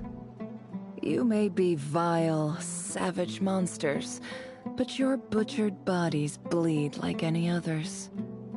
You're no different. You're nothing special at all. The monsters who destroyed my home, they're just ordinary, petty human beings. What a joke. I think we're even now. Maybe I've even done the desert a favor. It's a better place without all these people around. Oh, Sinuhe, my gullible fool of a father. Perhaps if you'd been as ruthless as I was today, our tribespeople would still be alive. In this dog-eat-dog world, a chief needs to be tough to survive. But you couldn't do what had to be done. So I did it for you. Nefer, it's okay. All of this is in the past now. I believe I remember you promising to remain silent. Yeah, but even so... Yehoda, is there anything you can do to ease the tension? Alright, time for a sharp turn onto a completely different topic. So, anyway, that's enough of that. When are we getting out of this place? Feels like we've been walking forever. I'm getting pretty tired. Oh, Alma, you tired? Yes. If we can find somewhere to sit down, I could certainly do with a rest. It's not far now. There should be a temple just up ahead.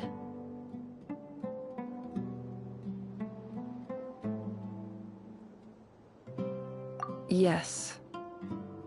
Really? A temple? That's where this story ends? I guess that's how things go in the desert. Desert dwellers can never escape their destiny. Or so everyone says. I never wanted to believe it, but looking back now, I'm as desert as they come. You mentioned a temple. What's waiting for us there? My biggest trade secret of all. Ah. Then I'm guessing it's where you got your power from. The power to peer into other people's minds.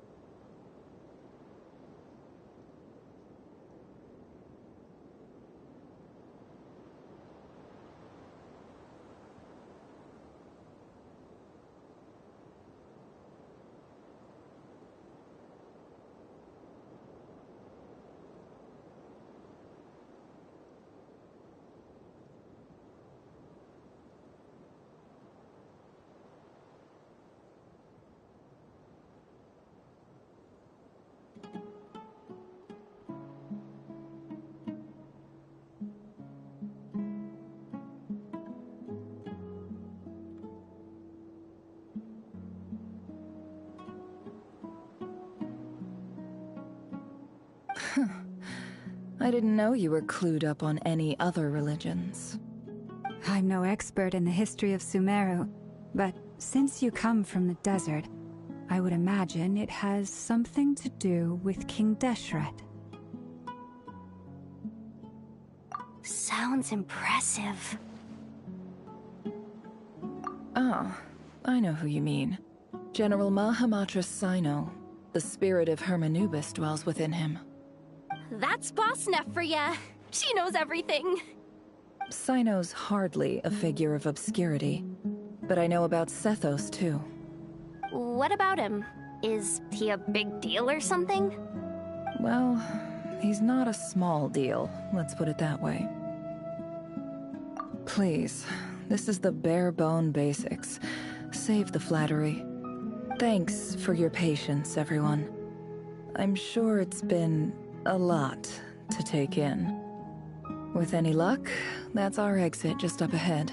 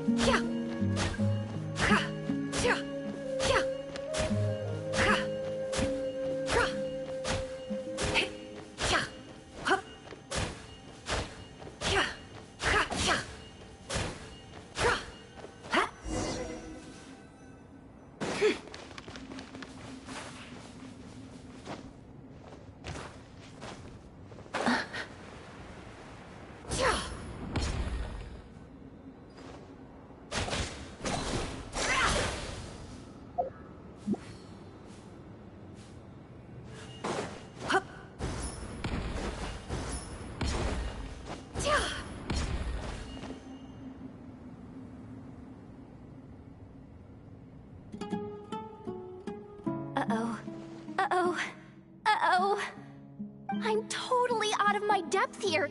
I don't have anything to add about any of this stuff. Like, look at that statue, for instance. I want to do the whole name-dropping, this girl knows her stuff thing too, but I've never seen anything like it before. A statue with the head of a bird. That's Thoth, the Ibis King. One of the 7 pillars of King Deshret. The legends say that he, the Crocodile King, and the Goat King were the 3 retainers of King Deshret. Let's take a look.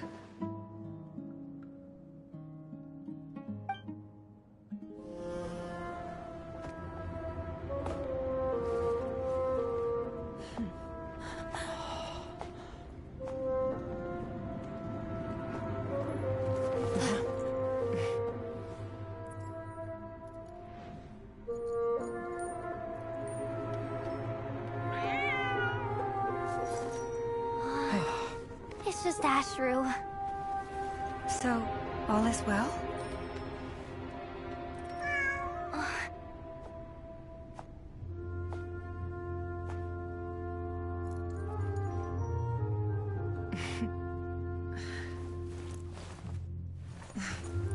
Typically speaking, at this point, the world disintegrates.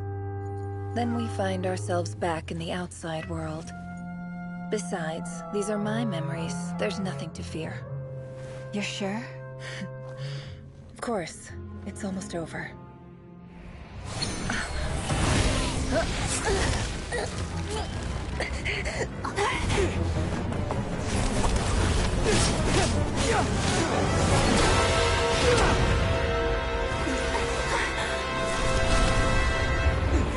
Never! Hold on!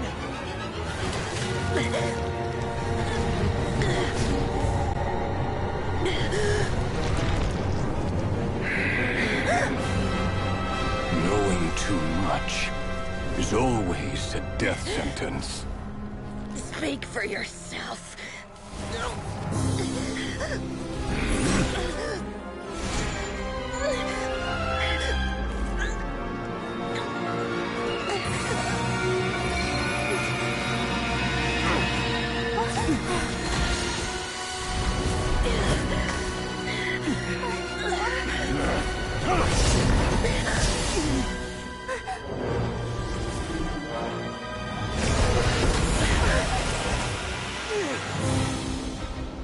How repulsive.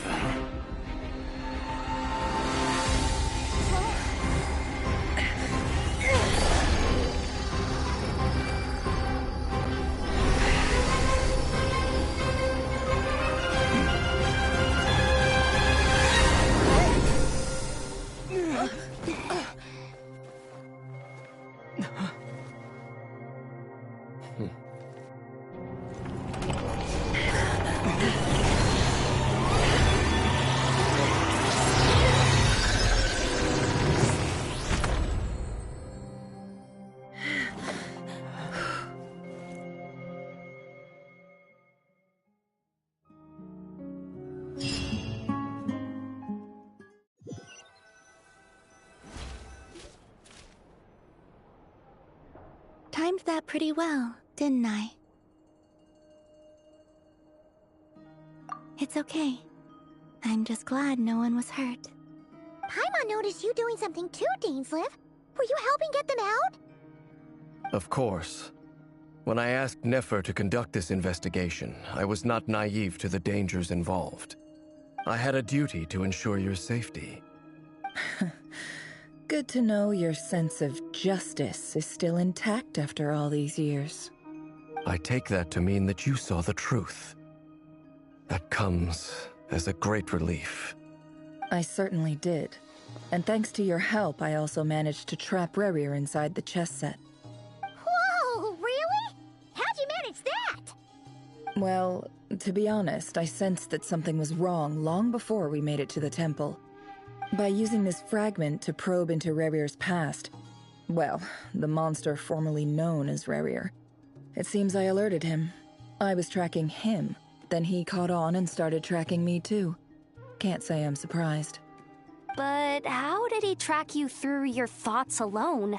That shouldn't be possible. Rerir was a secret agent who reported directly to the Vinster King. He is an expert at finding a trail and hunting down his pursuers.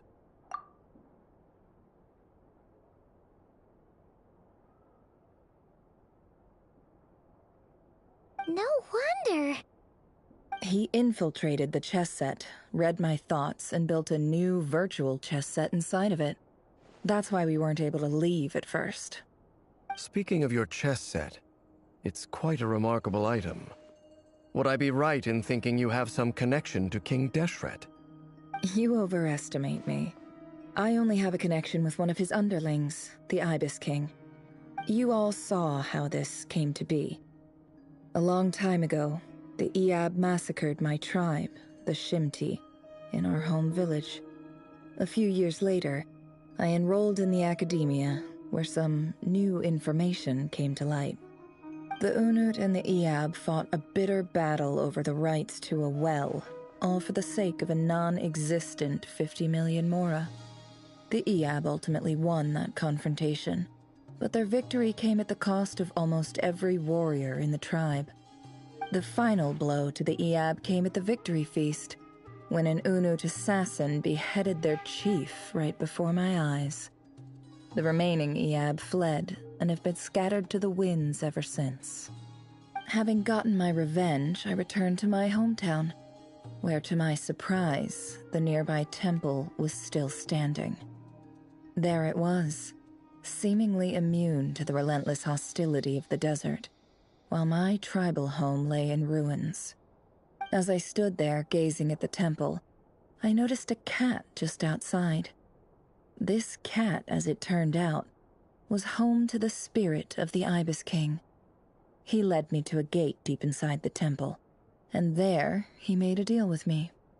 This chess set is my gift from the Ibis King. The chessboard within is made to the same specifications as the one in the mausoleum of King Deshret, and represents his power of piercing analysis. With this chessboard in its container, I gained a certain ability to perceive hidden secrets. Now, you could conclude that the Ibis King simply wanted to give the people of this world the power to seek the truth, but I don't believe that's the full story. Every god plays favorites. Their hearts are as fickle as any humans. full of secrets, perversions, egotistical tendencies. But precious few gods are willing to admit this. It is the same with all powerful forces, including fate itself. Their gaze falls preferentially upon a select few. As you rightly point out, this is an act of favoritism. If you're alluding to the Abyss, then yes, I agree. Gather the others. It's time to share everything I've learned.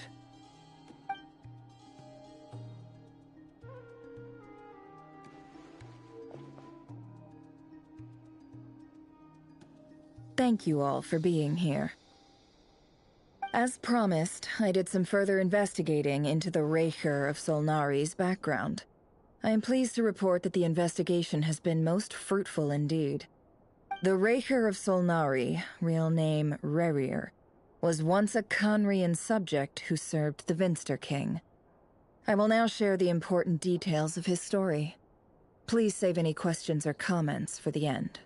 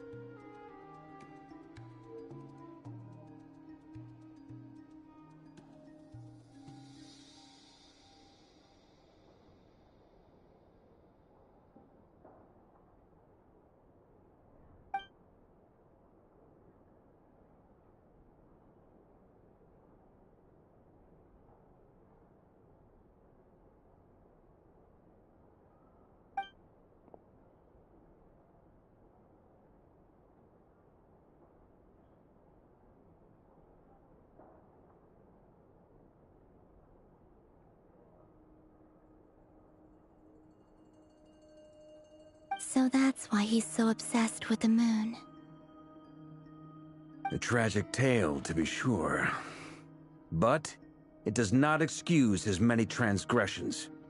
No matter how much Rerir suffered in the past, the fact remains that he is what we know today as the Wild Hunt, wreaking havoc upon innocent lives in Notcry.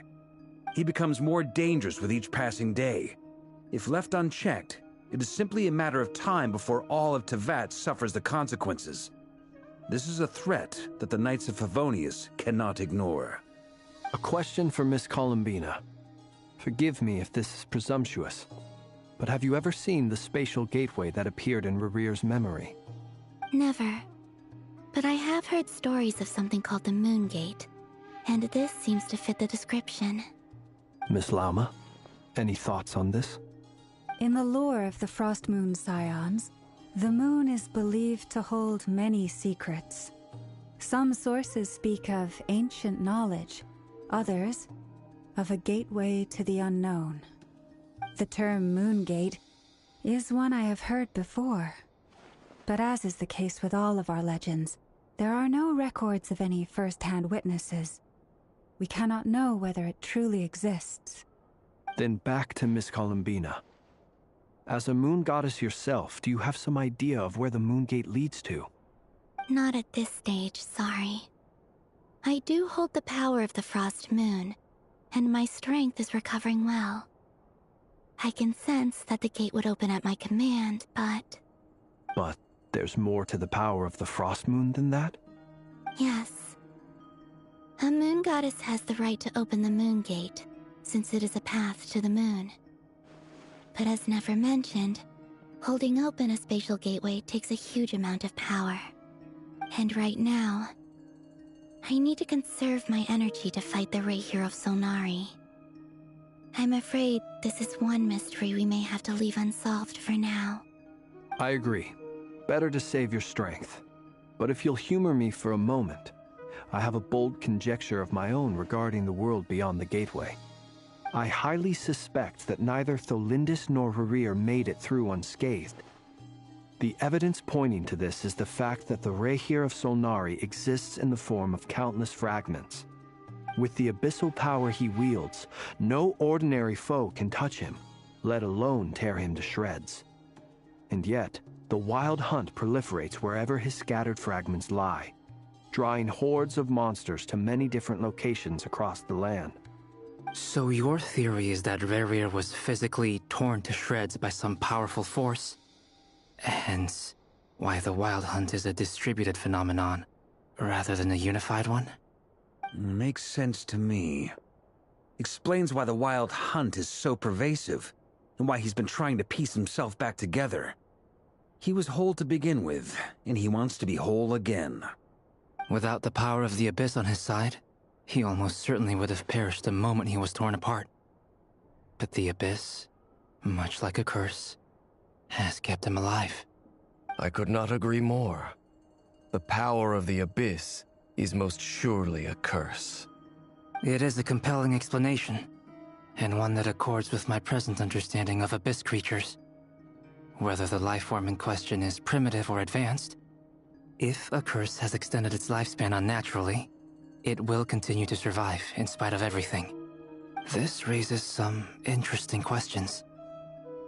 I will run some experiments and see if there is any validity to my suspicions. That being said, regardless of whether my research bears fruit, I would like to thank Miss Nefer for conducting such a thorough investigation. Already, it has greatly enriched my understanding of the entity we face. My pleasure, Mr. Albedo.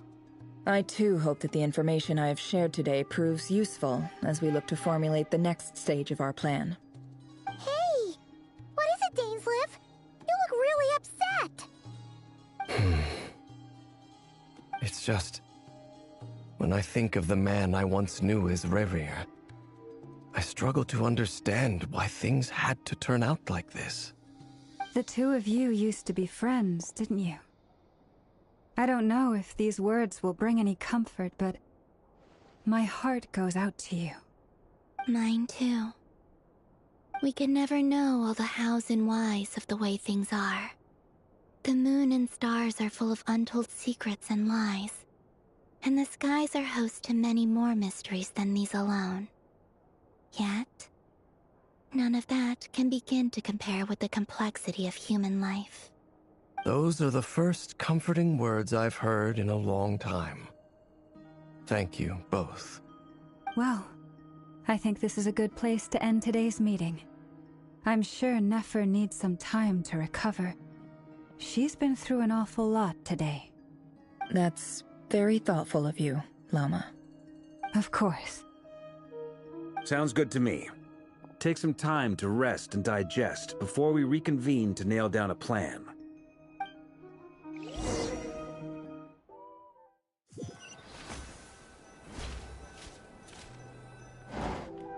Hey, is this a bad time? Hope I didn't kill the conversation. No need. Come on, let's talk outside.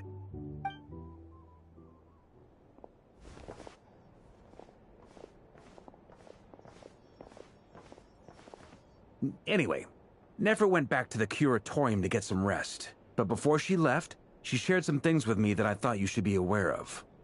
Firstly, although she managed to trap the Raker of Solnari inside her chess set, there's no guarantee that the power of the Ibis King is any match for one of the 5 sinners. Their powers are beyond our comprehension. It's only a matter of time before he finds a way to break out. We have to come up with a plan and take care of him before that happens. Honestly, my mom figured that might be the case. So, how long have we got? Well, I asked her that same question. She talked for a long time, but for the most part, it seemed like she was trying to convince me how precious her chess set is, and what a long and storied history it has. It felt like some kind of sales pitch, you know? The kind where you end up handing over Mora against your will? Anyway, after all that, she finally answered the question. 2 days, at most. 2 days? Holy moly! Can we even recruit enough help in that time? That remains to be seen. Which brings me to the second issue. Dainsleif is obviously conflicted about this whole thing. But given how little time we have, there's no way we can pull this off without his help. You have some history with him, right? Do you think maybe you could talk to him for us?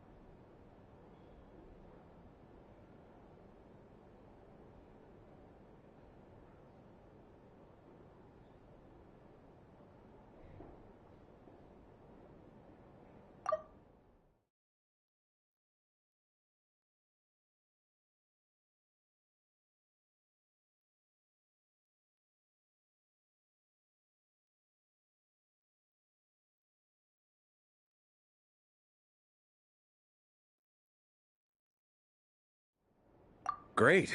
I appreciate it.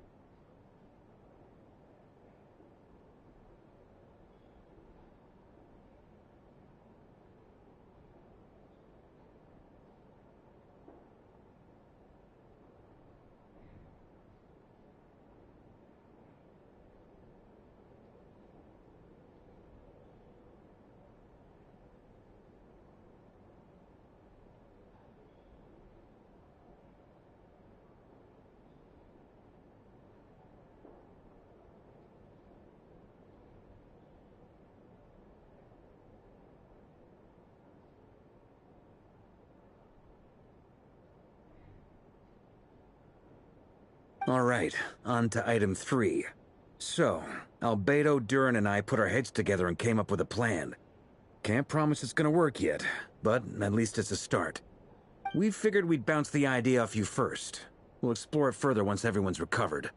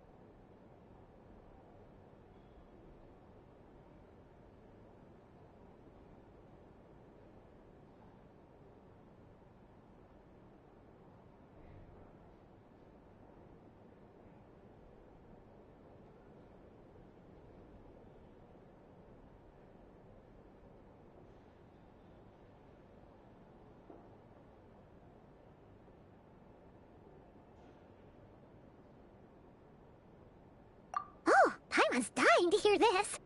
All right, so here's what we're thinking.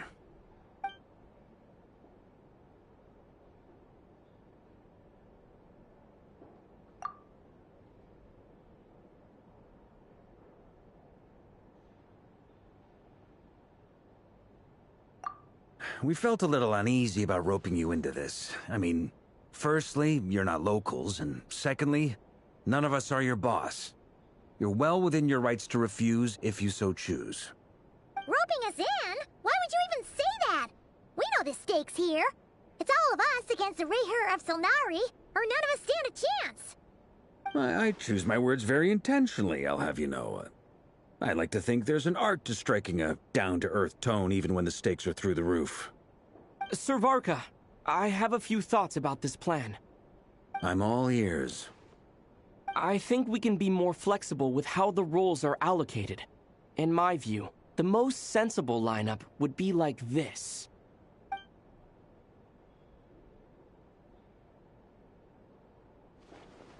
I see your point, yeah. But if that's how we're going to approach this, you'd better make sure you're ready. To be clear, I don't doubt your abilities. Far from it. I just want to make sure. Are you really willing to take all this on? I want to do everything within my power.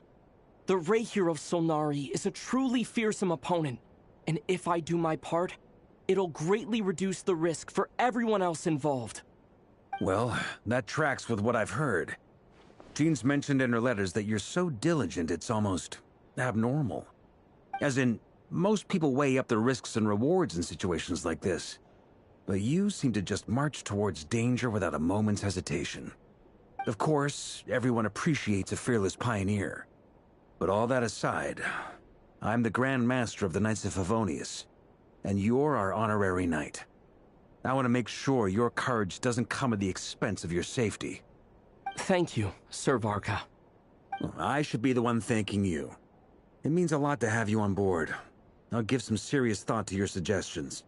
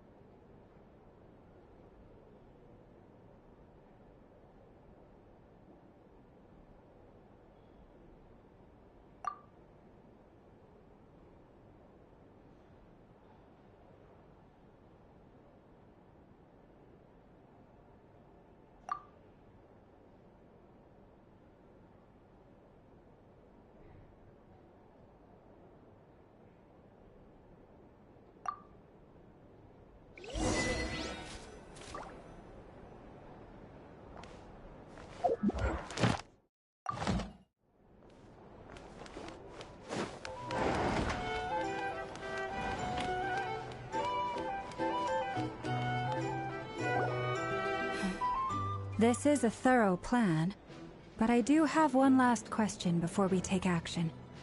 How can we be sure that our enemy won't leave the designated area? Great question. Albedo's been hard at work analyzing Rerir and the Wild Hunt's behavioral patterns. His conclusions are as follows. Firstly, from the earliest known confrontation until now, Rerir has never displayed any ability to manipulate the dimension of space. So it's unlikely he has any power in that domain. Secondly, he seems to have a particularly strong vendetta against our group. If we put him in a fight-or-flight situation, he'll choose to fight every time. Thirdly, finally, and most importantly, he is consumed by hatred, both for the moon and for his enemies. Turns out, we tick both of those boxes. We have a reincarnated moon in our ranks, and a spy who accessed his private memories without permission. He'll be baying for blood, not looking to escape. As someone who's had their fair share of interactions with the Wild Hunt, those all seem like valid observations to me.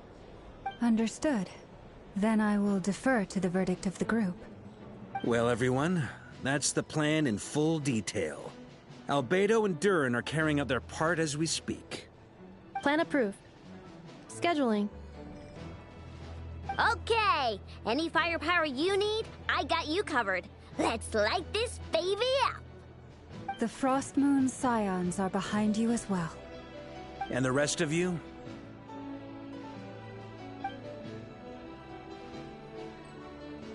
No objections? All right, then it's settled. This is the plan we're going with. Next up, an old tradition of mine. Anyone who wants to back out, now's your chance.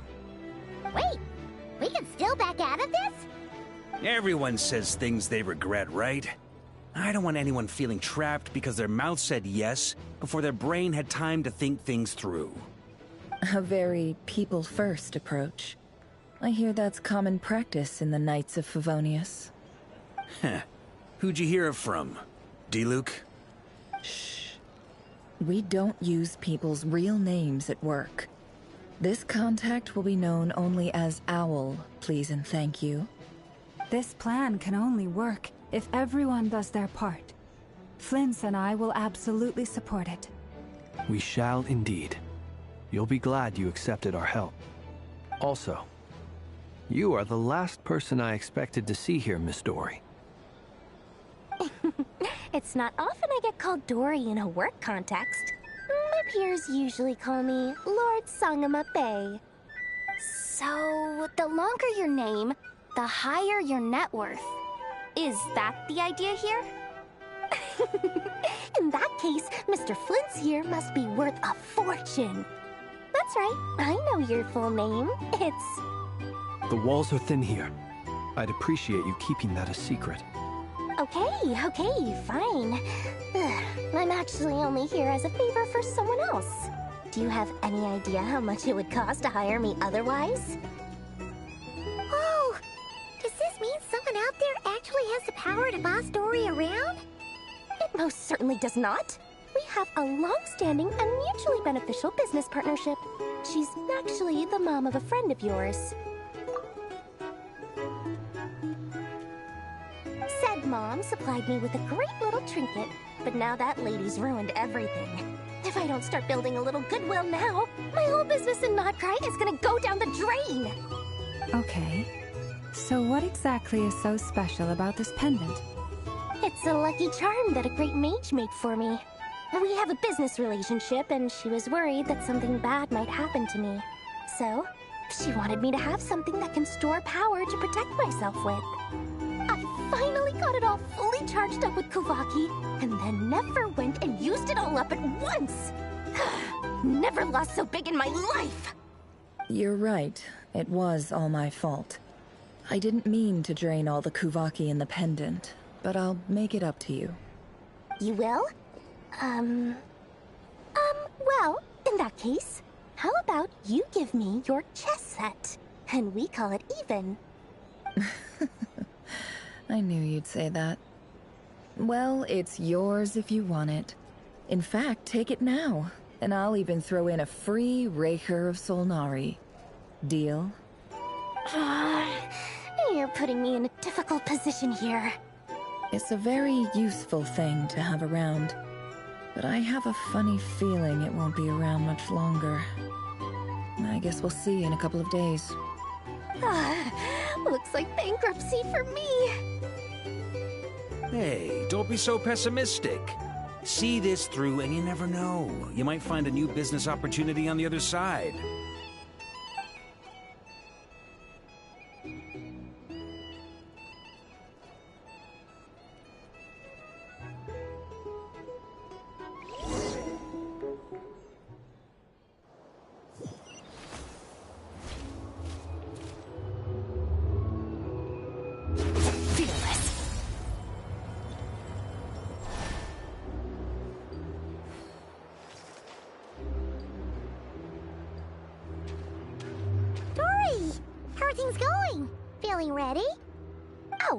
Was born ready.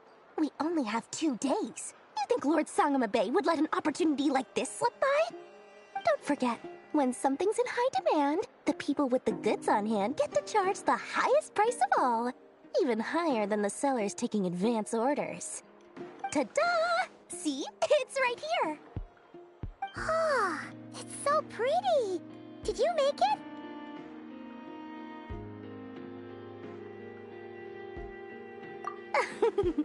No, I have a supplier.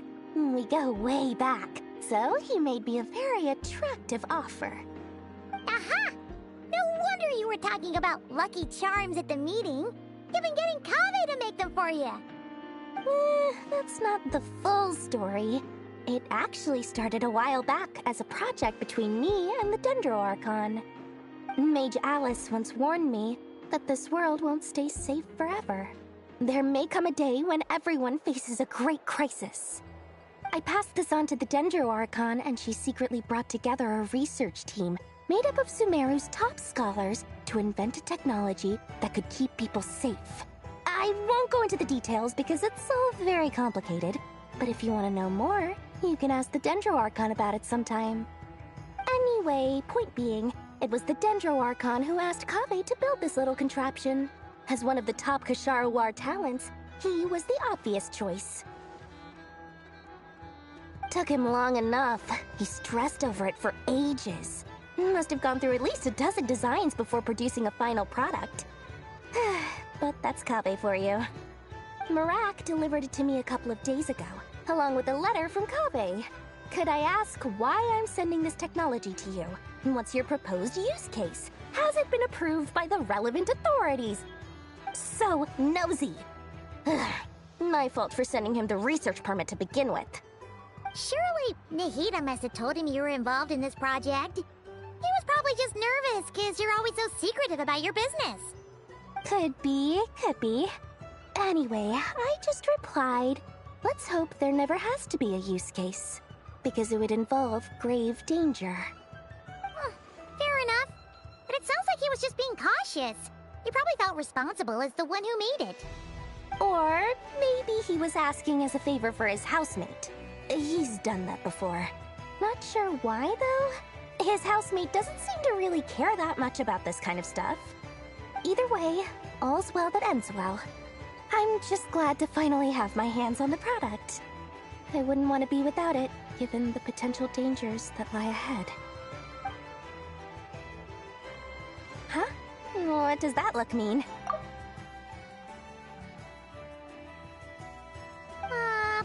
Paimon's just super surprised. This must be the first time we've ever seen you actually get serious about something.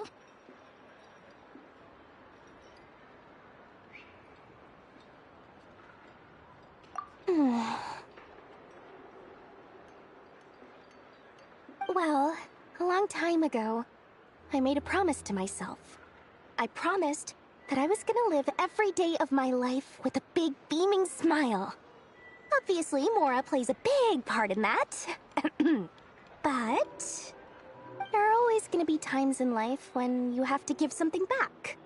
That could mean paying back a debt, returning a favor, or showing some kindness. Alice has been a huge help to me over the years.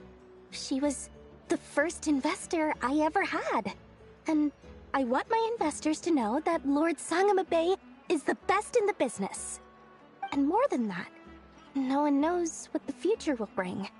Whatever happens, I want to make sure the Dendro Archon and all of Sumeru is prepared to face whatever comes. Oh, that? I was just making sure Nefer and I are square. Don't be thinking it was some sort of benevolent act. I'm no saint, so don't treat me like something I'm not. My priority is doing the business that I want to do. So, but it usually does. That's the Lord Sangama Bay business model. Alright, if you say so. I do say so, and that's the whole point. I'm a businesswoman. Don't go trying to figure out what kind of person I am. You'll exhaust yourself. Much easier for everyone involved if you just take my word for it. Oh, and could you two help me get this stuff where it needs to be? Thanks so much. You're my favorite assistants.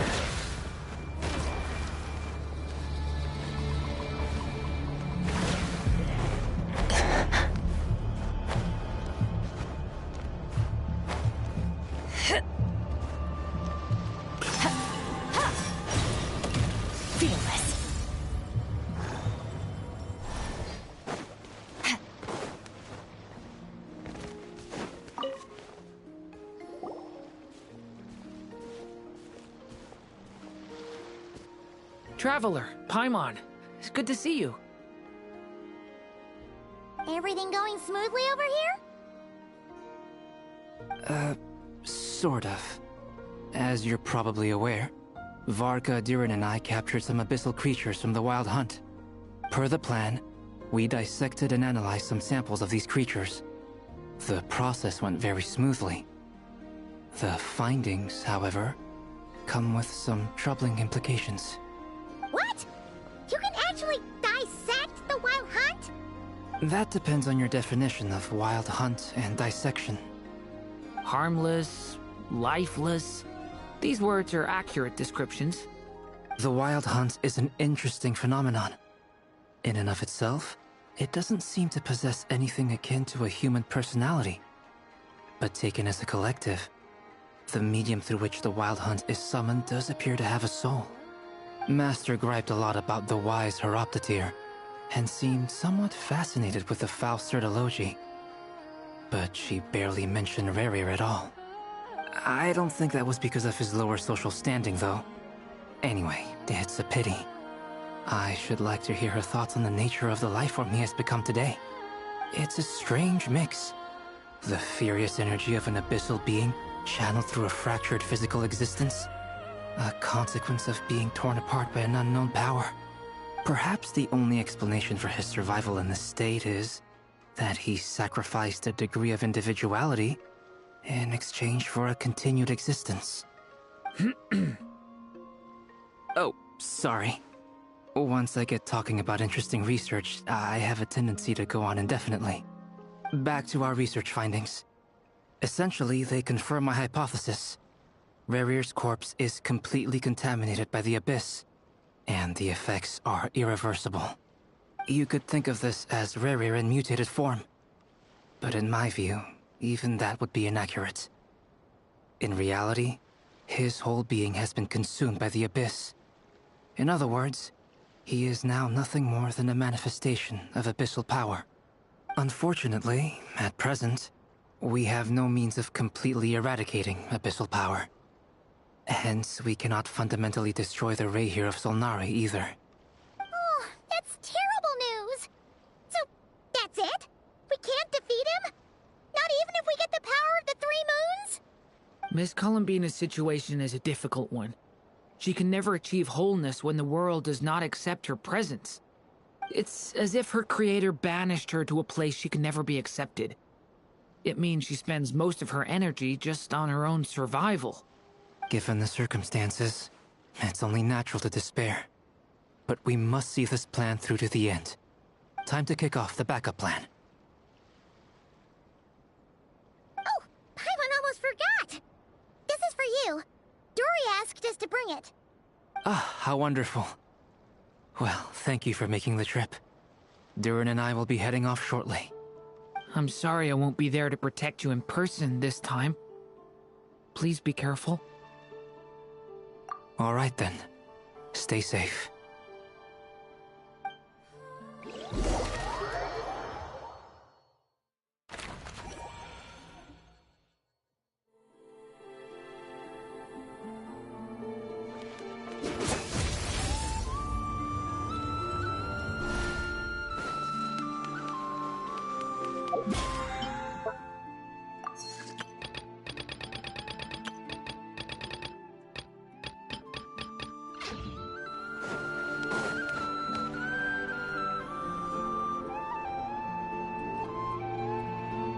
Miss Lauma, is everyone here?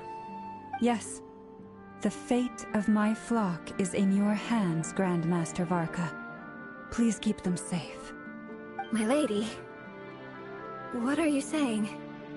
Within the next 24 hours, we will face the biggest crisis the world has ever seen. This is not a burden that we deserve to bear, but I believe that we reap what we sow in this life. So I intend to act. I must do what I think is right. For me, that means fighting for the future of Nodcry. This gentleman is the Grand Master of the Knights of Favonius, Varka, Knight of Boreas. In my absence, please follow his lead. Hey, everyone. Guess I should introduce myself. Well, to start with, I know my way around a battlefield. The biggest strengths are honesty and hard-workingness. Anyway, point is, I don't intend to let Lauma down. I'm gonna do everything in my power to keep every last one of you safe and sound.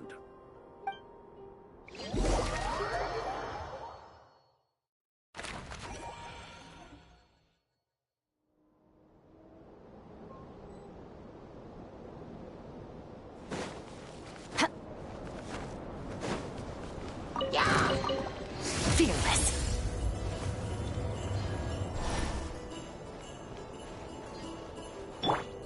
Shit, unleash!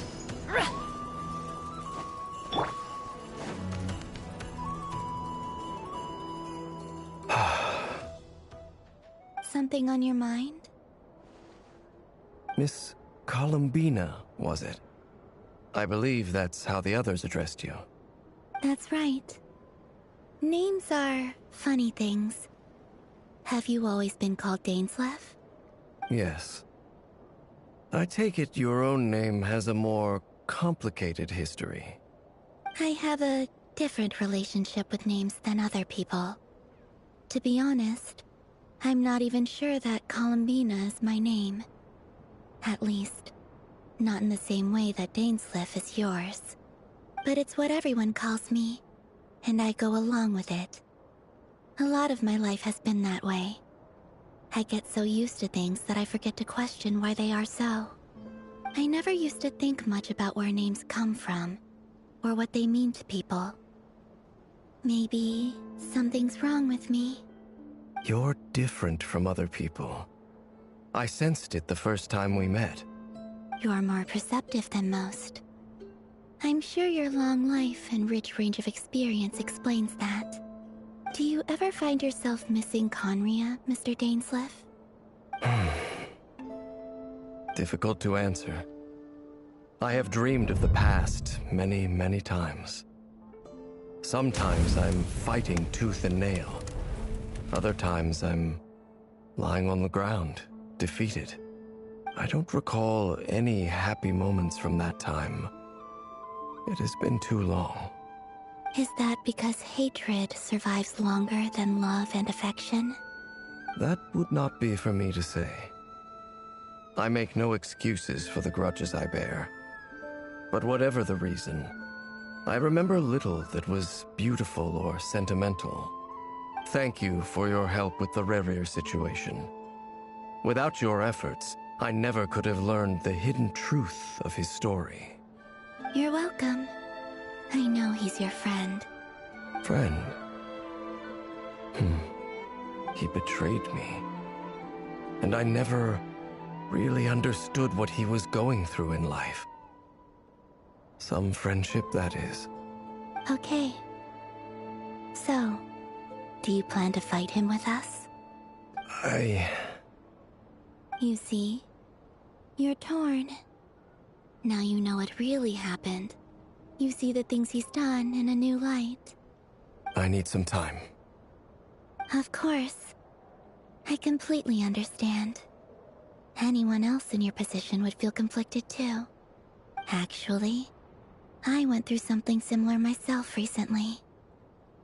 Something happened that changed my perspective on a situation.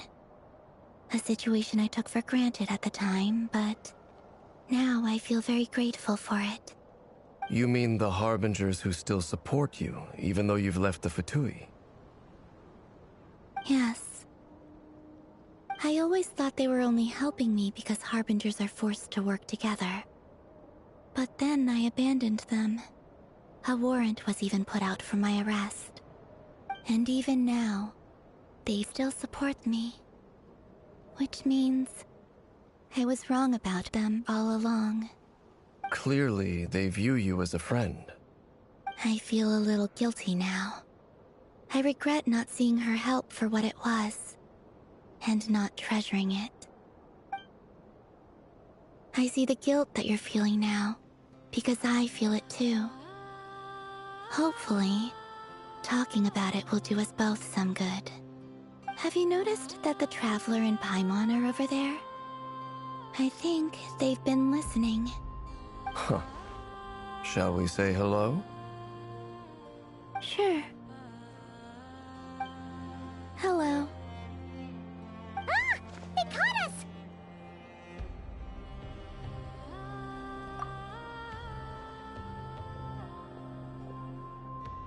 I apologize for making you worry. No doubt you wish to know where I stand on the plan to take down the Raker of Solnari. I'm afraid I need a little time, but I will seriously consider joining you. You will? Oh, thank you so much! Everyone will be so grateful to hear that! They needn't be. This was something that I was going to have to face up to eventually. That doesn't matter to them. They're grateful to you regardless.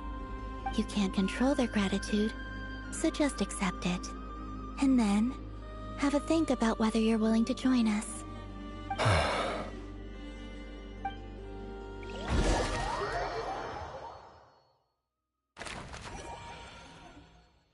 It's nearly showtime! Let's go rendezvous with the others. You know the place.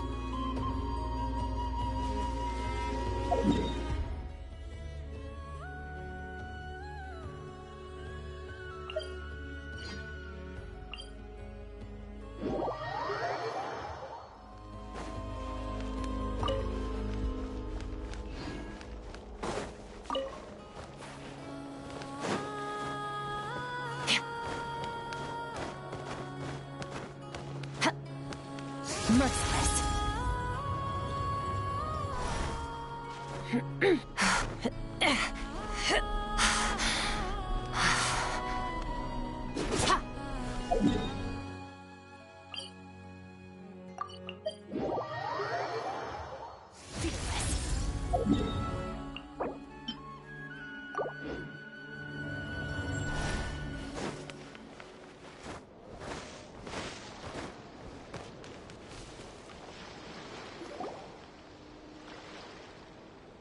Ah, you're earlier than I expected. Hey, Flint's! Been waiting here long? Not too long. I came a little early so I'd have some time to think. Are you nervous about the battle? Quite the opposite. I'm reminiscing on my past battles.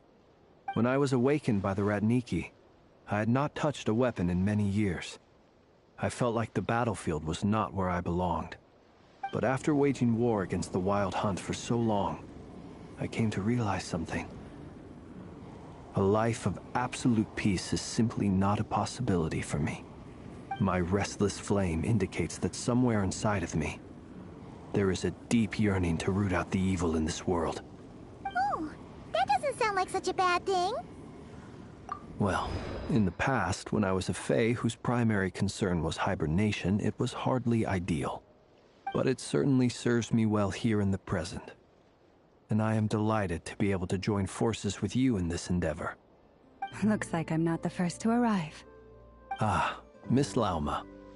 Did you sleep okay last night? I struggled to settle down at first, because of the nerves. But don't worry. I got enough sleep in the end. I'll be just fine. Please, I'm just doing my part. Never! Over here!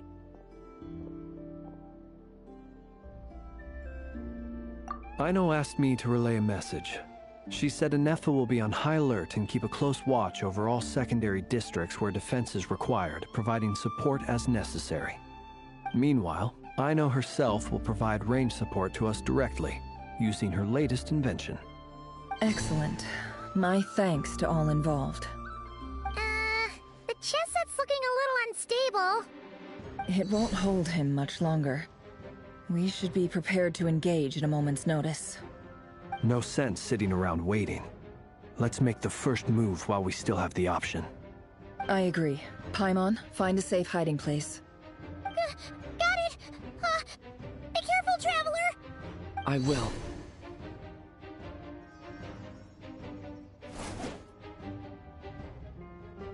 Everyone, take your positions as soon as the battle starts. Every ounce of strength we have in our bones, let us bring to this fight. Ready? Let's go. I've seen all your futile ploys before. You have become the authors of your own demise. I wouldn't be so sure about that.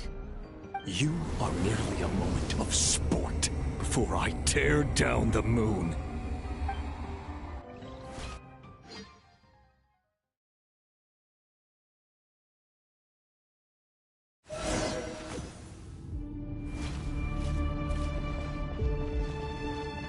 Stay on your toes. Yep, you The too. moonlight betrays you. Let me help you guys. Big threat! Hunt him down.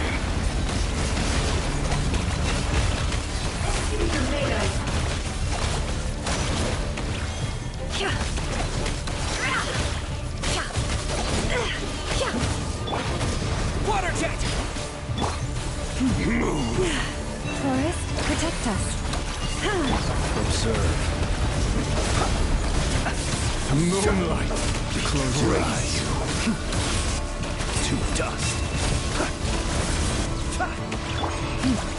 Leave this place. By the crossmoon of old. Water jet! It all adds up.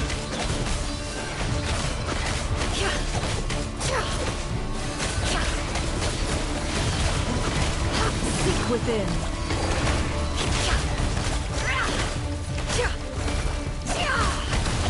You poor lost. Futile.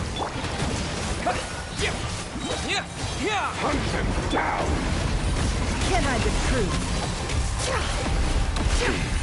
Pathetic.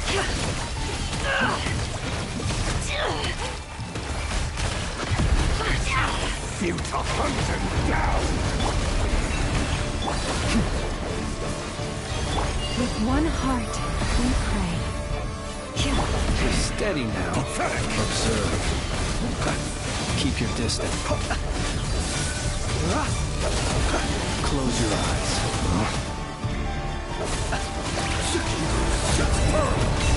It began with the moon, and so shall it end. The moon will protect you.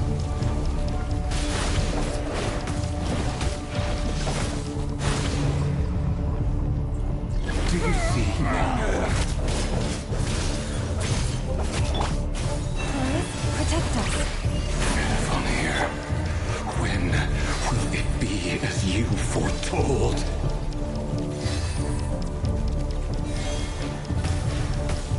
The moonlight betrays you.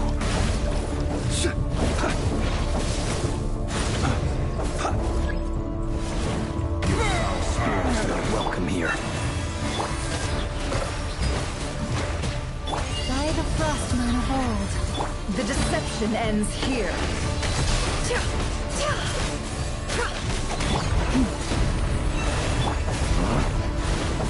Observe.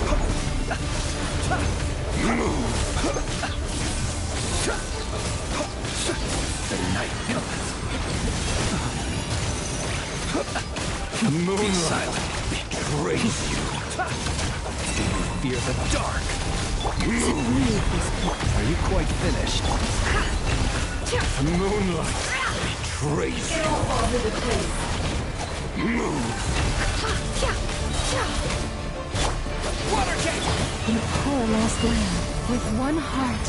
The mystery The unravels. moonlight betrays. Pathetic.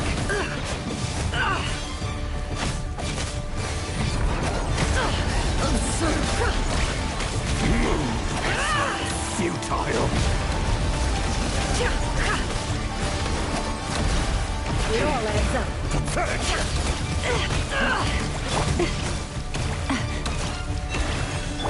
Go! Observe. The moonlight betrays you. Wipe out! Steady now. Move.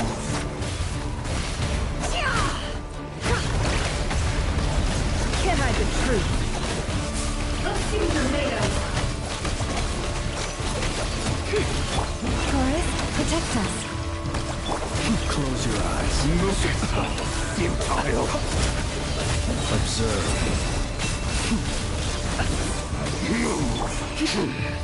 Your little game of heroics is over. Who wants to go first? No. Get out of my sight! No, we've been separated! My grasp! You okay? Never! Where are the others? Stuck outside the barrier. I guess he really doesn't like us. Destroyed! Reborn! Knowing too much is always a death sentence! Be careful what you wish for!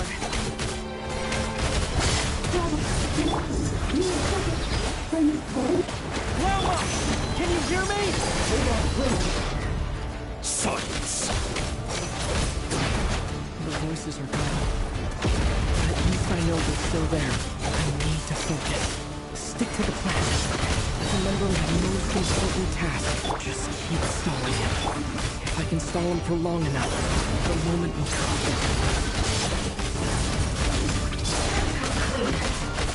Bombs away! The mystery unravels.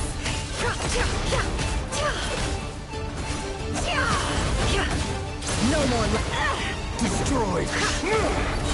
Reborn!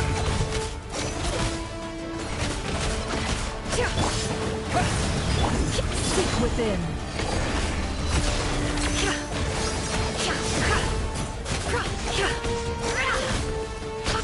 Can't hide the truth.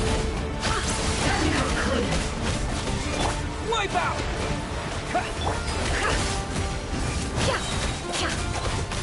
The mystery unravels. Let's see what you're made of.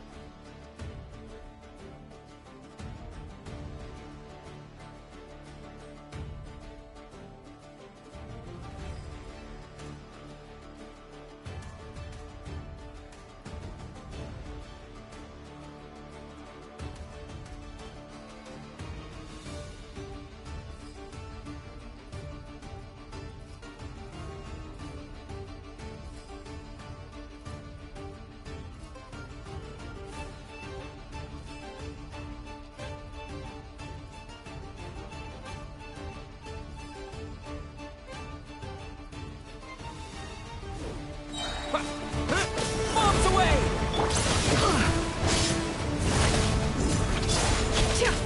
It all adds up.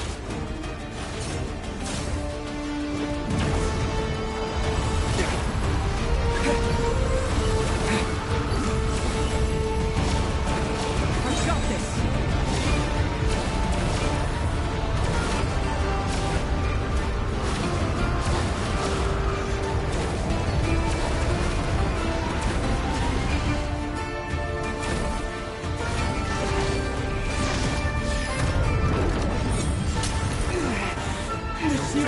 Death in my grasp! Can't keep this up!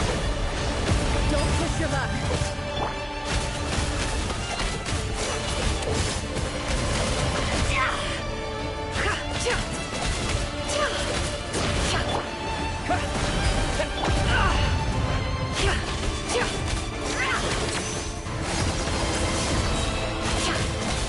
Wipe out! The deception ends here.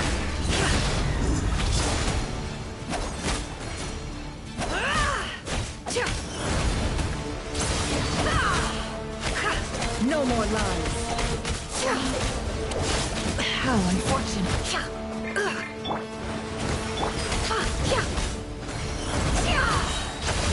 Seek within.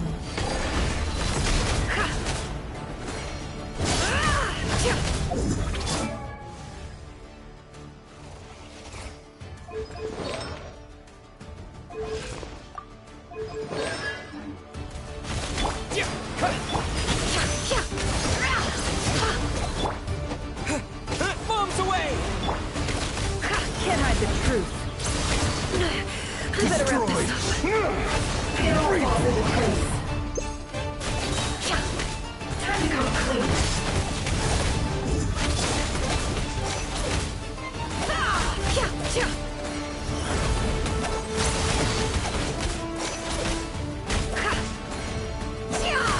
No more love.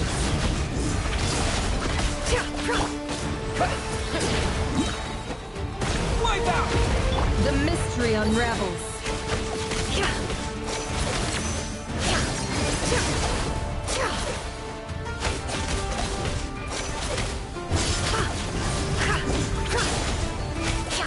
It all adds up.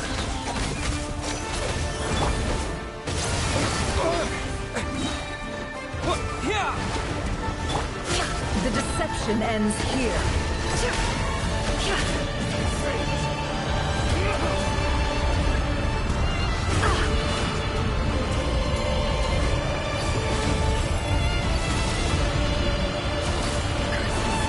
There's no other way.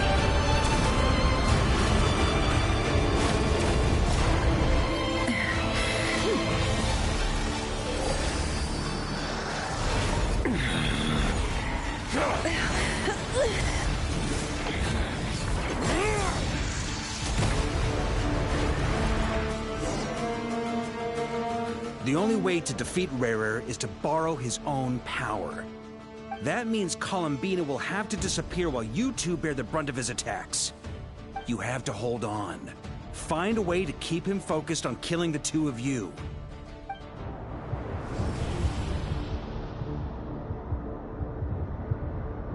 Never. Your eyes are bleeding. Soon you will be powerless to resist. And then, I will reduce you to dust. But that dust will plague your memories. Come on, keep holding on. Any other tricks up your sleeve? Let's see them. As entertaining as they are. You've backed yourself into a corner. You don't fool me. I see your fear clear as day. I have to stoke his rage. Make him unleash everything. You fear what you could never defeat. You fear the thought of never being able to save your beloved. You cannot win the fight against fate, Rarir. Is that what you think? Well, now it's your turn to feel afraid!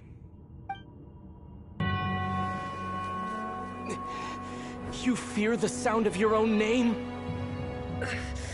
Is it us you hate? Or is it what you've become? Let's see what becomes of you!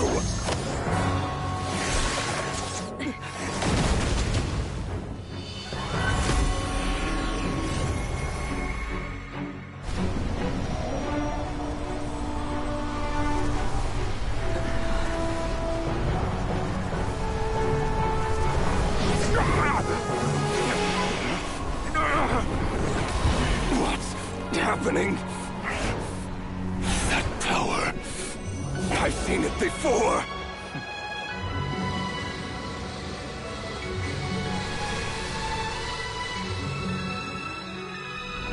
His power is on another level. We'll need to use an alchemical array to convert his power into a usable form. Then quickly channel it into Columbina, rendering her powerful enough to compete with him. I'll join you. I can help. If I release enough abyssal energy into a confined space, it'll create a potential difference, allowing us to extract a huge amount of elemental energy. Next, I'll synchronize with everyone's minds using Pyro, then give you temporary access to their abilities and fields of view. But it won't last long. Can you see? Well enough. So, we have a student of Gold Rhine-Daughter in our midst. How about that?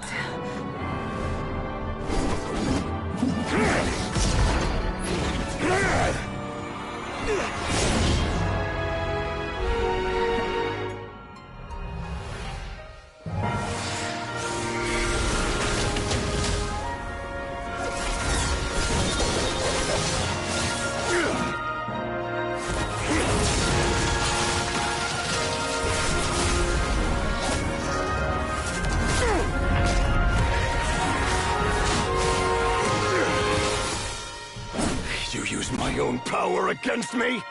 Just like how you stole Kuvaki. Look familiar?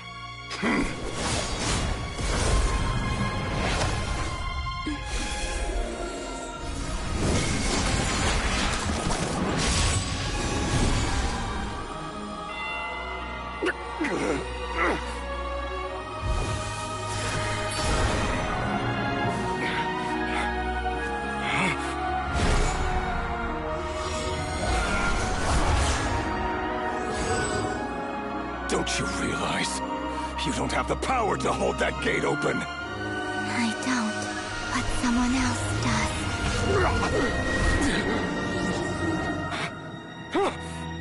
Goodbye, Rerir.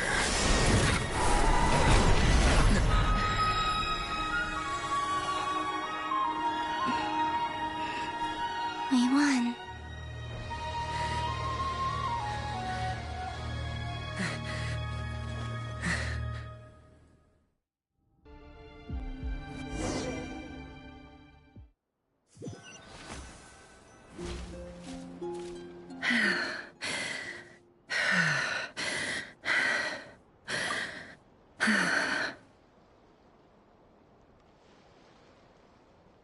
Nefer, how are your eyes?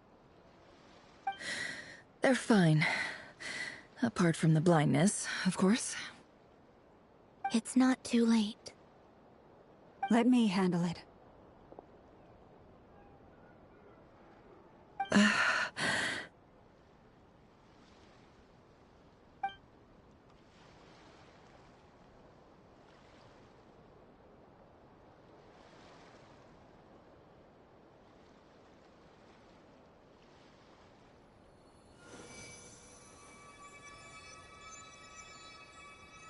Miss Nefer, it's not like you to lose your composure. That was the most reckless thing I've ever seen you do. Reckless how? The situation was critical. Our lives were at stake. We had to do something. Even so. Okay. I guess you're right. Under the circumstances, it was a wise decision. You traded your eyes for an incredible victory. In business terms, I suppose that's a huge return on investment. I'd be hard-pressed to argue otherwise. Still, I don't like this outcome, and I don't want you to lose your sight for good. People suffer when they make sacrifices they shouldn't have to make, whether that means faith, strength, or in this case, your ability to even see. I had hoped you could win without sacrificing so much as a single hair on your head. Thank you. Really. All done. Don't try and open your eyes just yet. We'll see how you're doing in a couple of days. Until then, please follow your recovery plan to the letter. I'll send full details through Yehoda. For now, just get yourself home, relax, and rest. My dear friends, we have fought bravely and achieved a spectacular victory. A dark cloud has been lifted from the skies of Nodcry. All in this land will be grateful for what you have done. The moon will remember this day. Thank you both.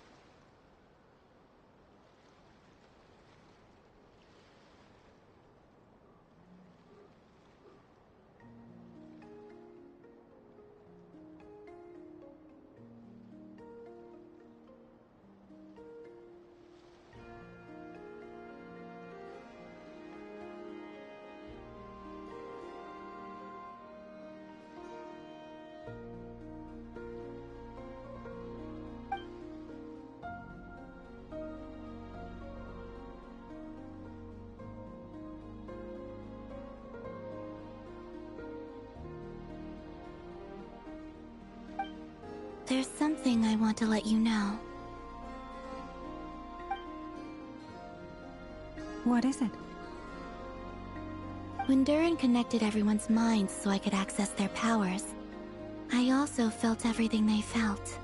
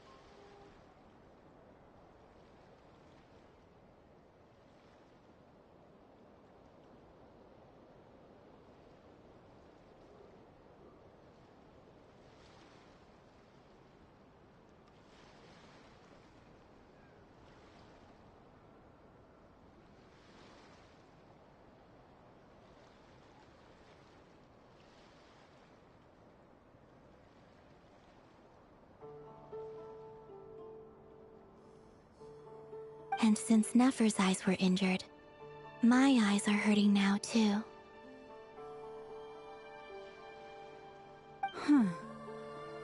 Hold on. Let me try. I only feel the pain.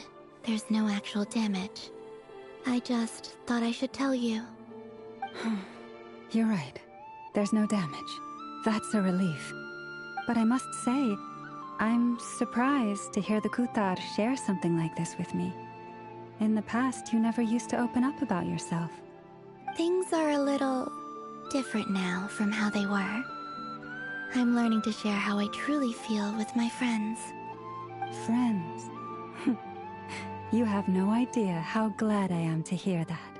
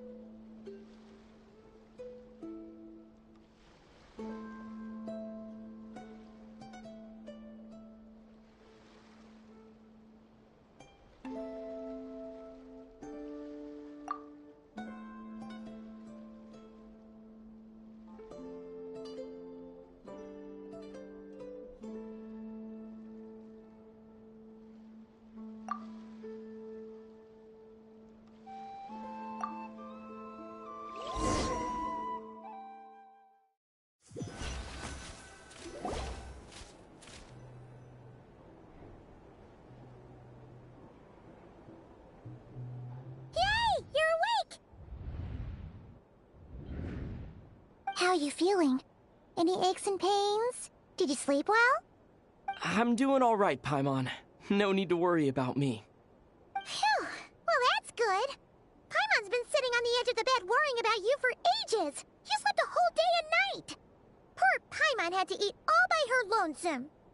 Glad to hear you didn't starve. How was the food?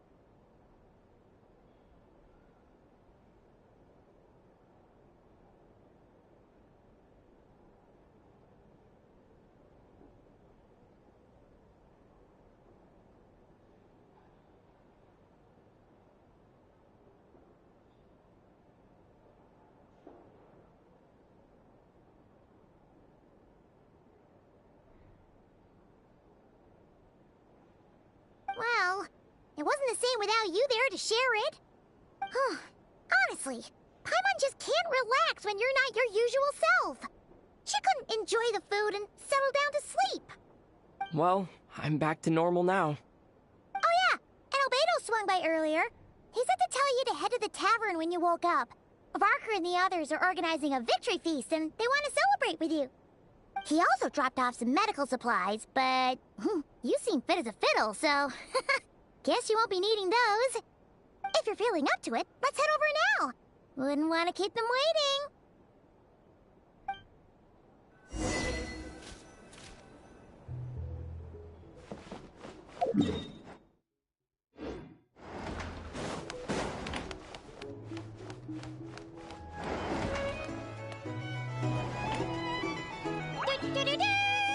We're here!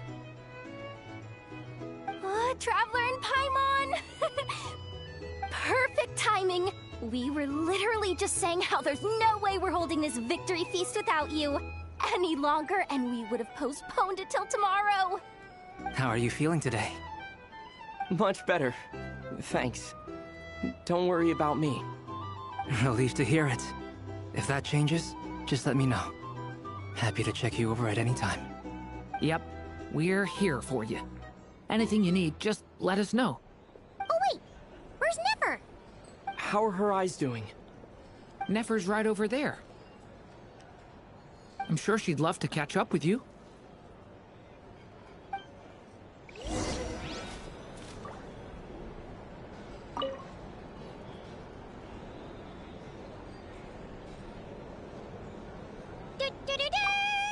We're here! Oh, Traveler and Paimon! Perfect time. How are you feeling today? Much better. Relieved to hear it. Yep, Oh wait, where's Nefer? How are her eyes doing? Nefer's right over there. I'm sure she'd love to.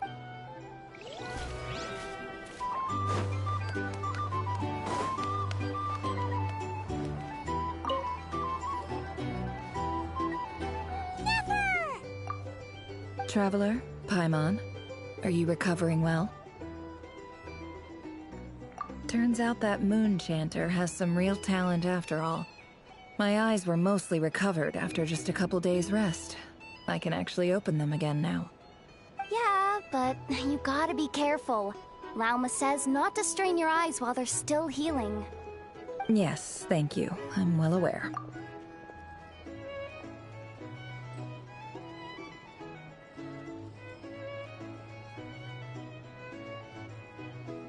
Yehoda, could I borrow you for a moment? I could do with an extra pair of hands. Oh, sure. Coming. Did you hear that? I gotta go help Lauma for a second. You guys chat among yourselves. I'll grab us some drinks on the way back. Paimon, you still like 'em sweet?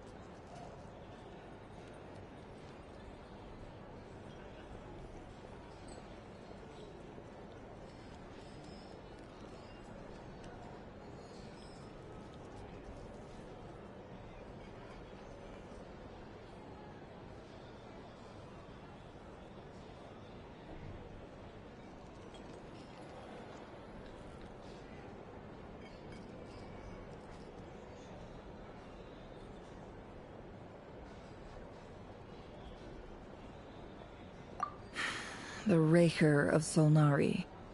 Kind of a snake, don't you think? No, definitely a snake.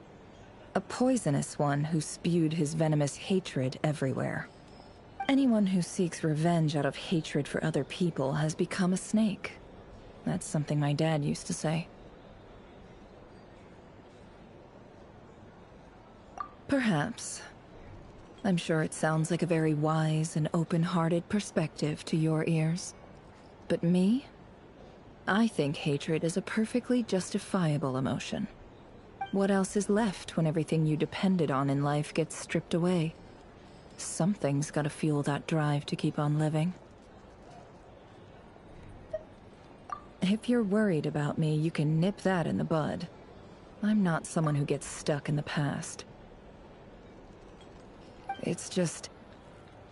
I suddenly feel like I was wrong to call my father a liar. He was just a fool. That's why the Academia turned their back on him, and why the other tribes ganged up on him.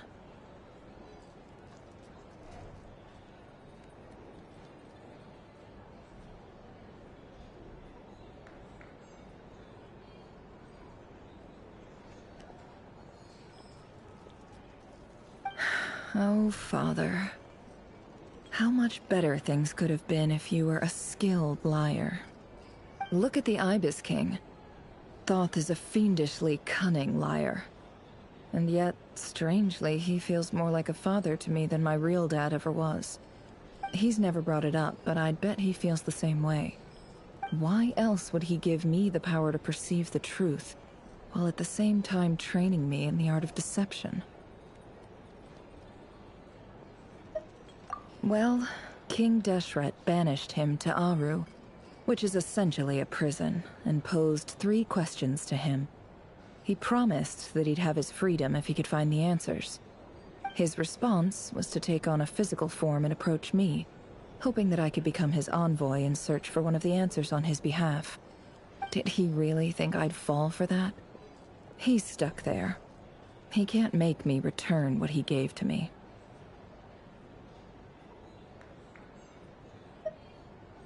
So that's enough for you to decide he's nice, is it? He's a prisoner, and he was scared. So he decided to perform some good deeds to win people's approval. He lives in fear because he's a deceiver. How is Rerir any different? You can't work as a spy your whole life and expect a happy ending. It's preposterous. Yet I can't say I don't understand it. Liars live in the darkness of their own making. But it's still human nature to want to go on living. They say that a liar's soul is the most worthless thing in the world. What do you think?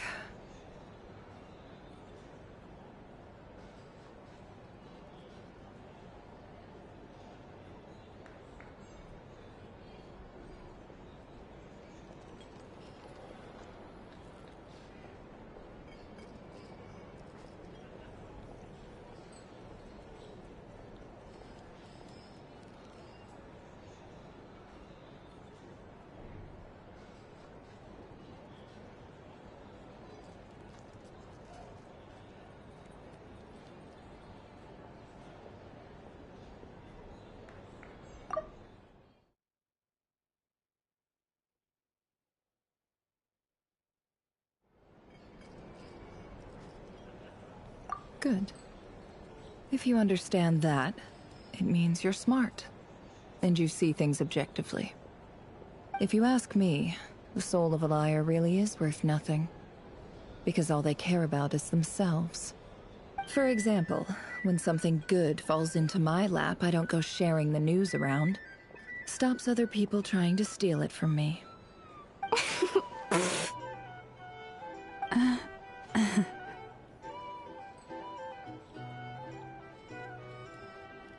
So be it. They have sharp ears. I can't keep anything from them. Oh, is that what it looks like? Well, you all know my past now, and I can't simply eliminate everyone who knows too much. So I guess I just have to put up with you. For the foreseeable future, at least. When you find yourself in a situation you can't control, the safest play is to keep calm and start monitoring everyone involved like a hawk. In the intelligence world, you need to have a sense of perspective and play your hand accordingly. If you understand what's at stake, please ensure my secret is safe with you. I trust you'll respect my wishes as a friend. But don't forget, I will also be watching you like a hawk. Very good. Oh wait! Now that the panic's over and we've all calmed down, Paimon suddenly remembered something. After all that build-up, our mystery ally never showed up even once!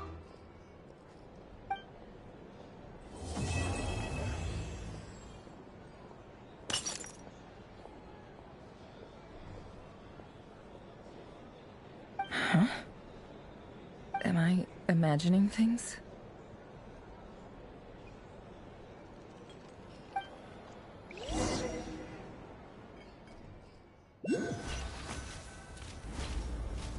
So, that close colleague who stayed behind with you? What's he been up to recently? Don't know, don't care.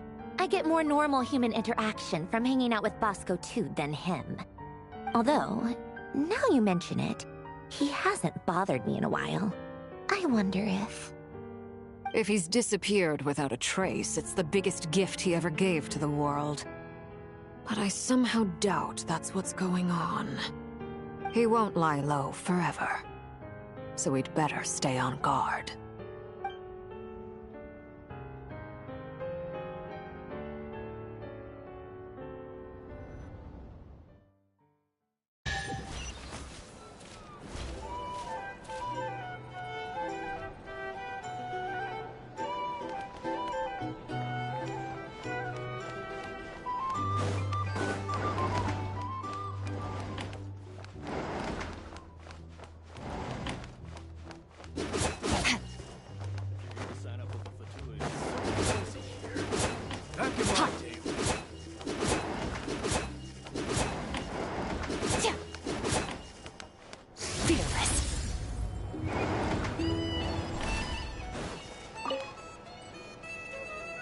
How have you been holding up?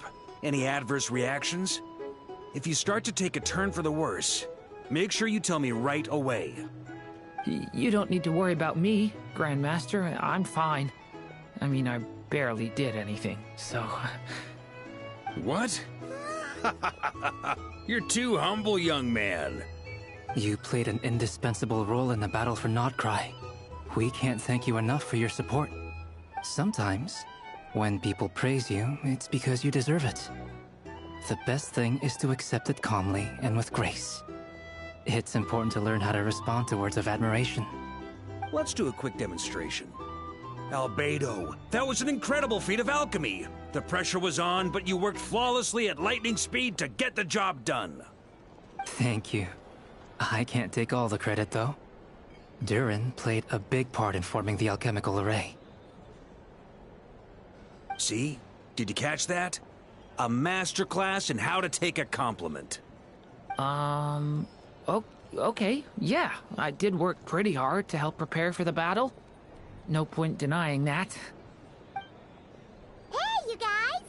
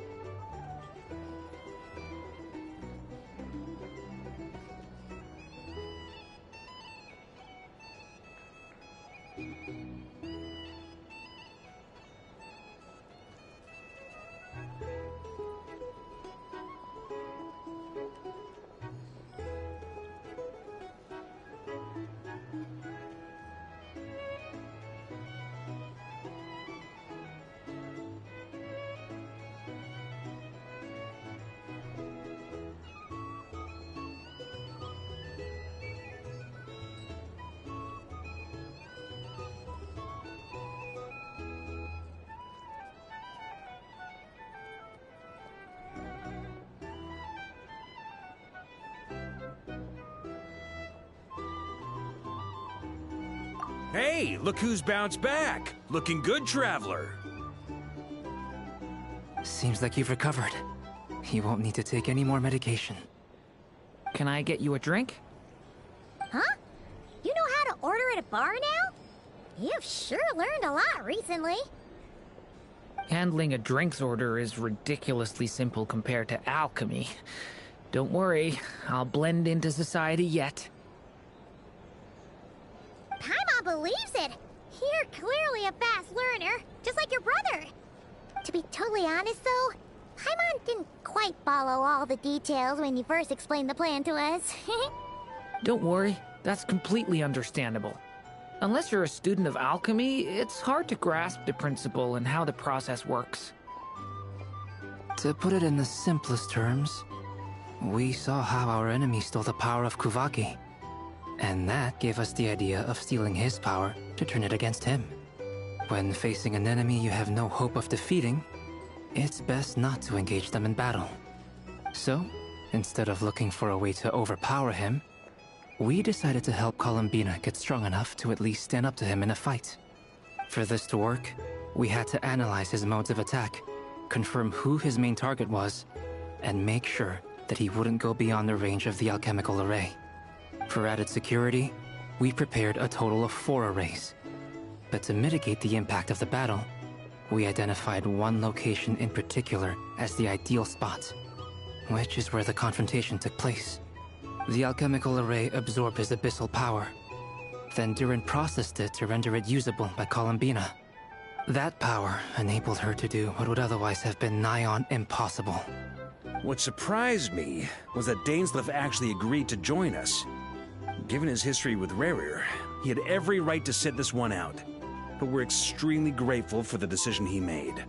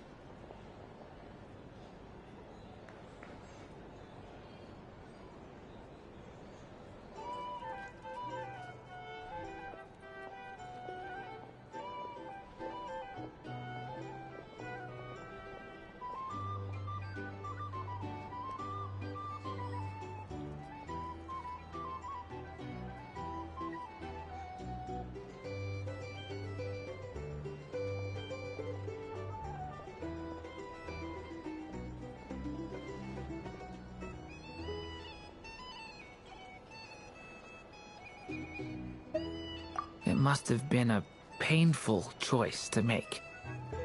But I'm sure that making a decision was far better for him than staying in limbo. Absolutely. He was torn between 2 paths, but in the end, he made his choice and stuck to it resolutely. He doesn't strike me as the sort of person who'd stay trapped in limbo for long. Anyway, however you cut it, everyone gave a stellar performance. And now, it's time to kick back and celebrate.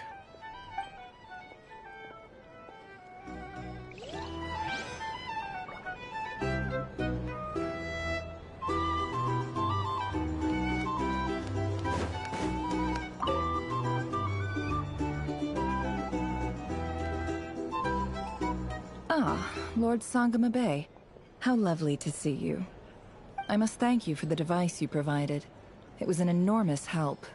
Would I be right in thinking that it was developed by the Academia? Why come and ask me when you clearly know already? I mostly came to thank you. That's more like it. A little gratitude goes a long way with Lord Sangama Bay. Play your cards right, and you might even stand a chance of becoming my long-term supplier. The chance to work with such a kind and charitable investor as yourself would be a great honor for the Curatorium. Huh? Charitable? Who said anything about charity? First time hearing about it. Let's see. The first plot of land you purchased in Nodcry, your desert interests, and... Stop! What do you think you're doing, exposing my investment history? It's nothing to hide from. They're all perfectly legitimate investments. And some of the land you purchased was with the intent of building a sanctuary? Yes, I heard about that too. How did you... You're a curious case, Lord Sangamabe. You don't like people finding out about your good deeds, do you? But I'm afraid no matter how hard you try to keep things under wraps, where there's a will, there's a way. You did it for Sumeru, didn't you? It was empty land that was gonna go to waste otherwise. I figured if I built something there, it might at least get some use in an emergency. Disasters are capricious things. They strike without any warning. I've lost family to a disaster before, and I don't want to lose any friends or business partners if I can help it. My elder sister used to dream of finding a sanctuary. Somewhere with plenty of food, water, and medicine. Where everyone could live happy lives. It was something I looked into, but after discussing things with the Dendro Archon, I decided on a more effective strategy. The tech people handled the tech, and Moneybags provided the Mora. It just made the most sense. It's a pity that so few people know the truth about you. Everyone says that you view everything in terms of Mora, and all you care about is growing your own wealth. So, what's the problem with that? Everyone wants to be rich. It's human nature. So yes, I love Mora, and it's nothing to be ashamed of. But surely you have dreams of your own, beyond just making Mora. You don't get it, do you? My dream is to invest in other people's dreams. And, you know, make a nice little slice for myself along the way. Just thinking about it makes me happy. That sweet, sweet sound of Mora. Thank you. For the device? And the pendant. Oh, that. I was just returning a favor. Don't worry about it. Seems like we've both been away from home for a very long time. Yeah. So long that I barely remember what my family even looked like. That would be your mother, father, and sister? Yeah, though it's been years since my sister passed away. It's not like I want to forget them, obviously, but memory can be even more ruthless than the most calculating business person. Beyond a certain point, if something isn't helping you, it just gets rid of it. My sister can't help me now. Slowly but surely, her face is fading from my mind's eye. It's become a vague impression. Not everything will fade. When loved ones pass away, the beautiful memories are the ones that last the longest. Yeah, that's true. If you ask me, that's the one silver lining in all of it. Well, that, plus, I'm sure that life is much better now than it was back then. Oh, absolutely. I have tons of Mora, a big beautiful house, business is booming, and I'm as happy as can be. You've got a lot going for you too. Boss of the Curatorium of Secrets? I'm sure there's plenty of Mora to be made in that line of work. I appreciate the vote of confidence.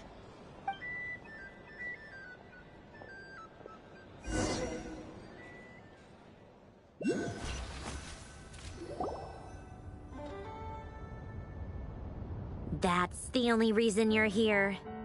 Yes. I've thought a lot about it. And I've realized that you, me, and Arlecchino should be friends. I think this is very important. So I felt I had to come and tell you. Well, this is a new one. I'm so moved. I can't even hold my teacup. If that's all, you can leave now. Do you not want to be friends with me? Or is it that you prefer being co-workers? What is this, Columbina? Are you deliberately testing my patience threshold? Right now, my politeness module is active. But if you say another word, I swear I'll shut it down. If your politeness module was active, wouldn't you say the word please at some point? Polonia, please see Lady Columbina to the door. Will you still invite me to your next tea party? What? Yes, I think you will. Bye-bye. Dear Sandrone.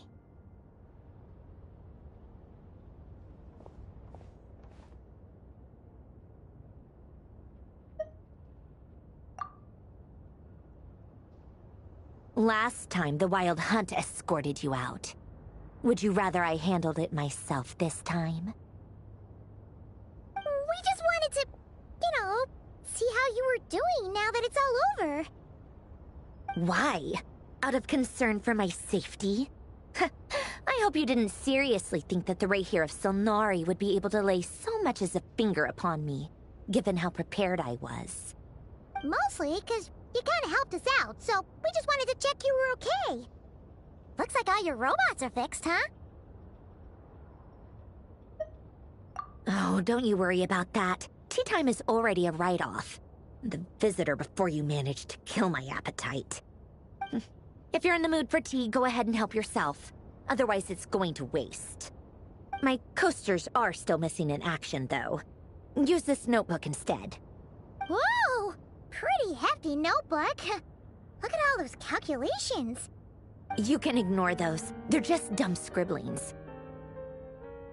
I doodle and write in my free time.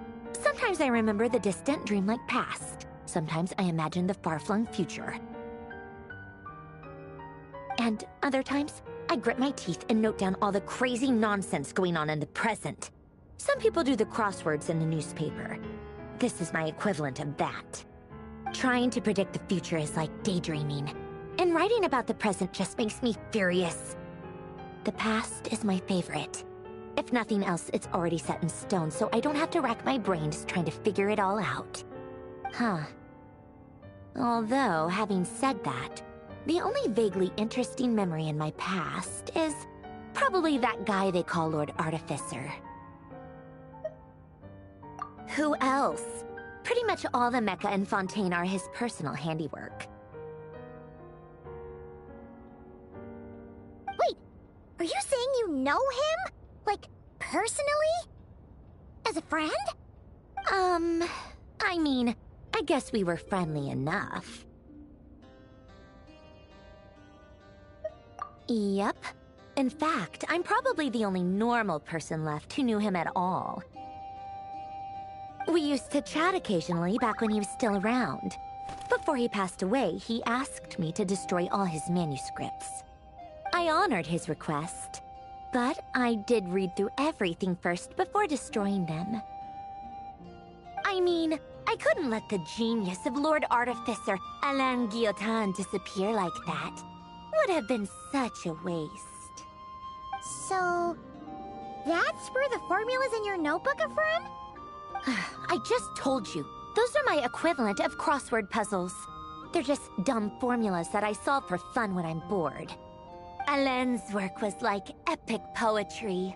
The formulas in my notebook are just silly little riddles in comparison.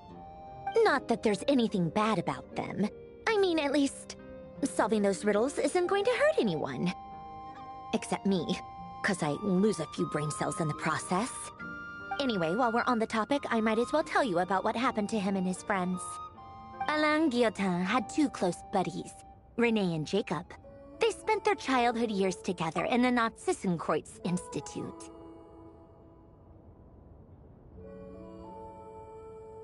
They were all quite competitive, so there was some rivalry between them, but it was a friendly rivalry. But beneath the friendship and the rivalry ran something deeper, a sense of nostalgia for the past. Unfortunately, childhood would end, the prophecy would come true, the apocalypse would arrive, and the future would never be. A mad dream that would normally only capture the minds of lunatics began to take root in their hearts. A dream of saving the world. And if Renee and Alain had been people of lesser wits, that dream would probably have ended up as something for them to joke about in their older years. But alas, they were some of the sharpest minds around. They nurtured that dream with the full power of their intellect, and it grew into something that ate away at their souls. The first of them to fall under its spell was Renee. Against Alain's wishes, he persisted in experimenting on a mutual friend of theirs to try, and save their life. Alain did not approve and parted ways with Renee. It's complicated. Alain wanted to believe that Renee only did what he did for the sake of their friendship. But when he told me about what happened, I could tell he still had some suspicions about Renee's motives. Perhaps the seed that would grow into a nightmare had already sprouted in Renee's mind. Even then, the next time they met, Renee's soul had been completely engulfed by the dream of salvation. His futile attempt to change the tide of fate only resulted in a wave that swallowed up the world, even before the apocalypse came. And although that wave died down eventually, I hear that it just recently came back with a vengeance. As I understand, Renee wanted to live out his dream of salvation once more. But I'm told that the attempted resurgence finally died out for good. At long last, Renee awoke from his deluded dream. Though of course by then it was far too late. What do you think of Renee? Do you admire his transcendent genius? His view that any price was worth paying to achieve the lofty goal of saving the world? Or do you despise him? Dismiss him as an evil madman who wrought havoc on the lives of everyone around him as he pursued his delusional dream? Same difference, really. Just a matter of perspective.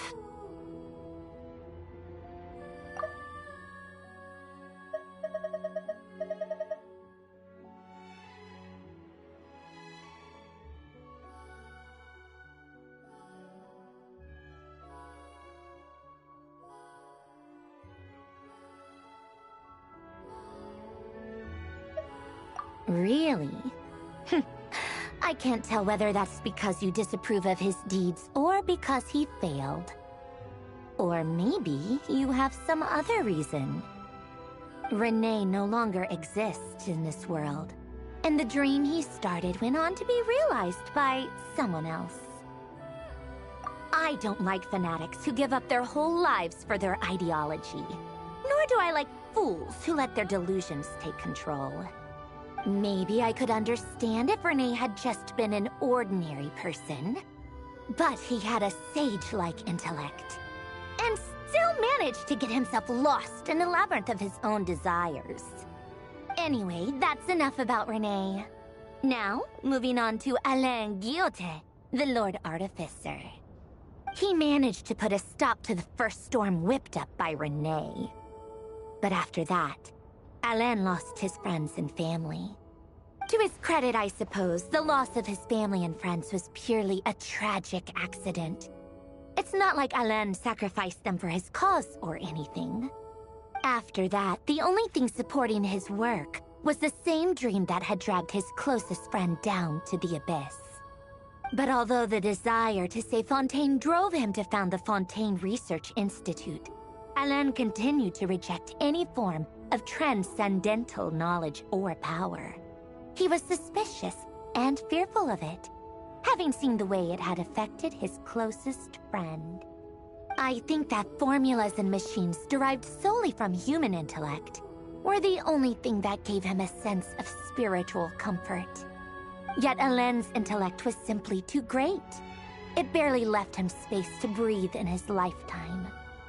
Once he realized that the end of his life was approaching, he finally accepted the truth. The Nazissenkreuz Institute needed someone, and a human being, to see its story through to the end. He quit working on his formulas, trading them in for the fairy tales that had played such a formative role in his childhood, but which he barely touched in his adult life. He told me that the director of the Nazissenkreuz Institute used to read those fairy tales to the children as bedtime stories. Apparently, they worked wonders at sending kids off to sleep. I think that all he wanted at that time in his life was to be able to sleep deeply without being plagued by depression. By that point, nothing else really mattered.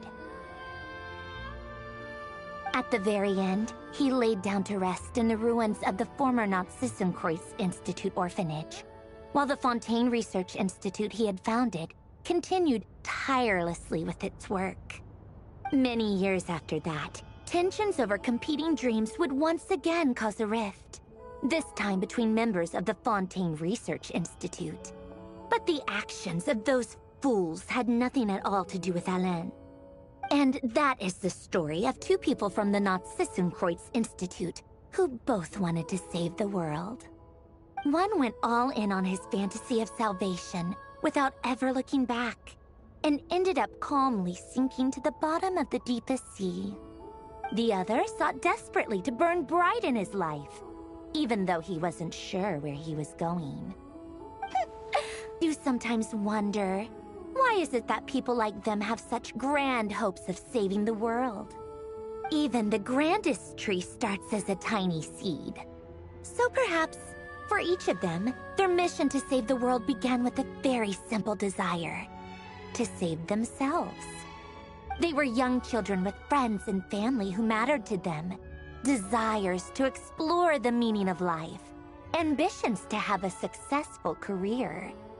They didn't want to see all of that taken away in one fell swoop. Or maybe they just wanted to find something to anchor themselves within the chaos, to stop them getting quietly swept away by the storms of life. But instead, the search for their own salvation took them down the rocky road laid out by fate. Do you think the desire to save oneself is enough of a justification to try and save the world?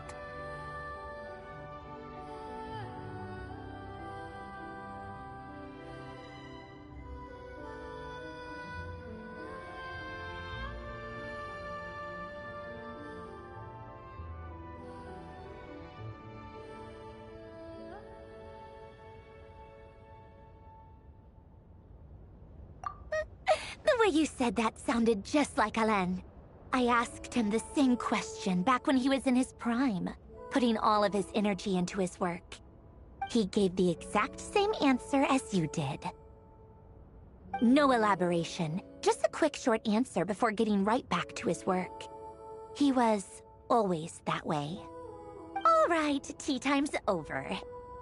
I owe Arlecchino a favor for telling me these stories. I'll have to bring a whole sack of gifts the next time I visit the House of the Hearth. I'm gonna go tinker with Polonia now. You guys can do whatever you want, as long as it doesn't involve interrupting me. Polonia, exit hibernation mode. Begin diagnostics.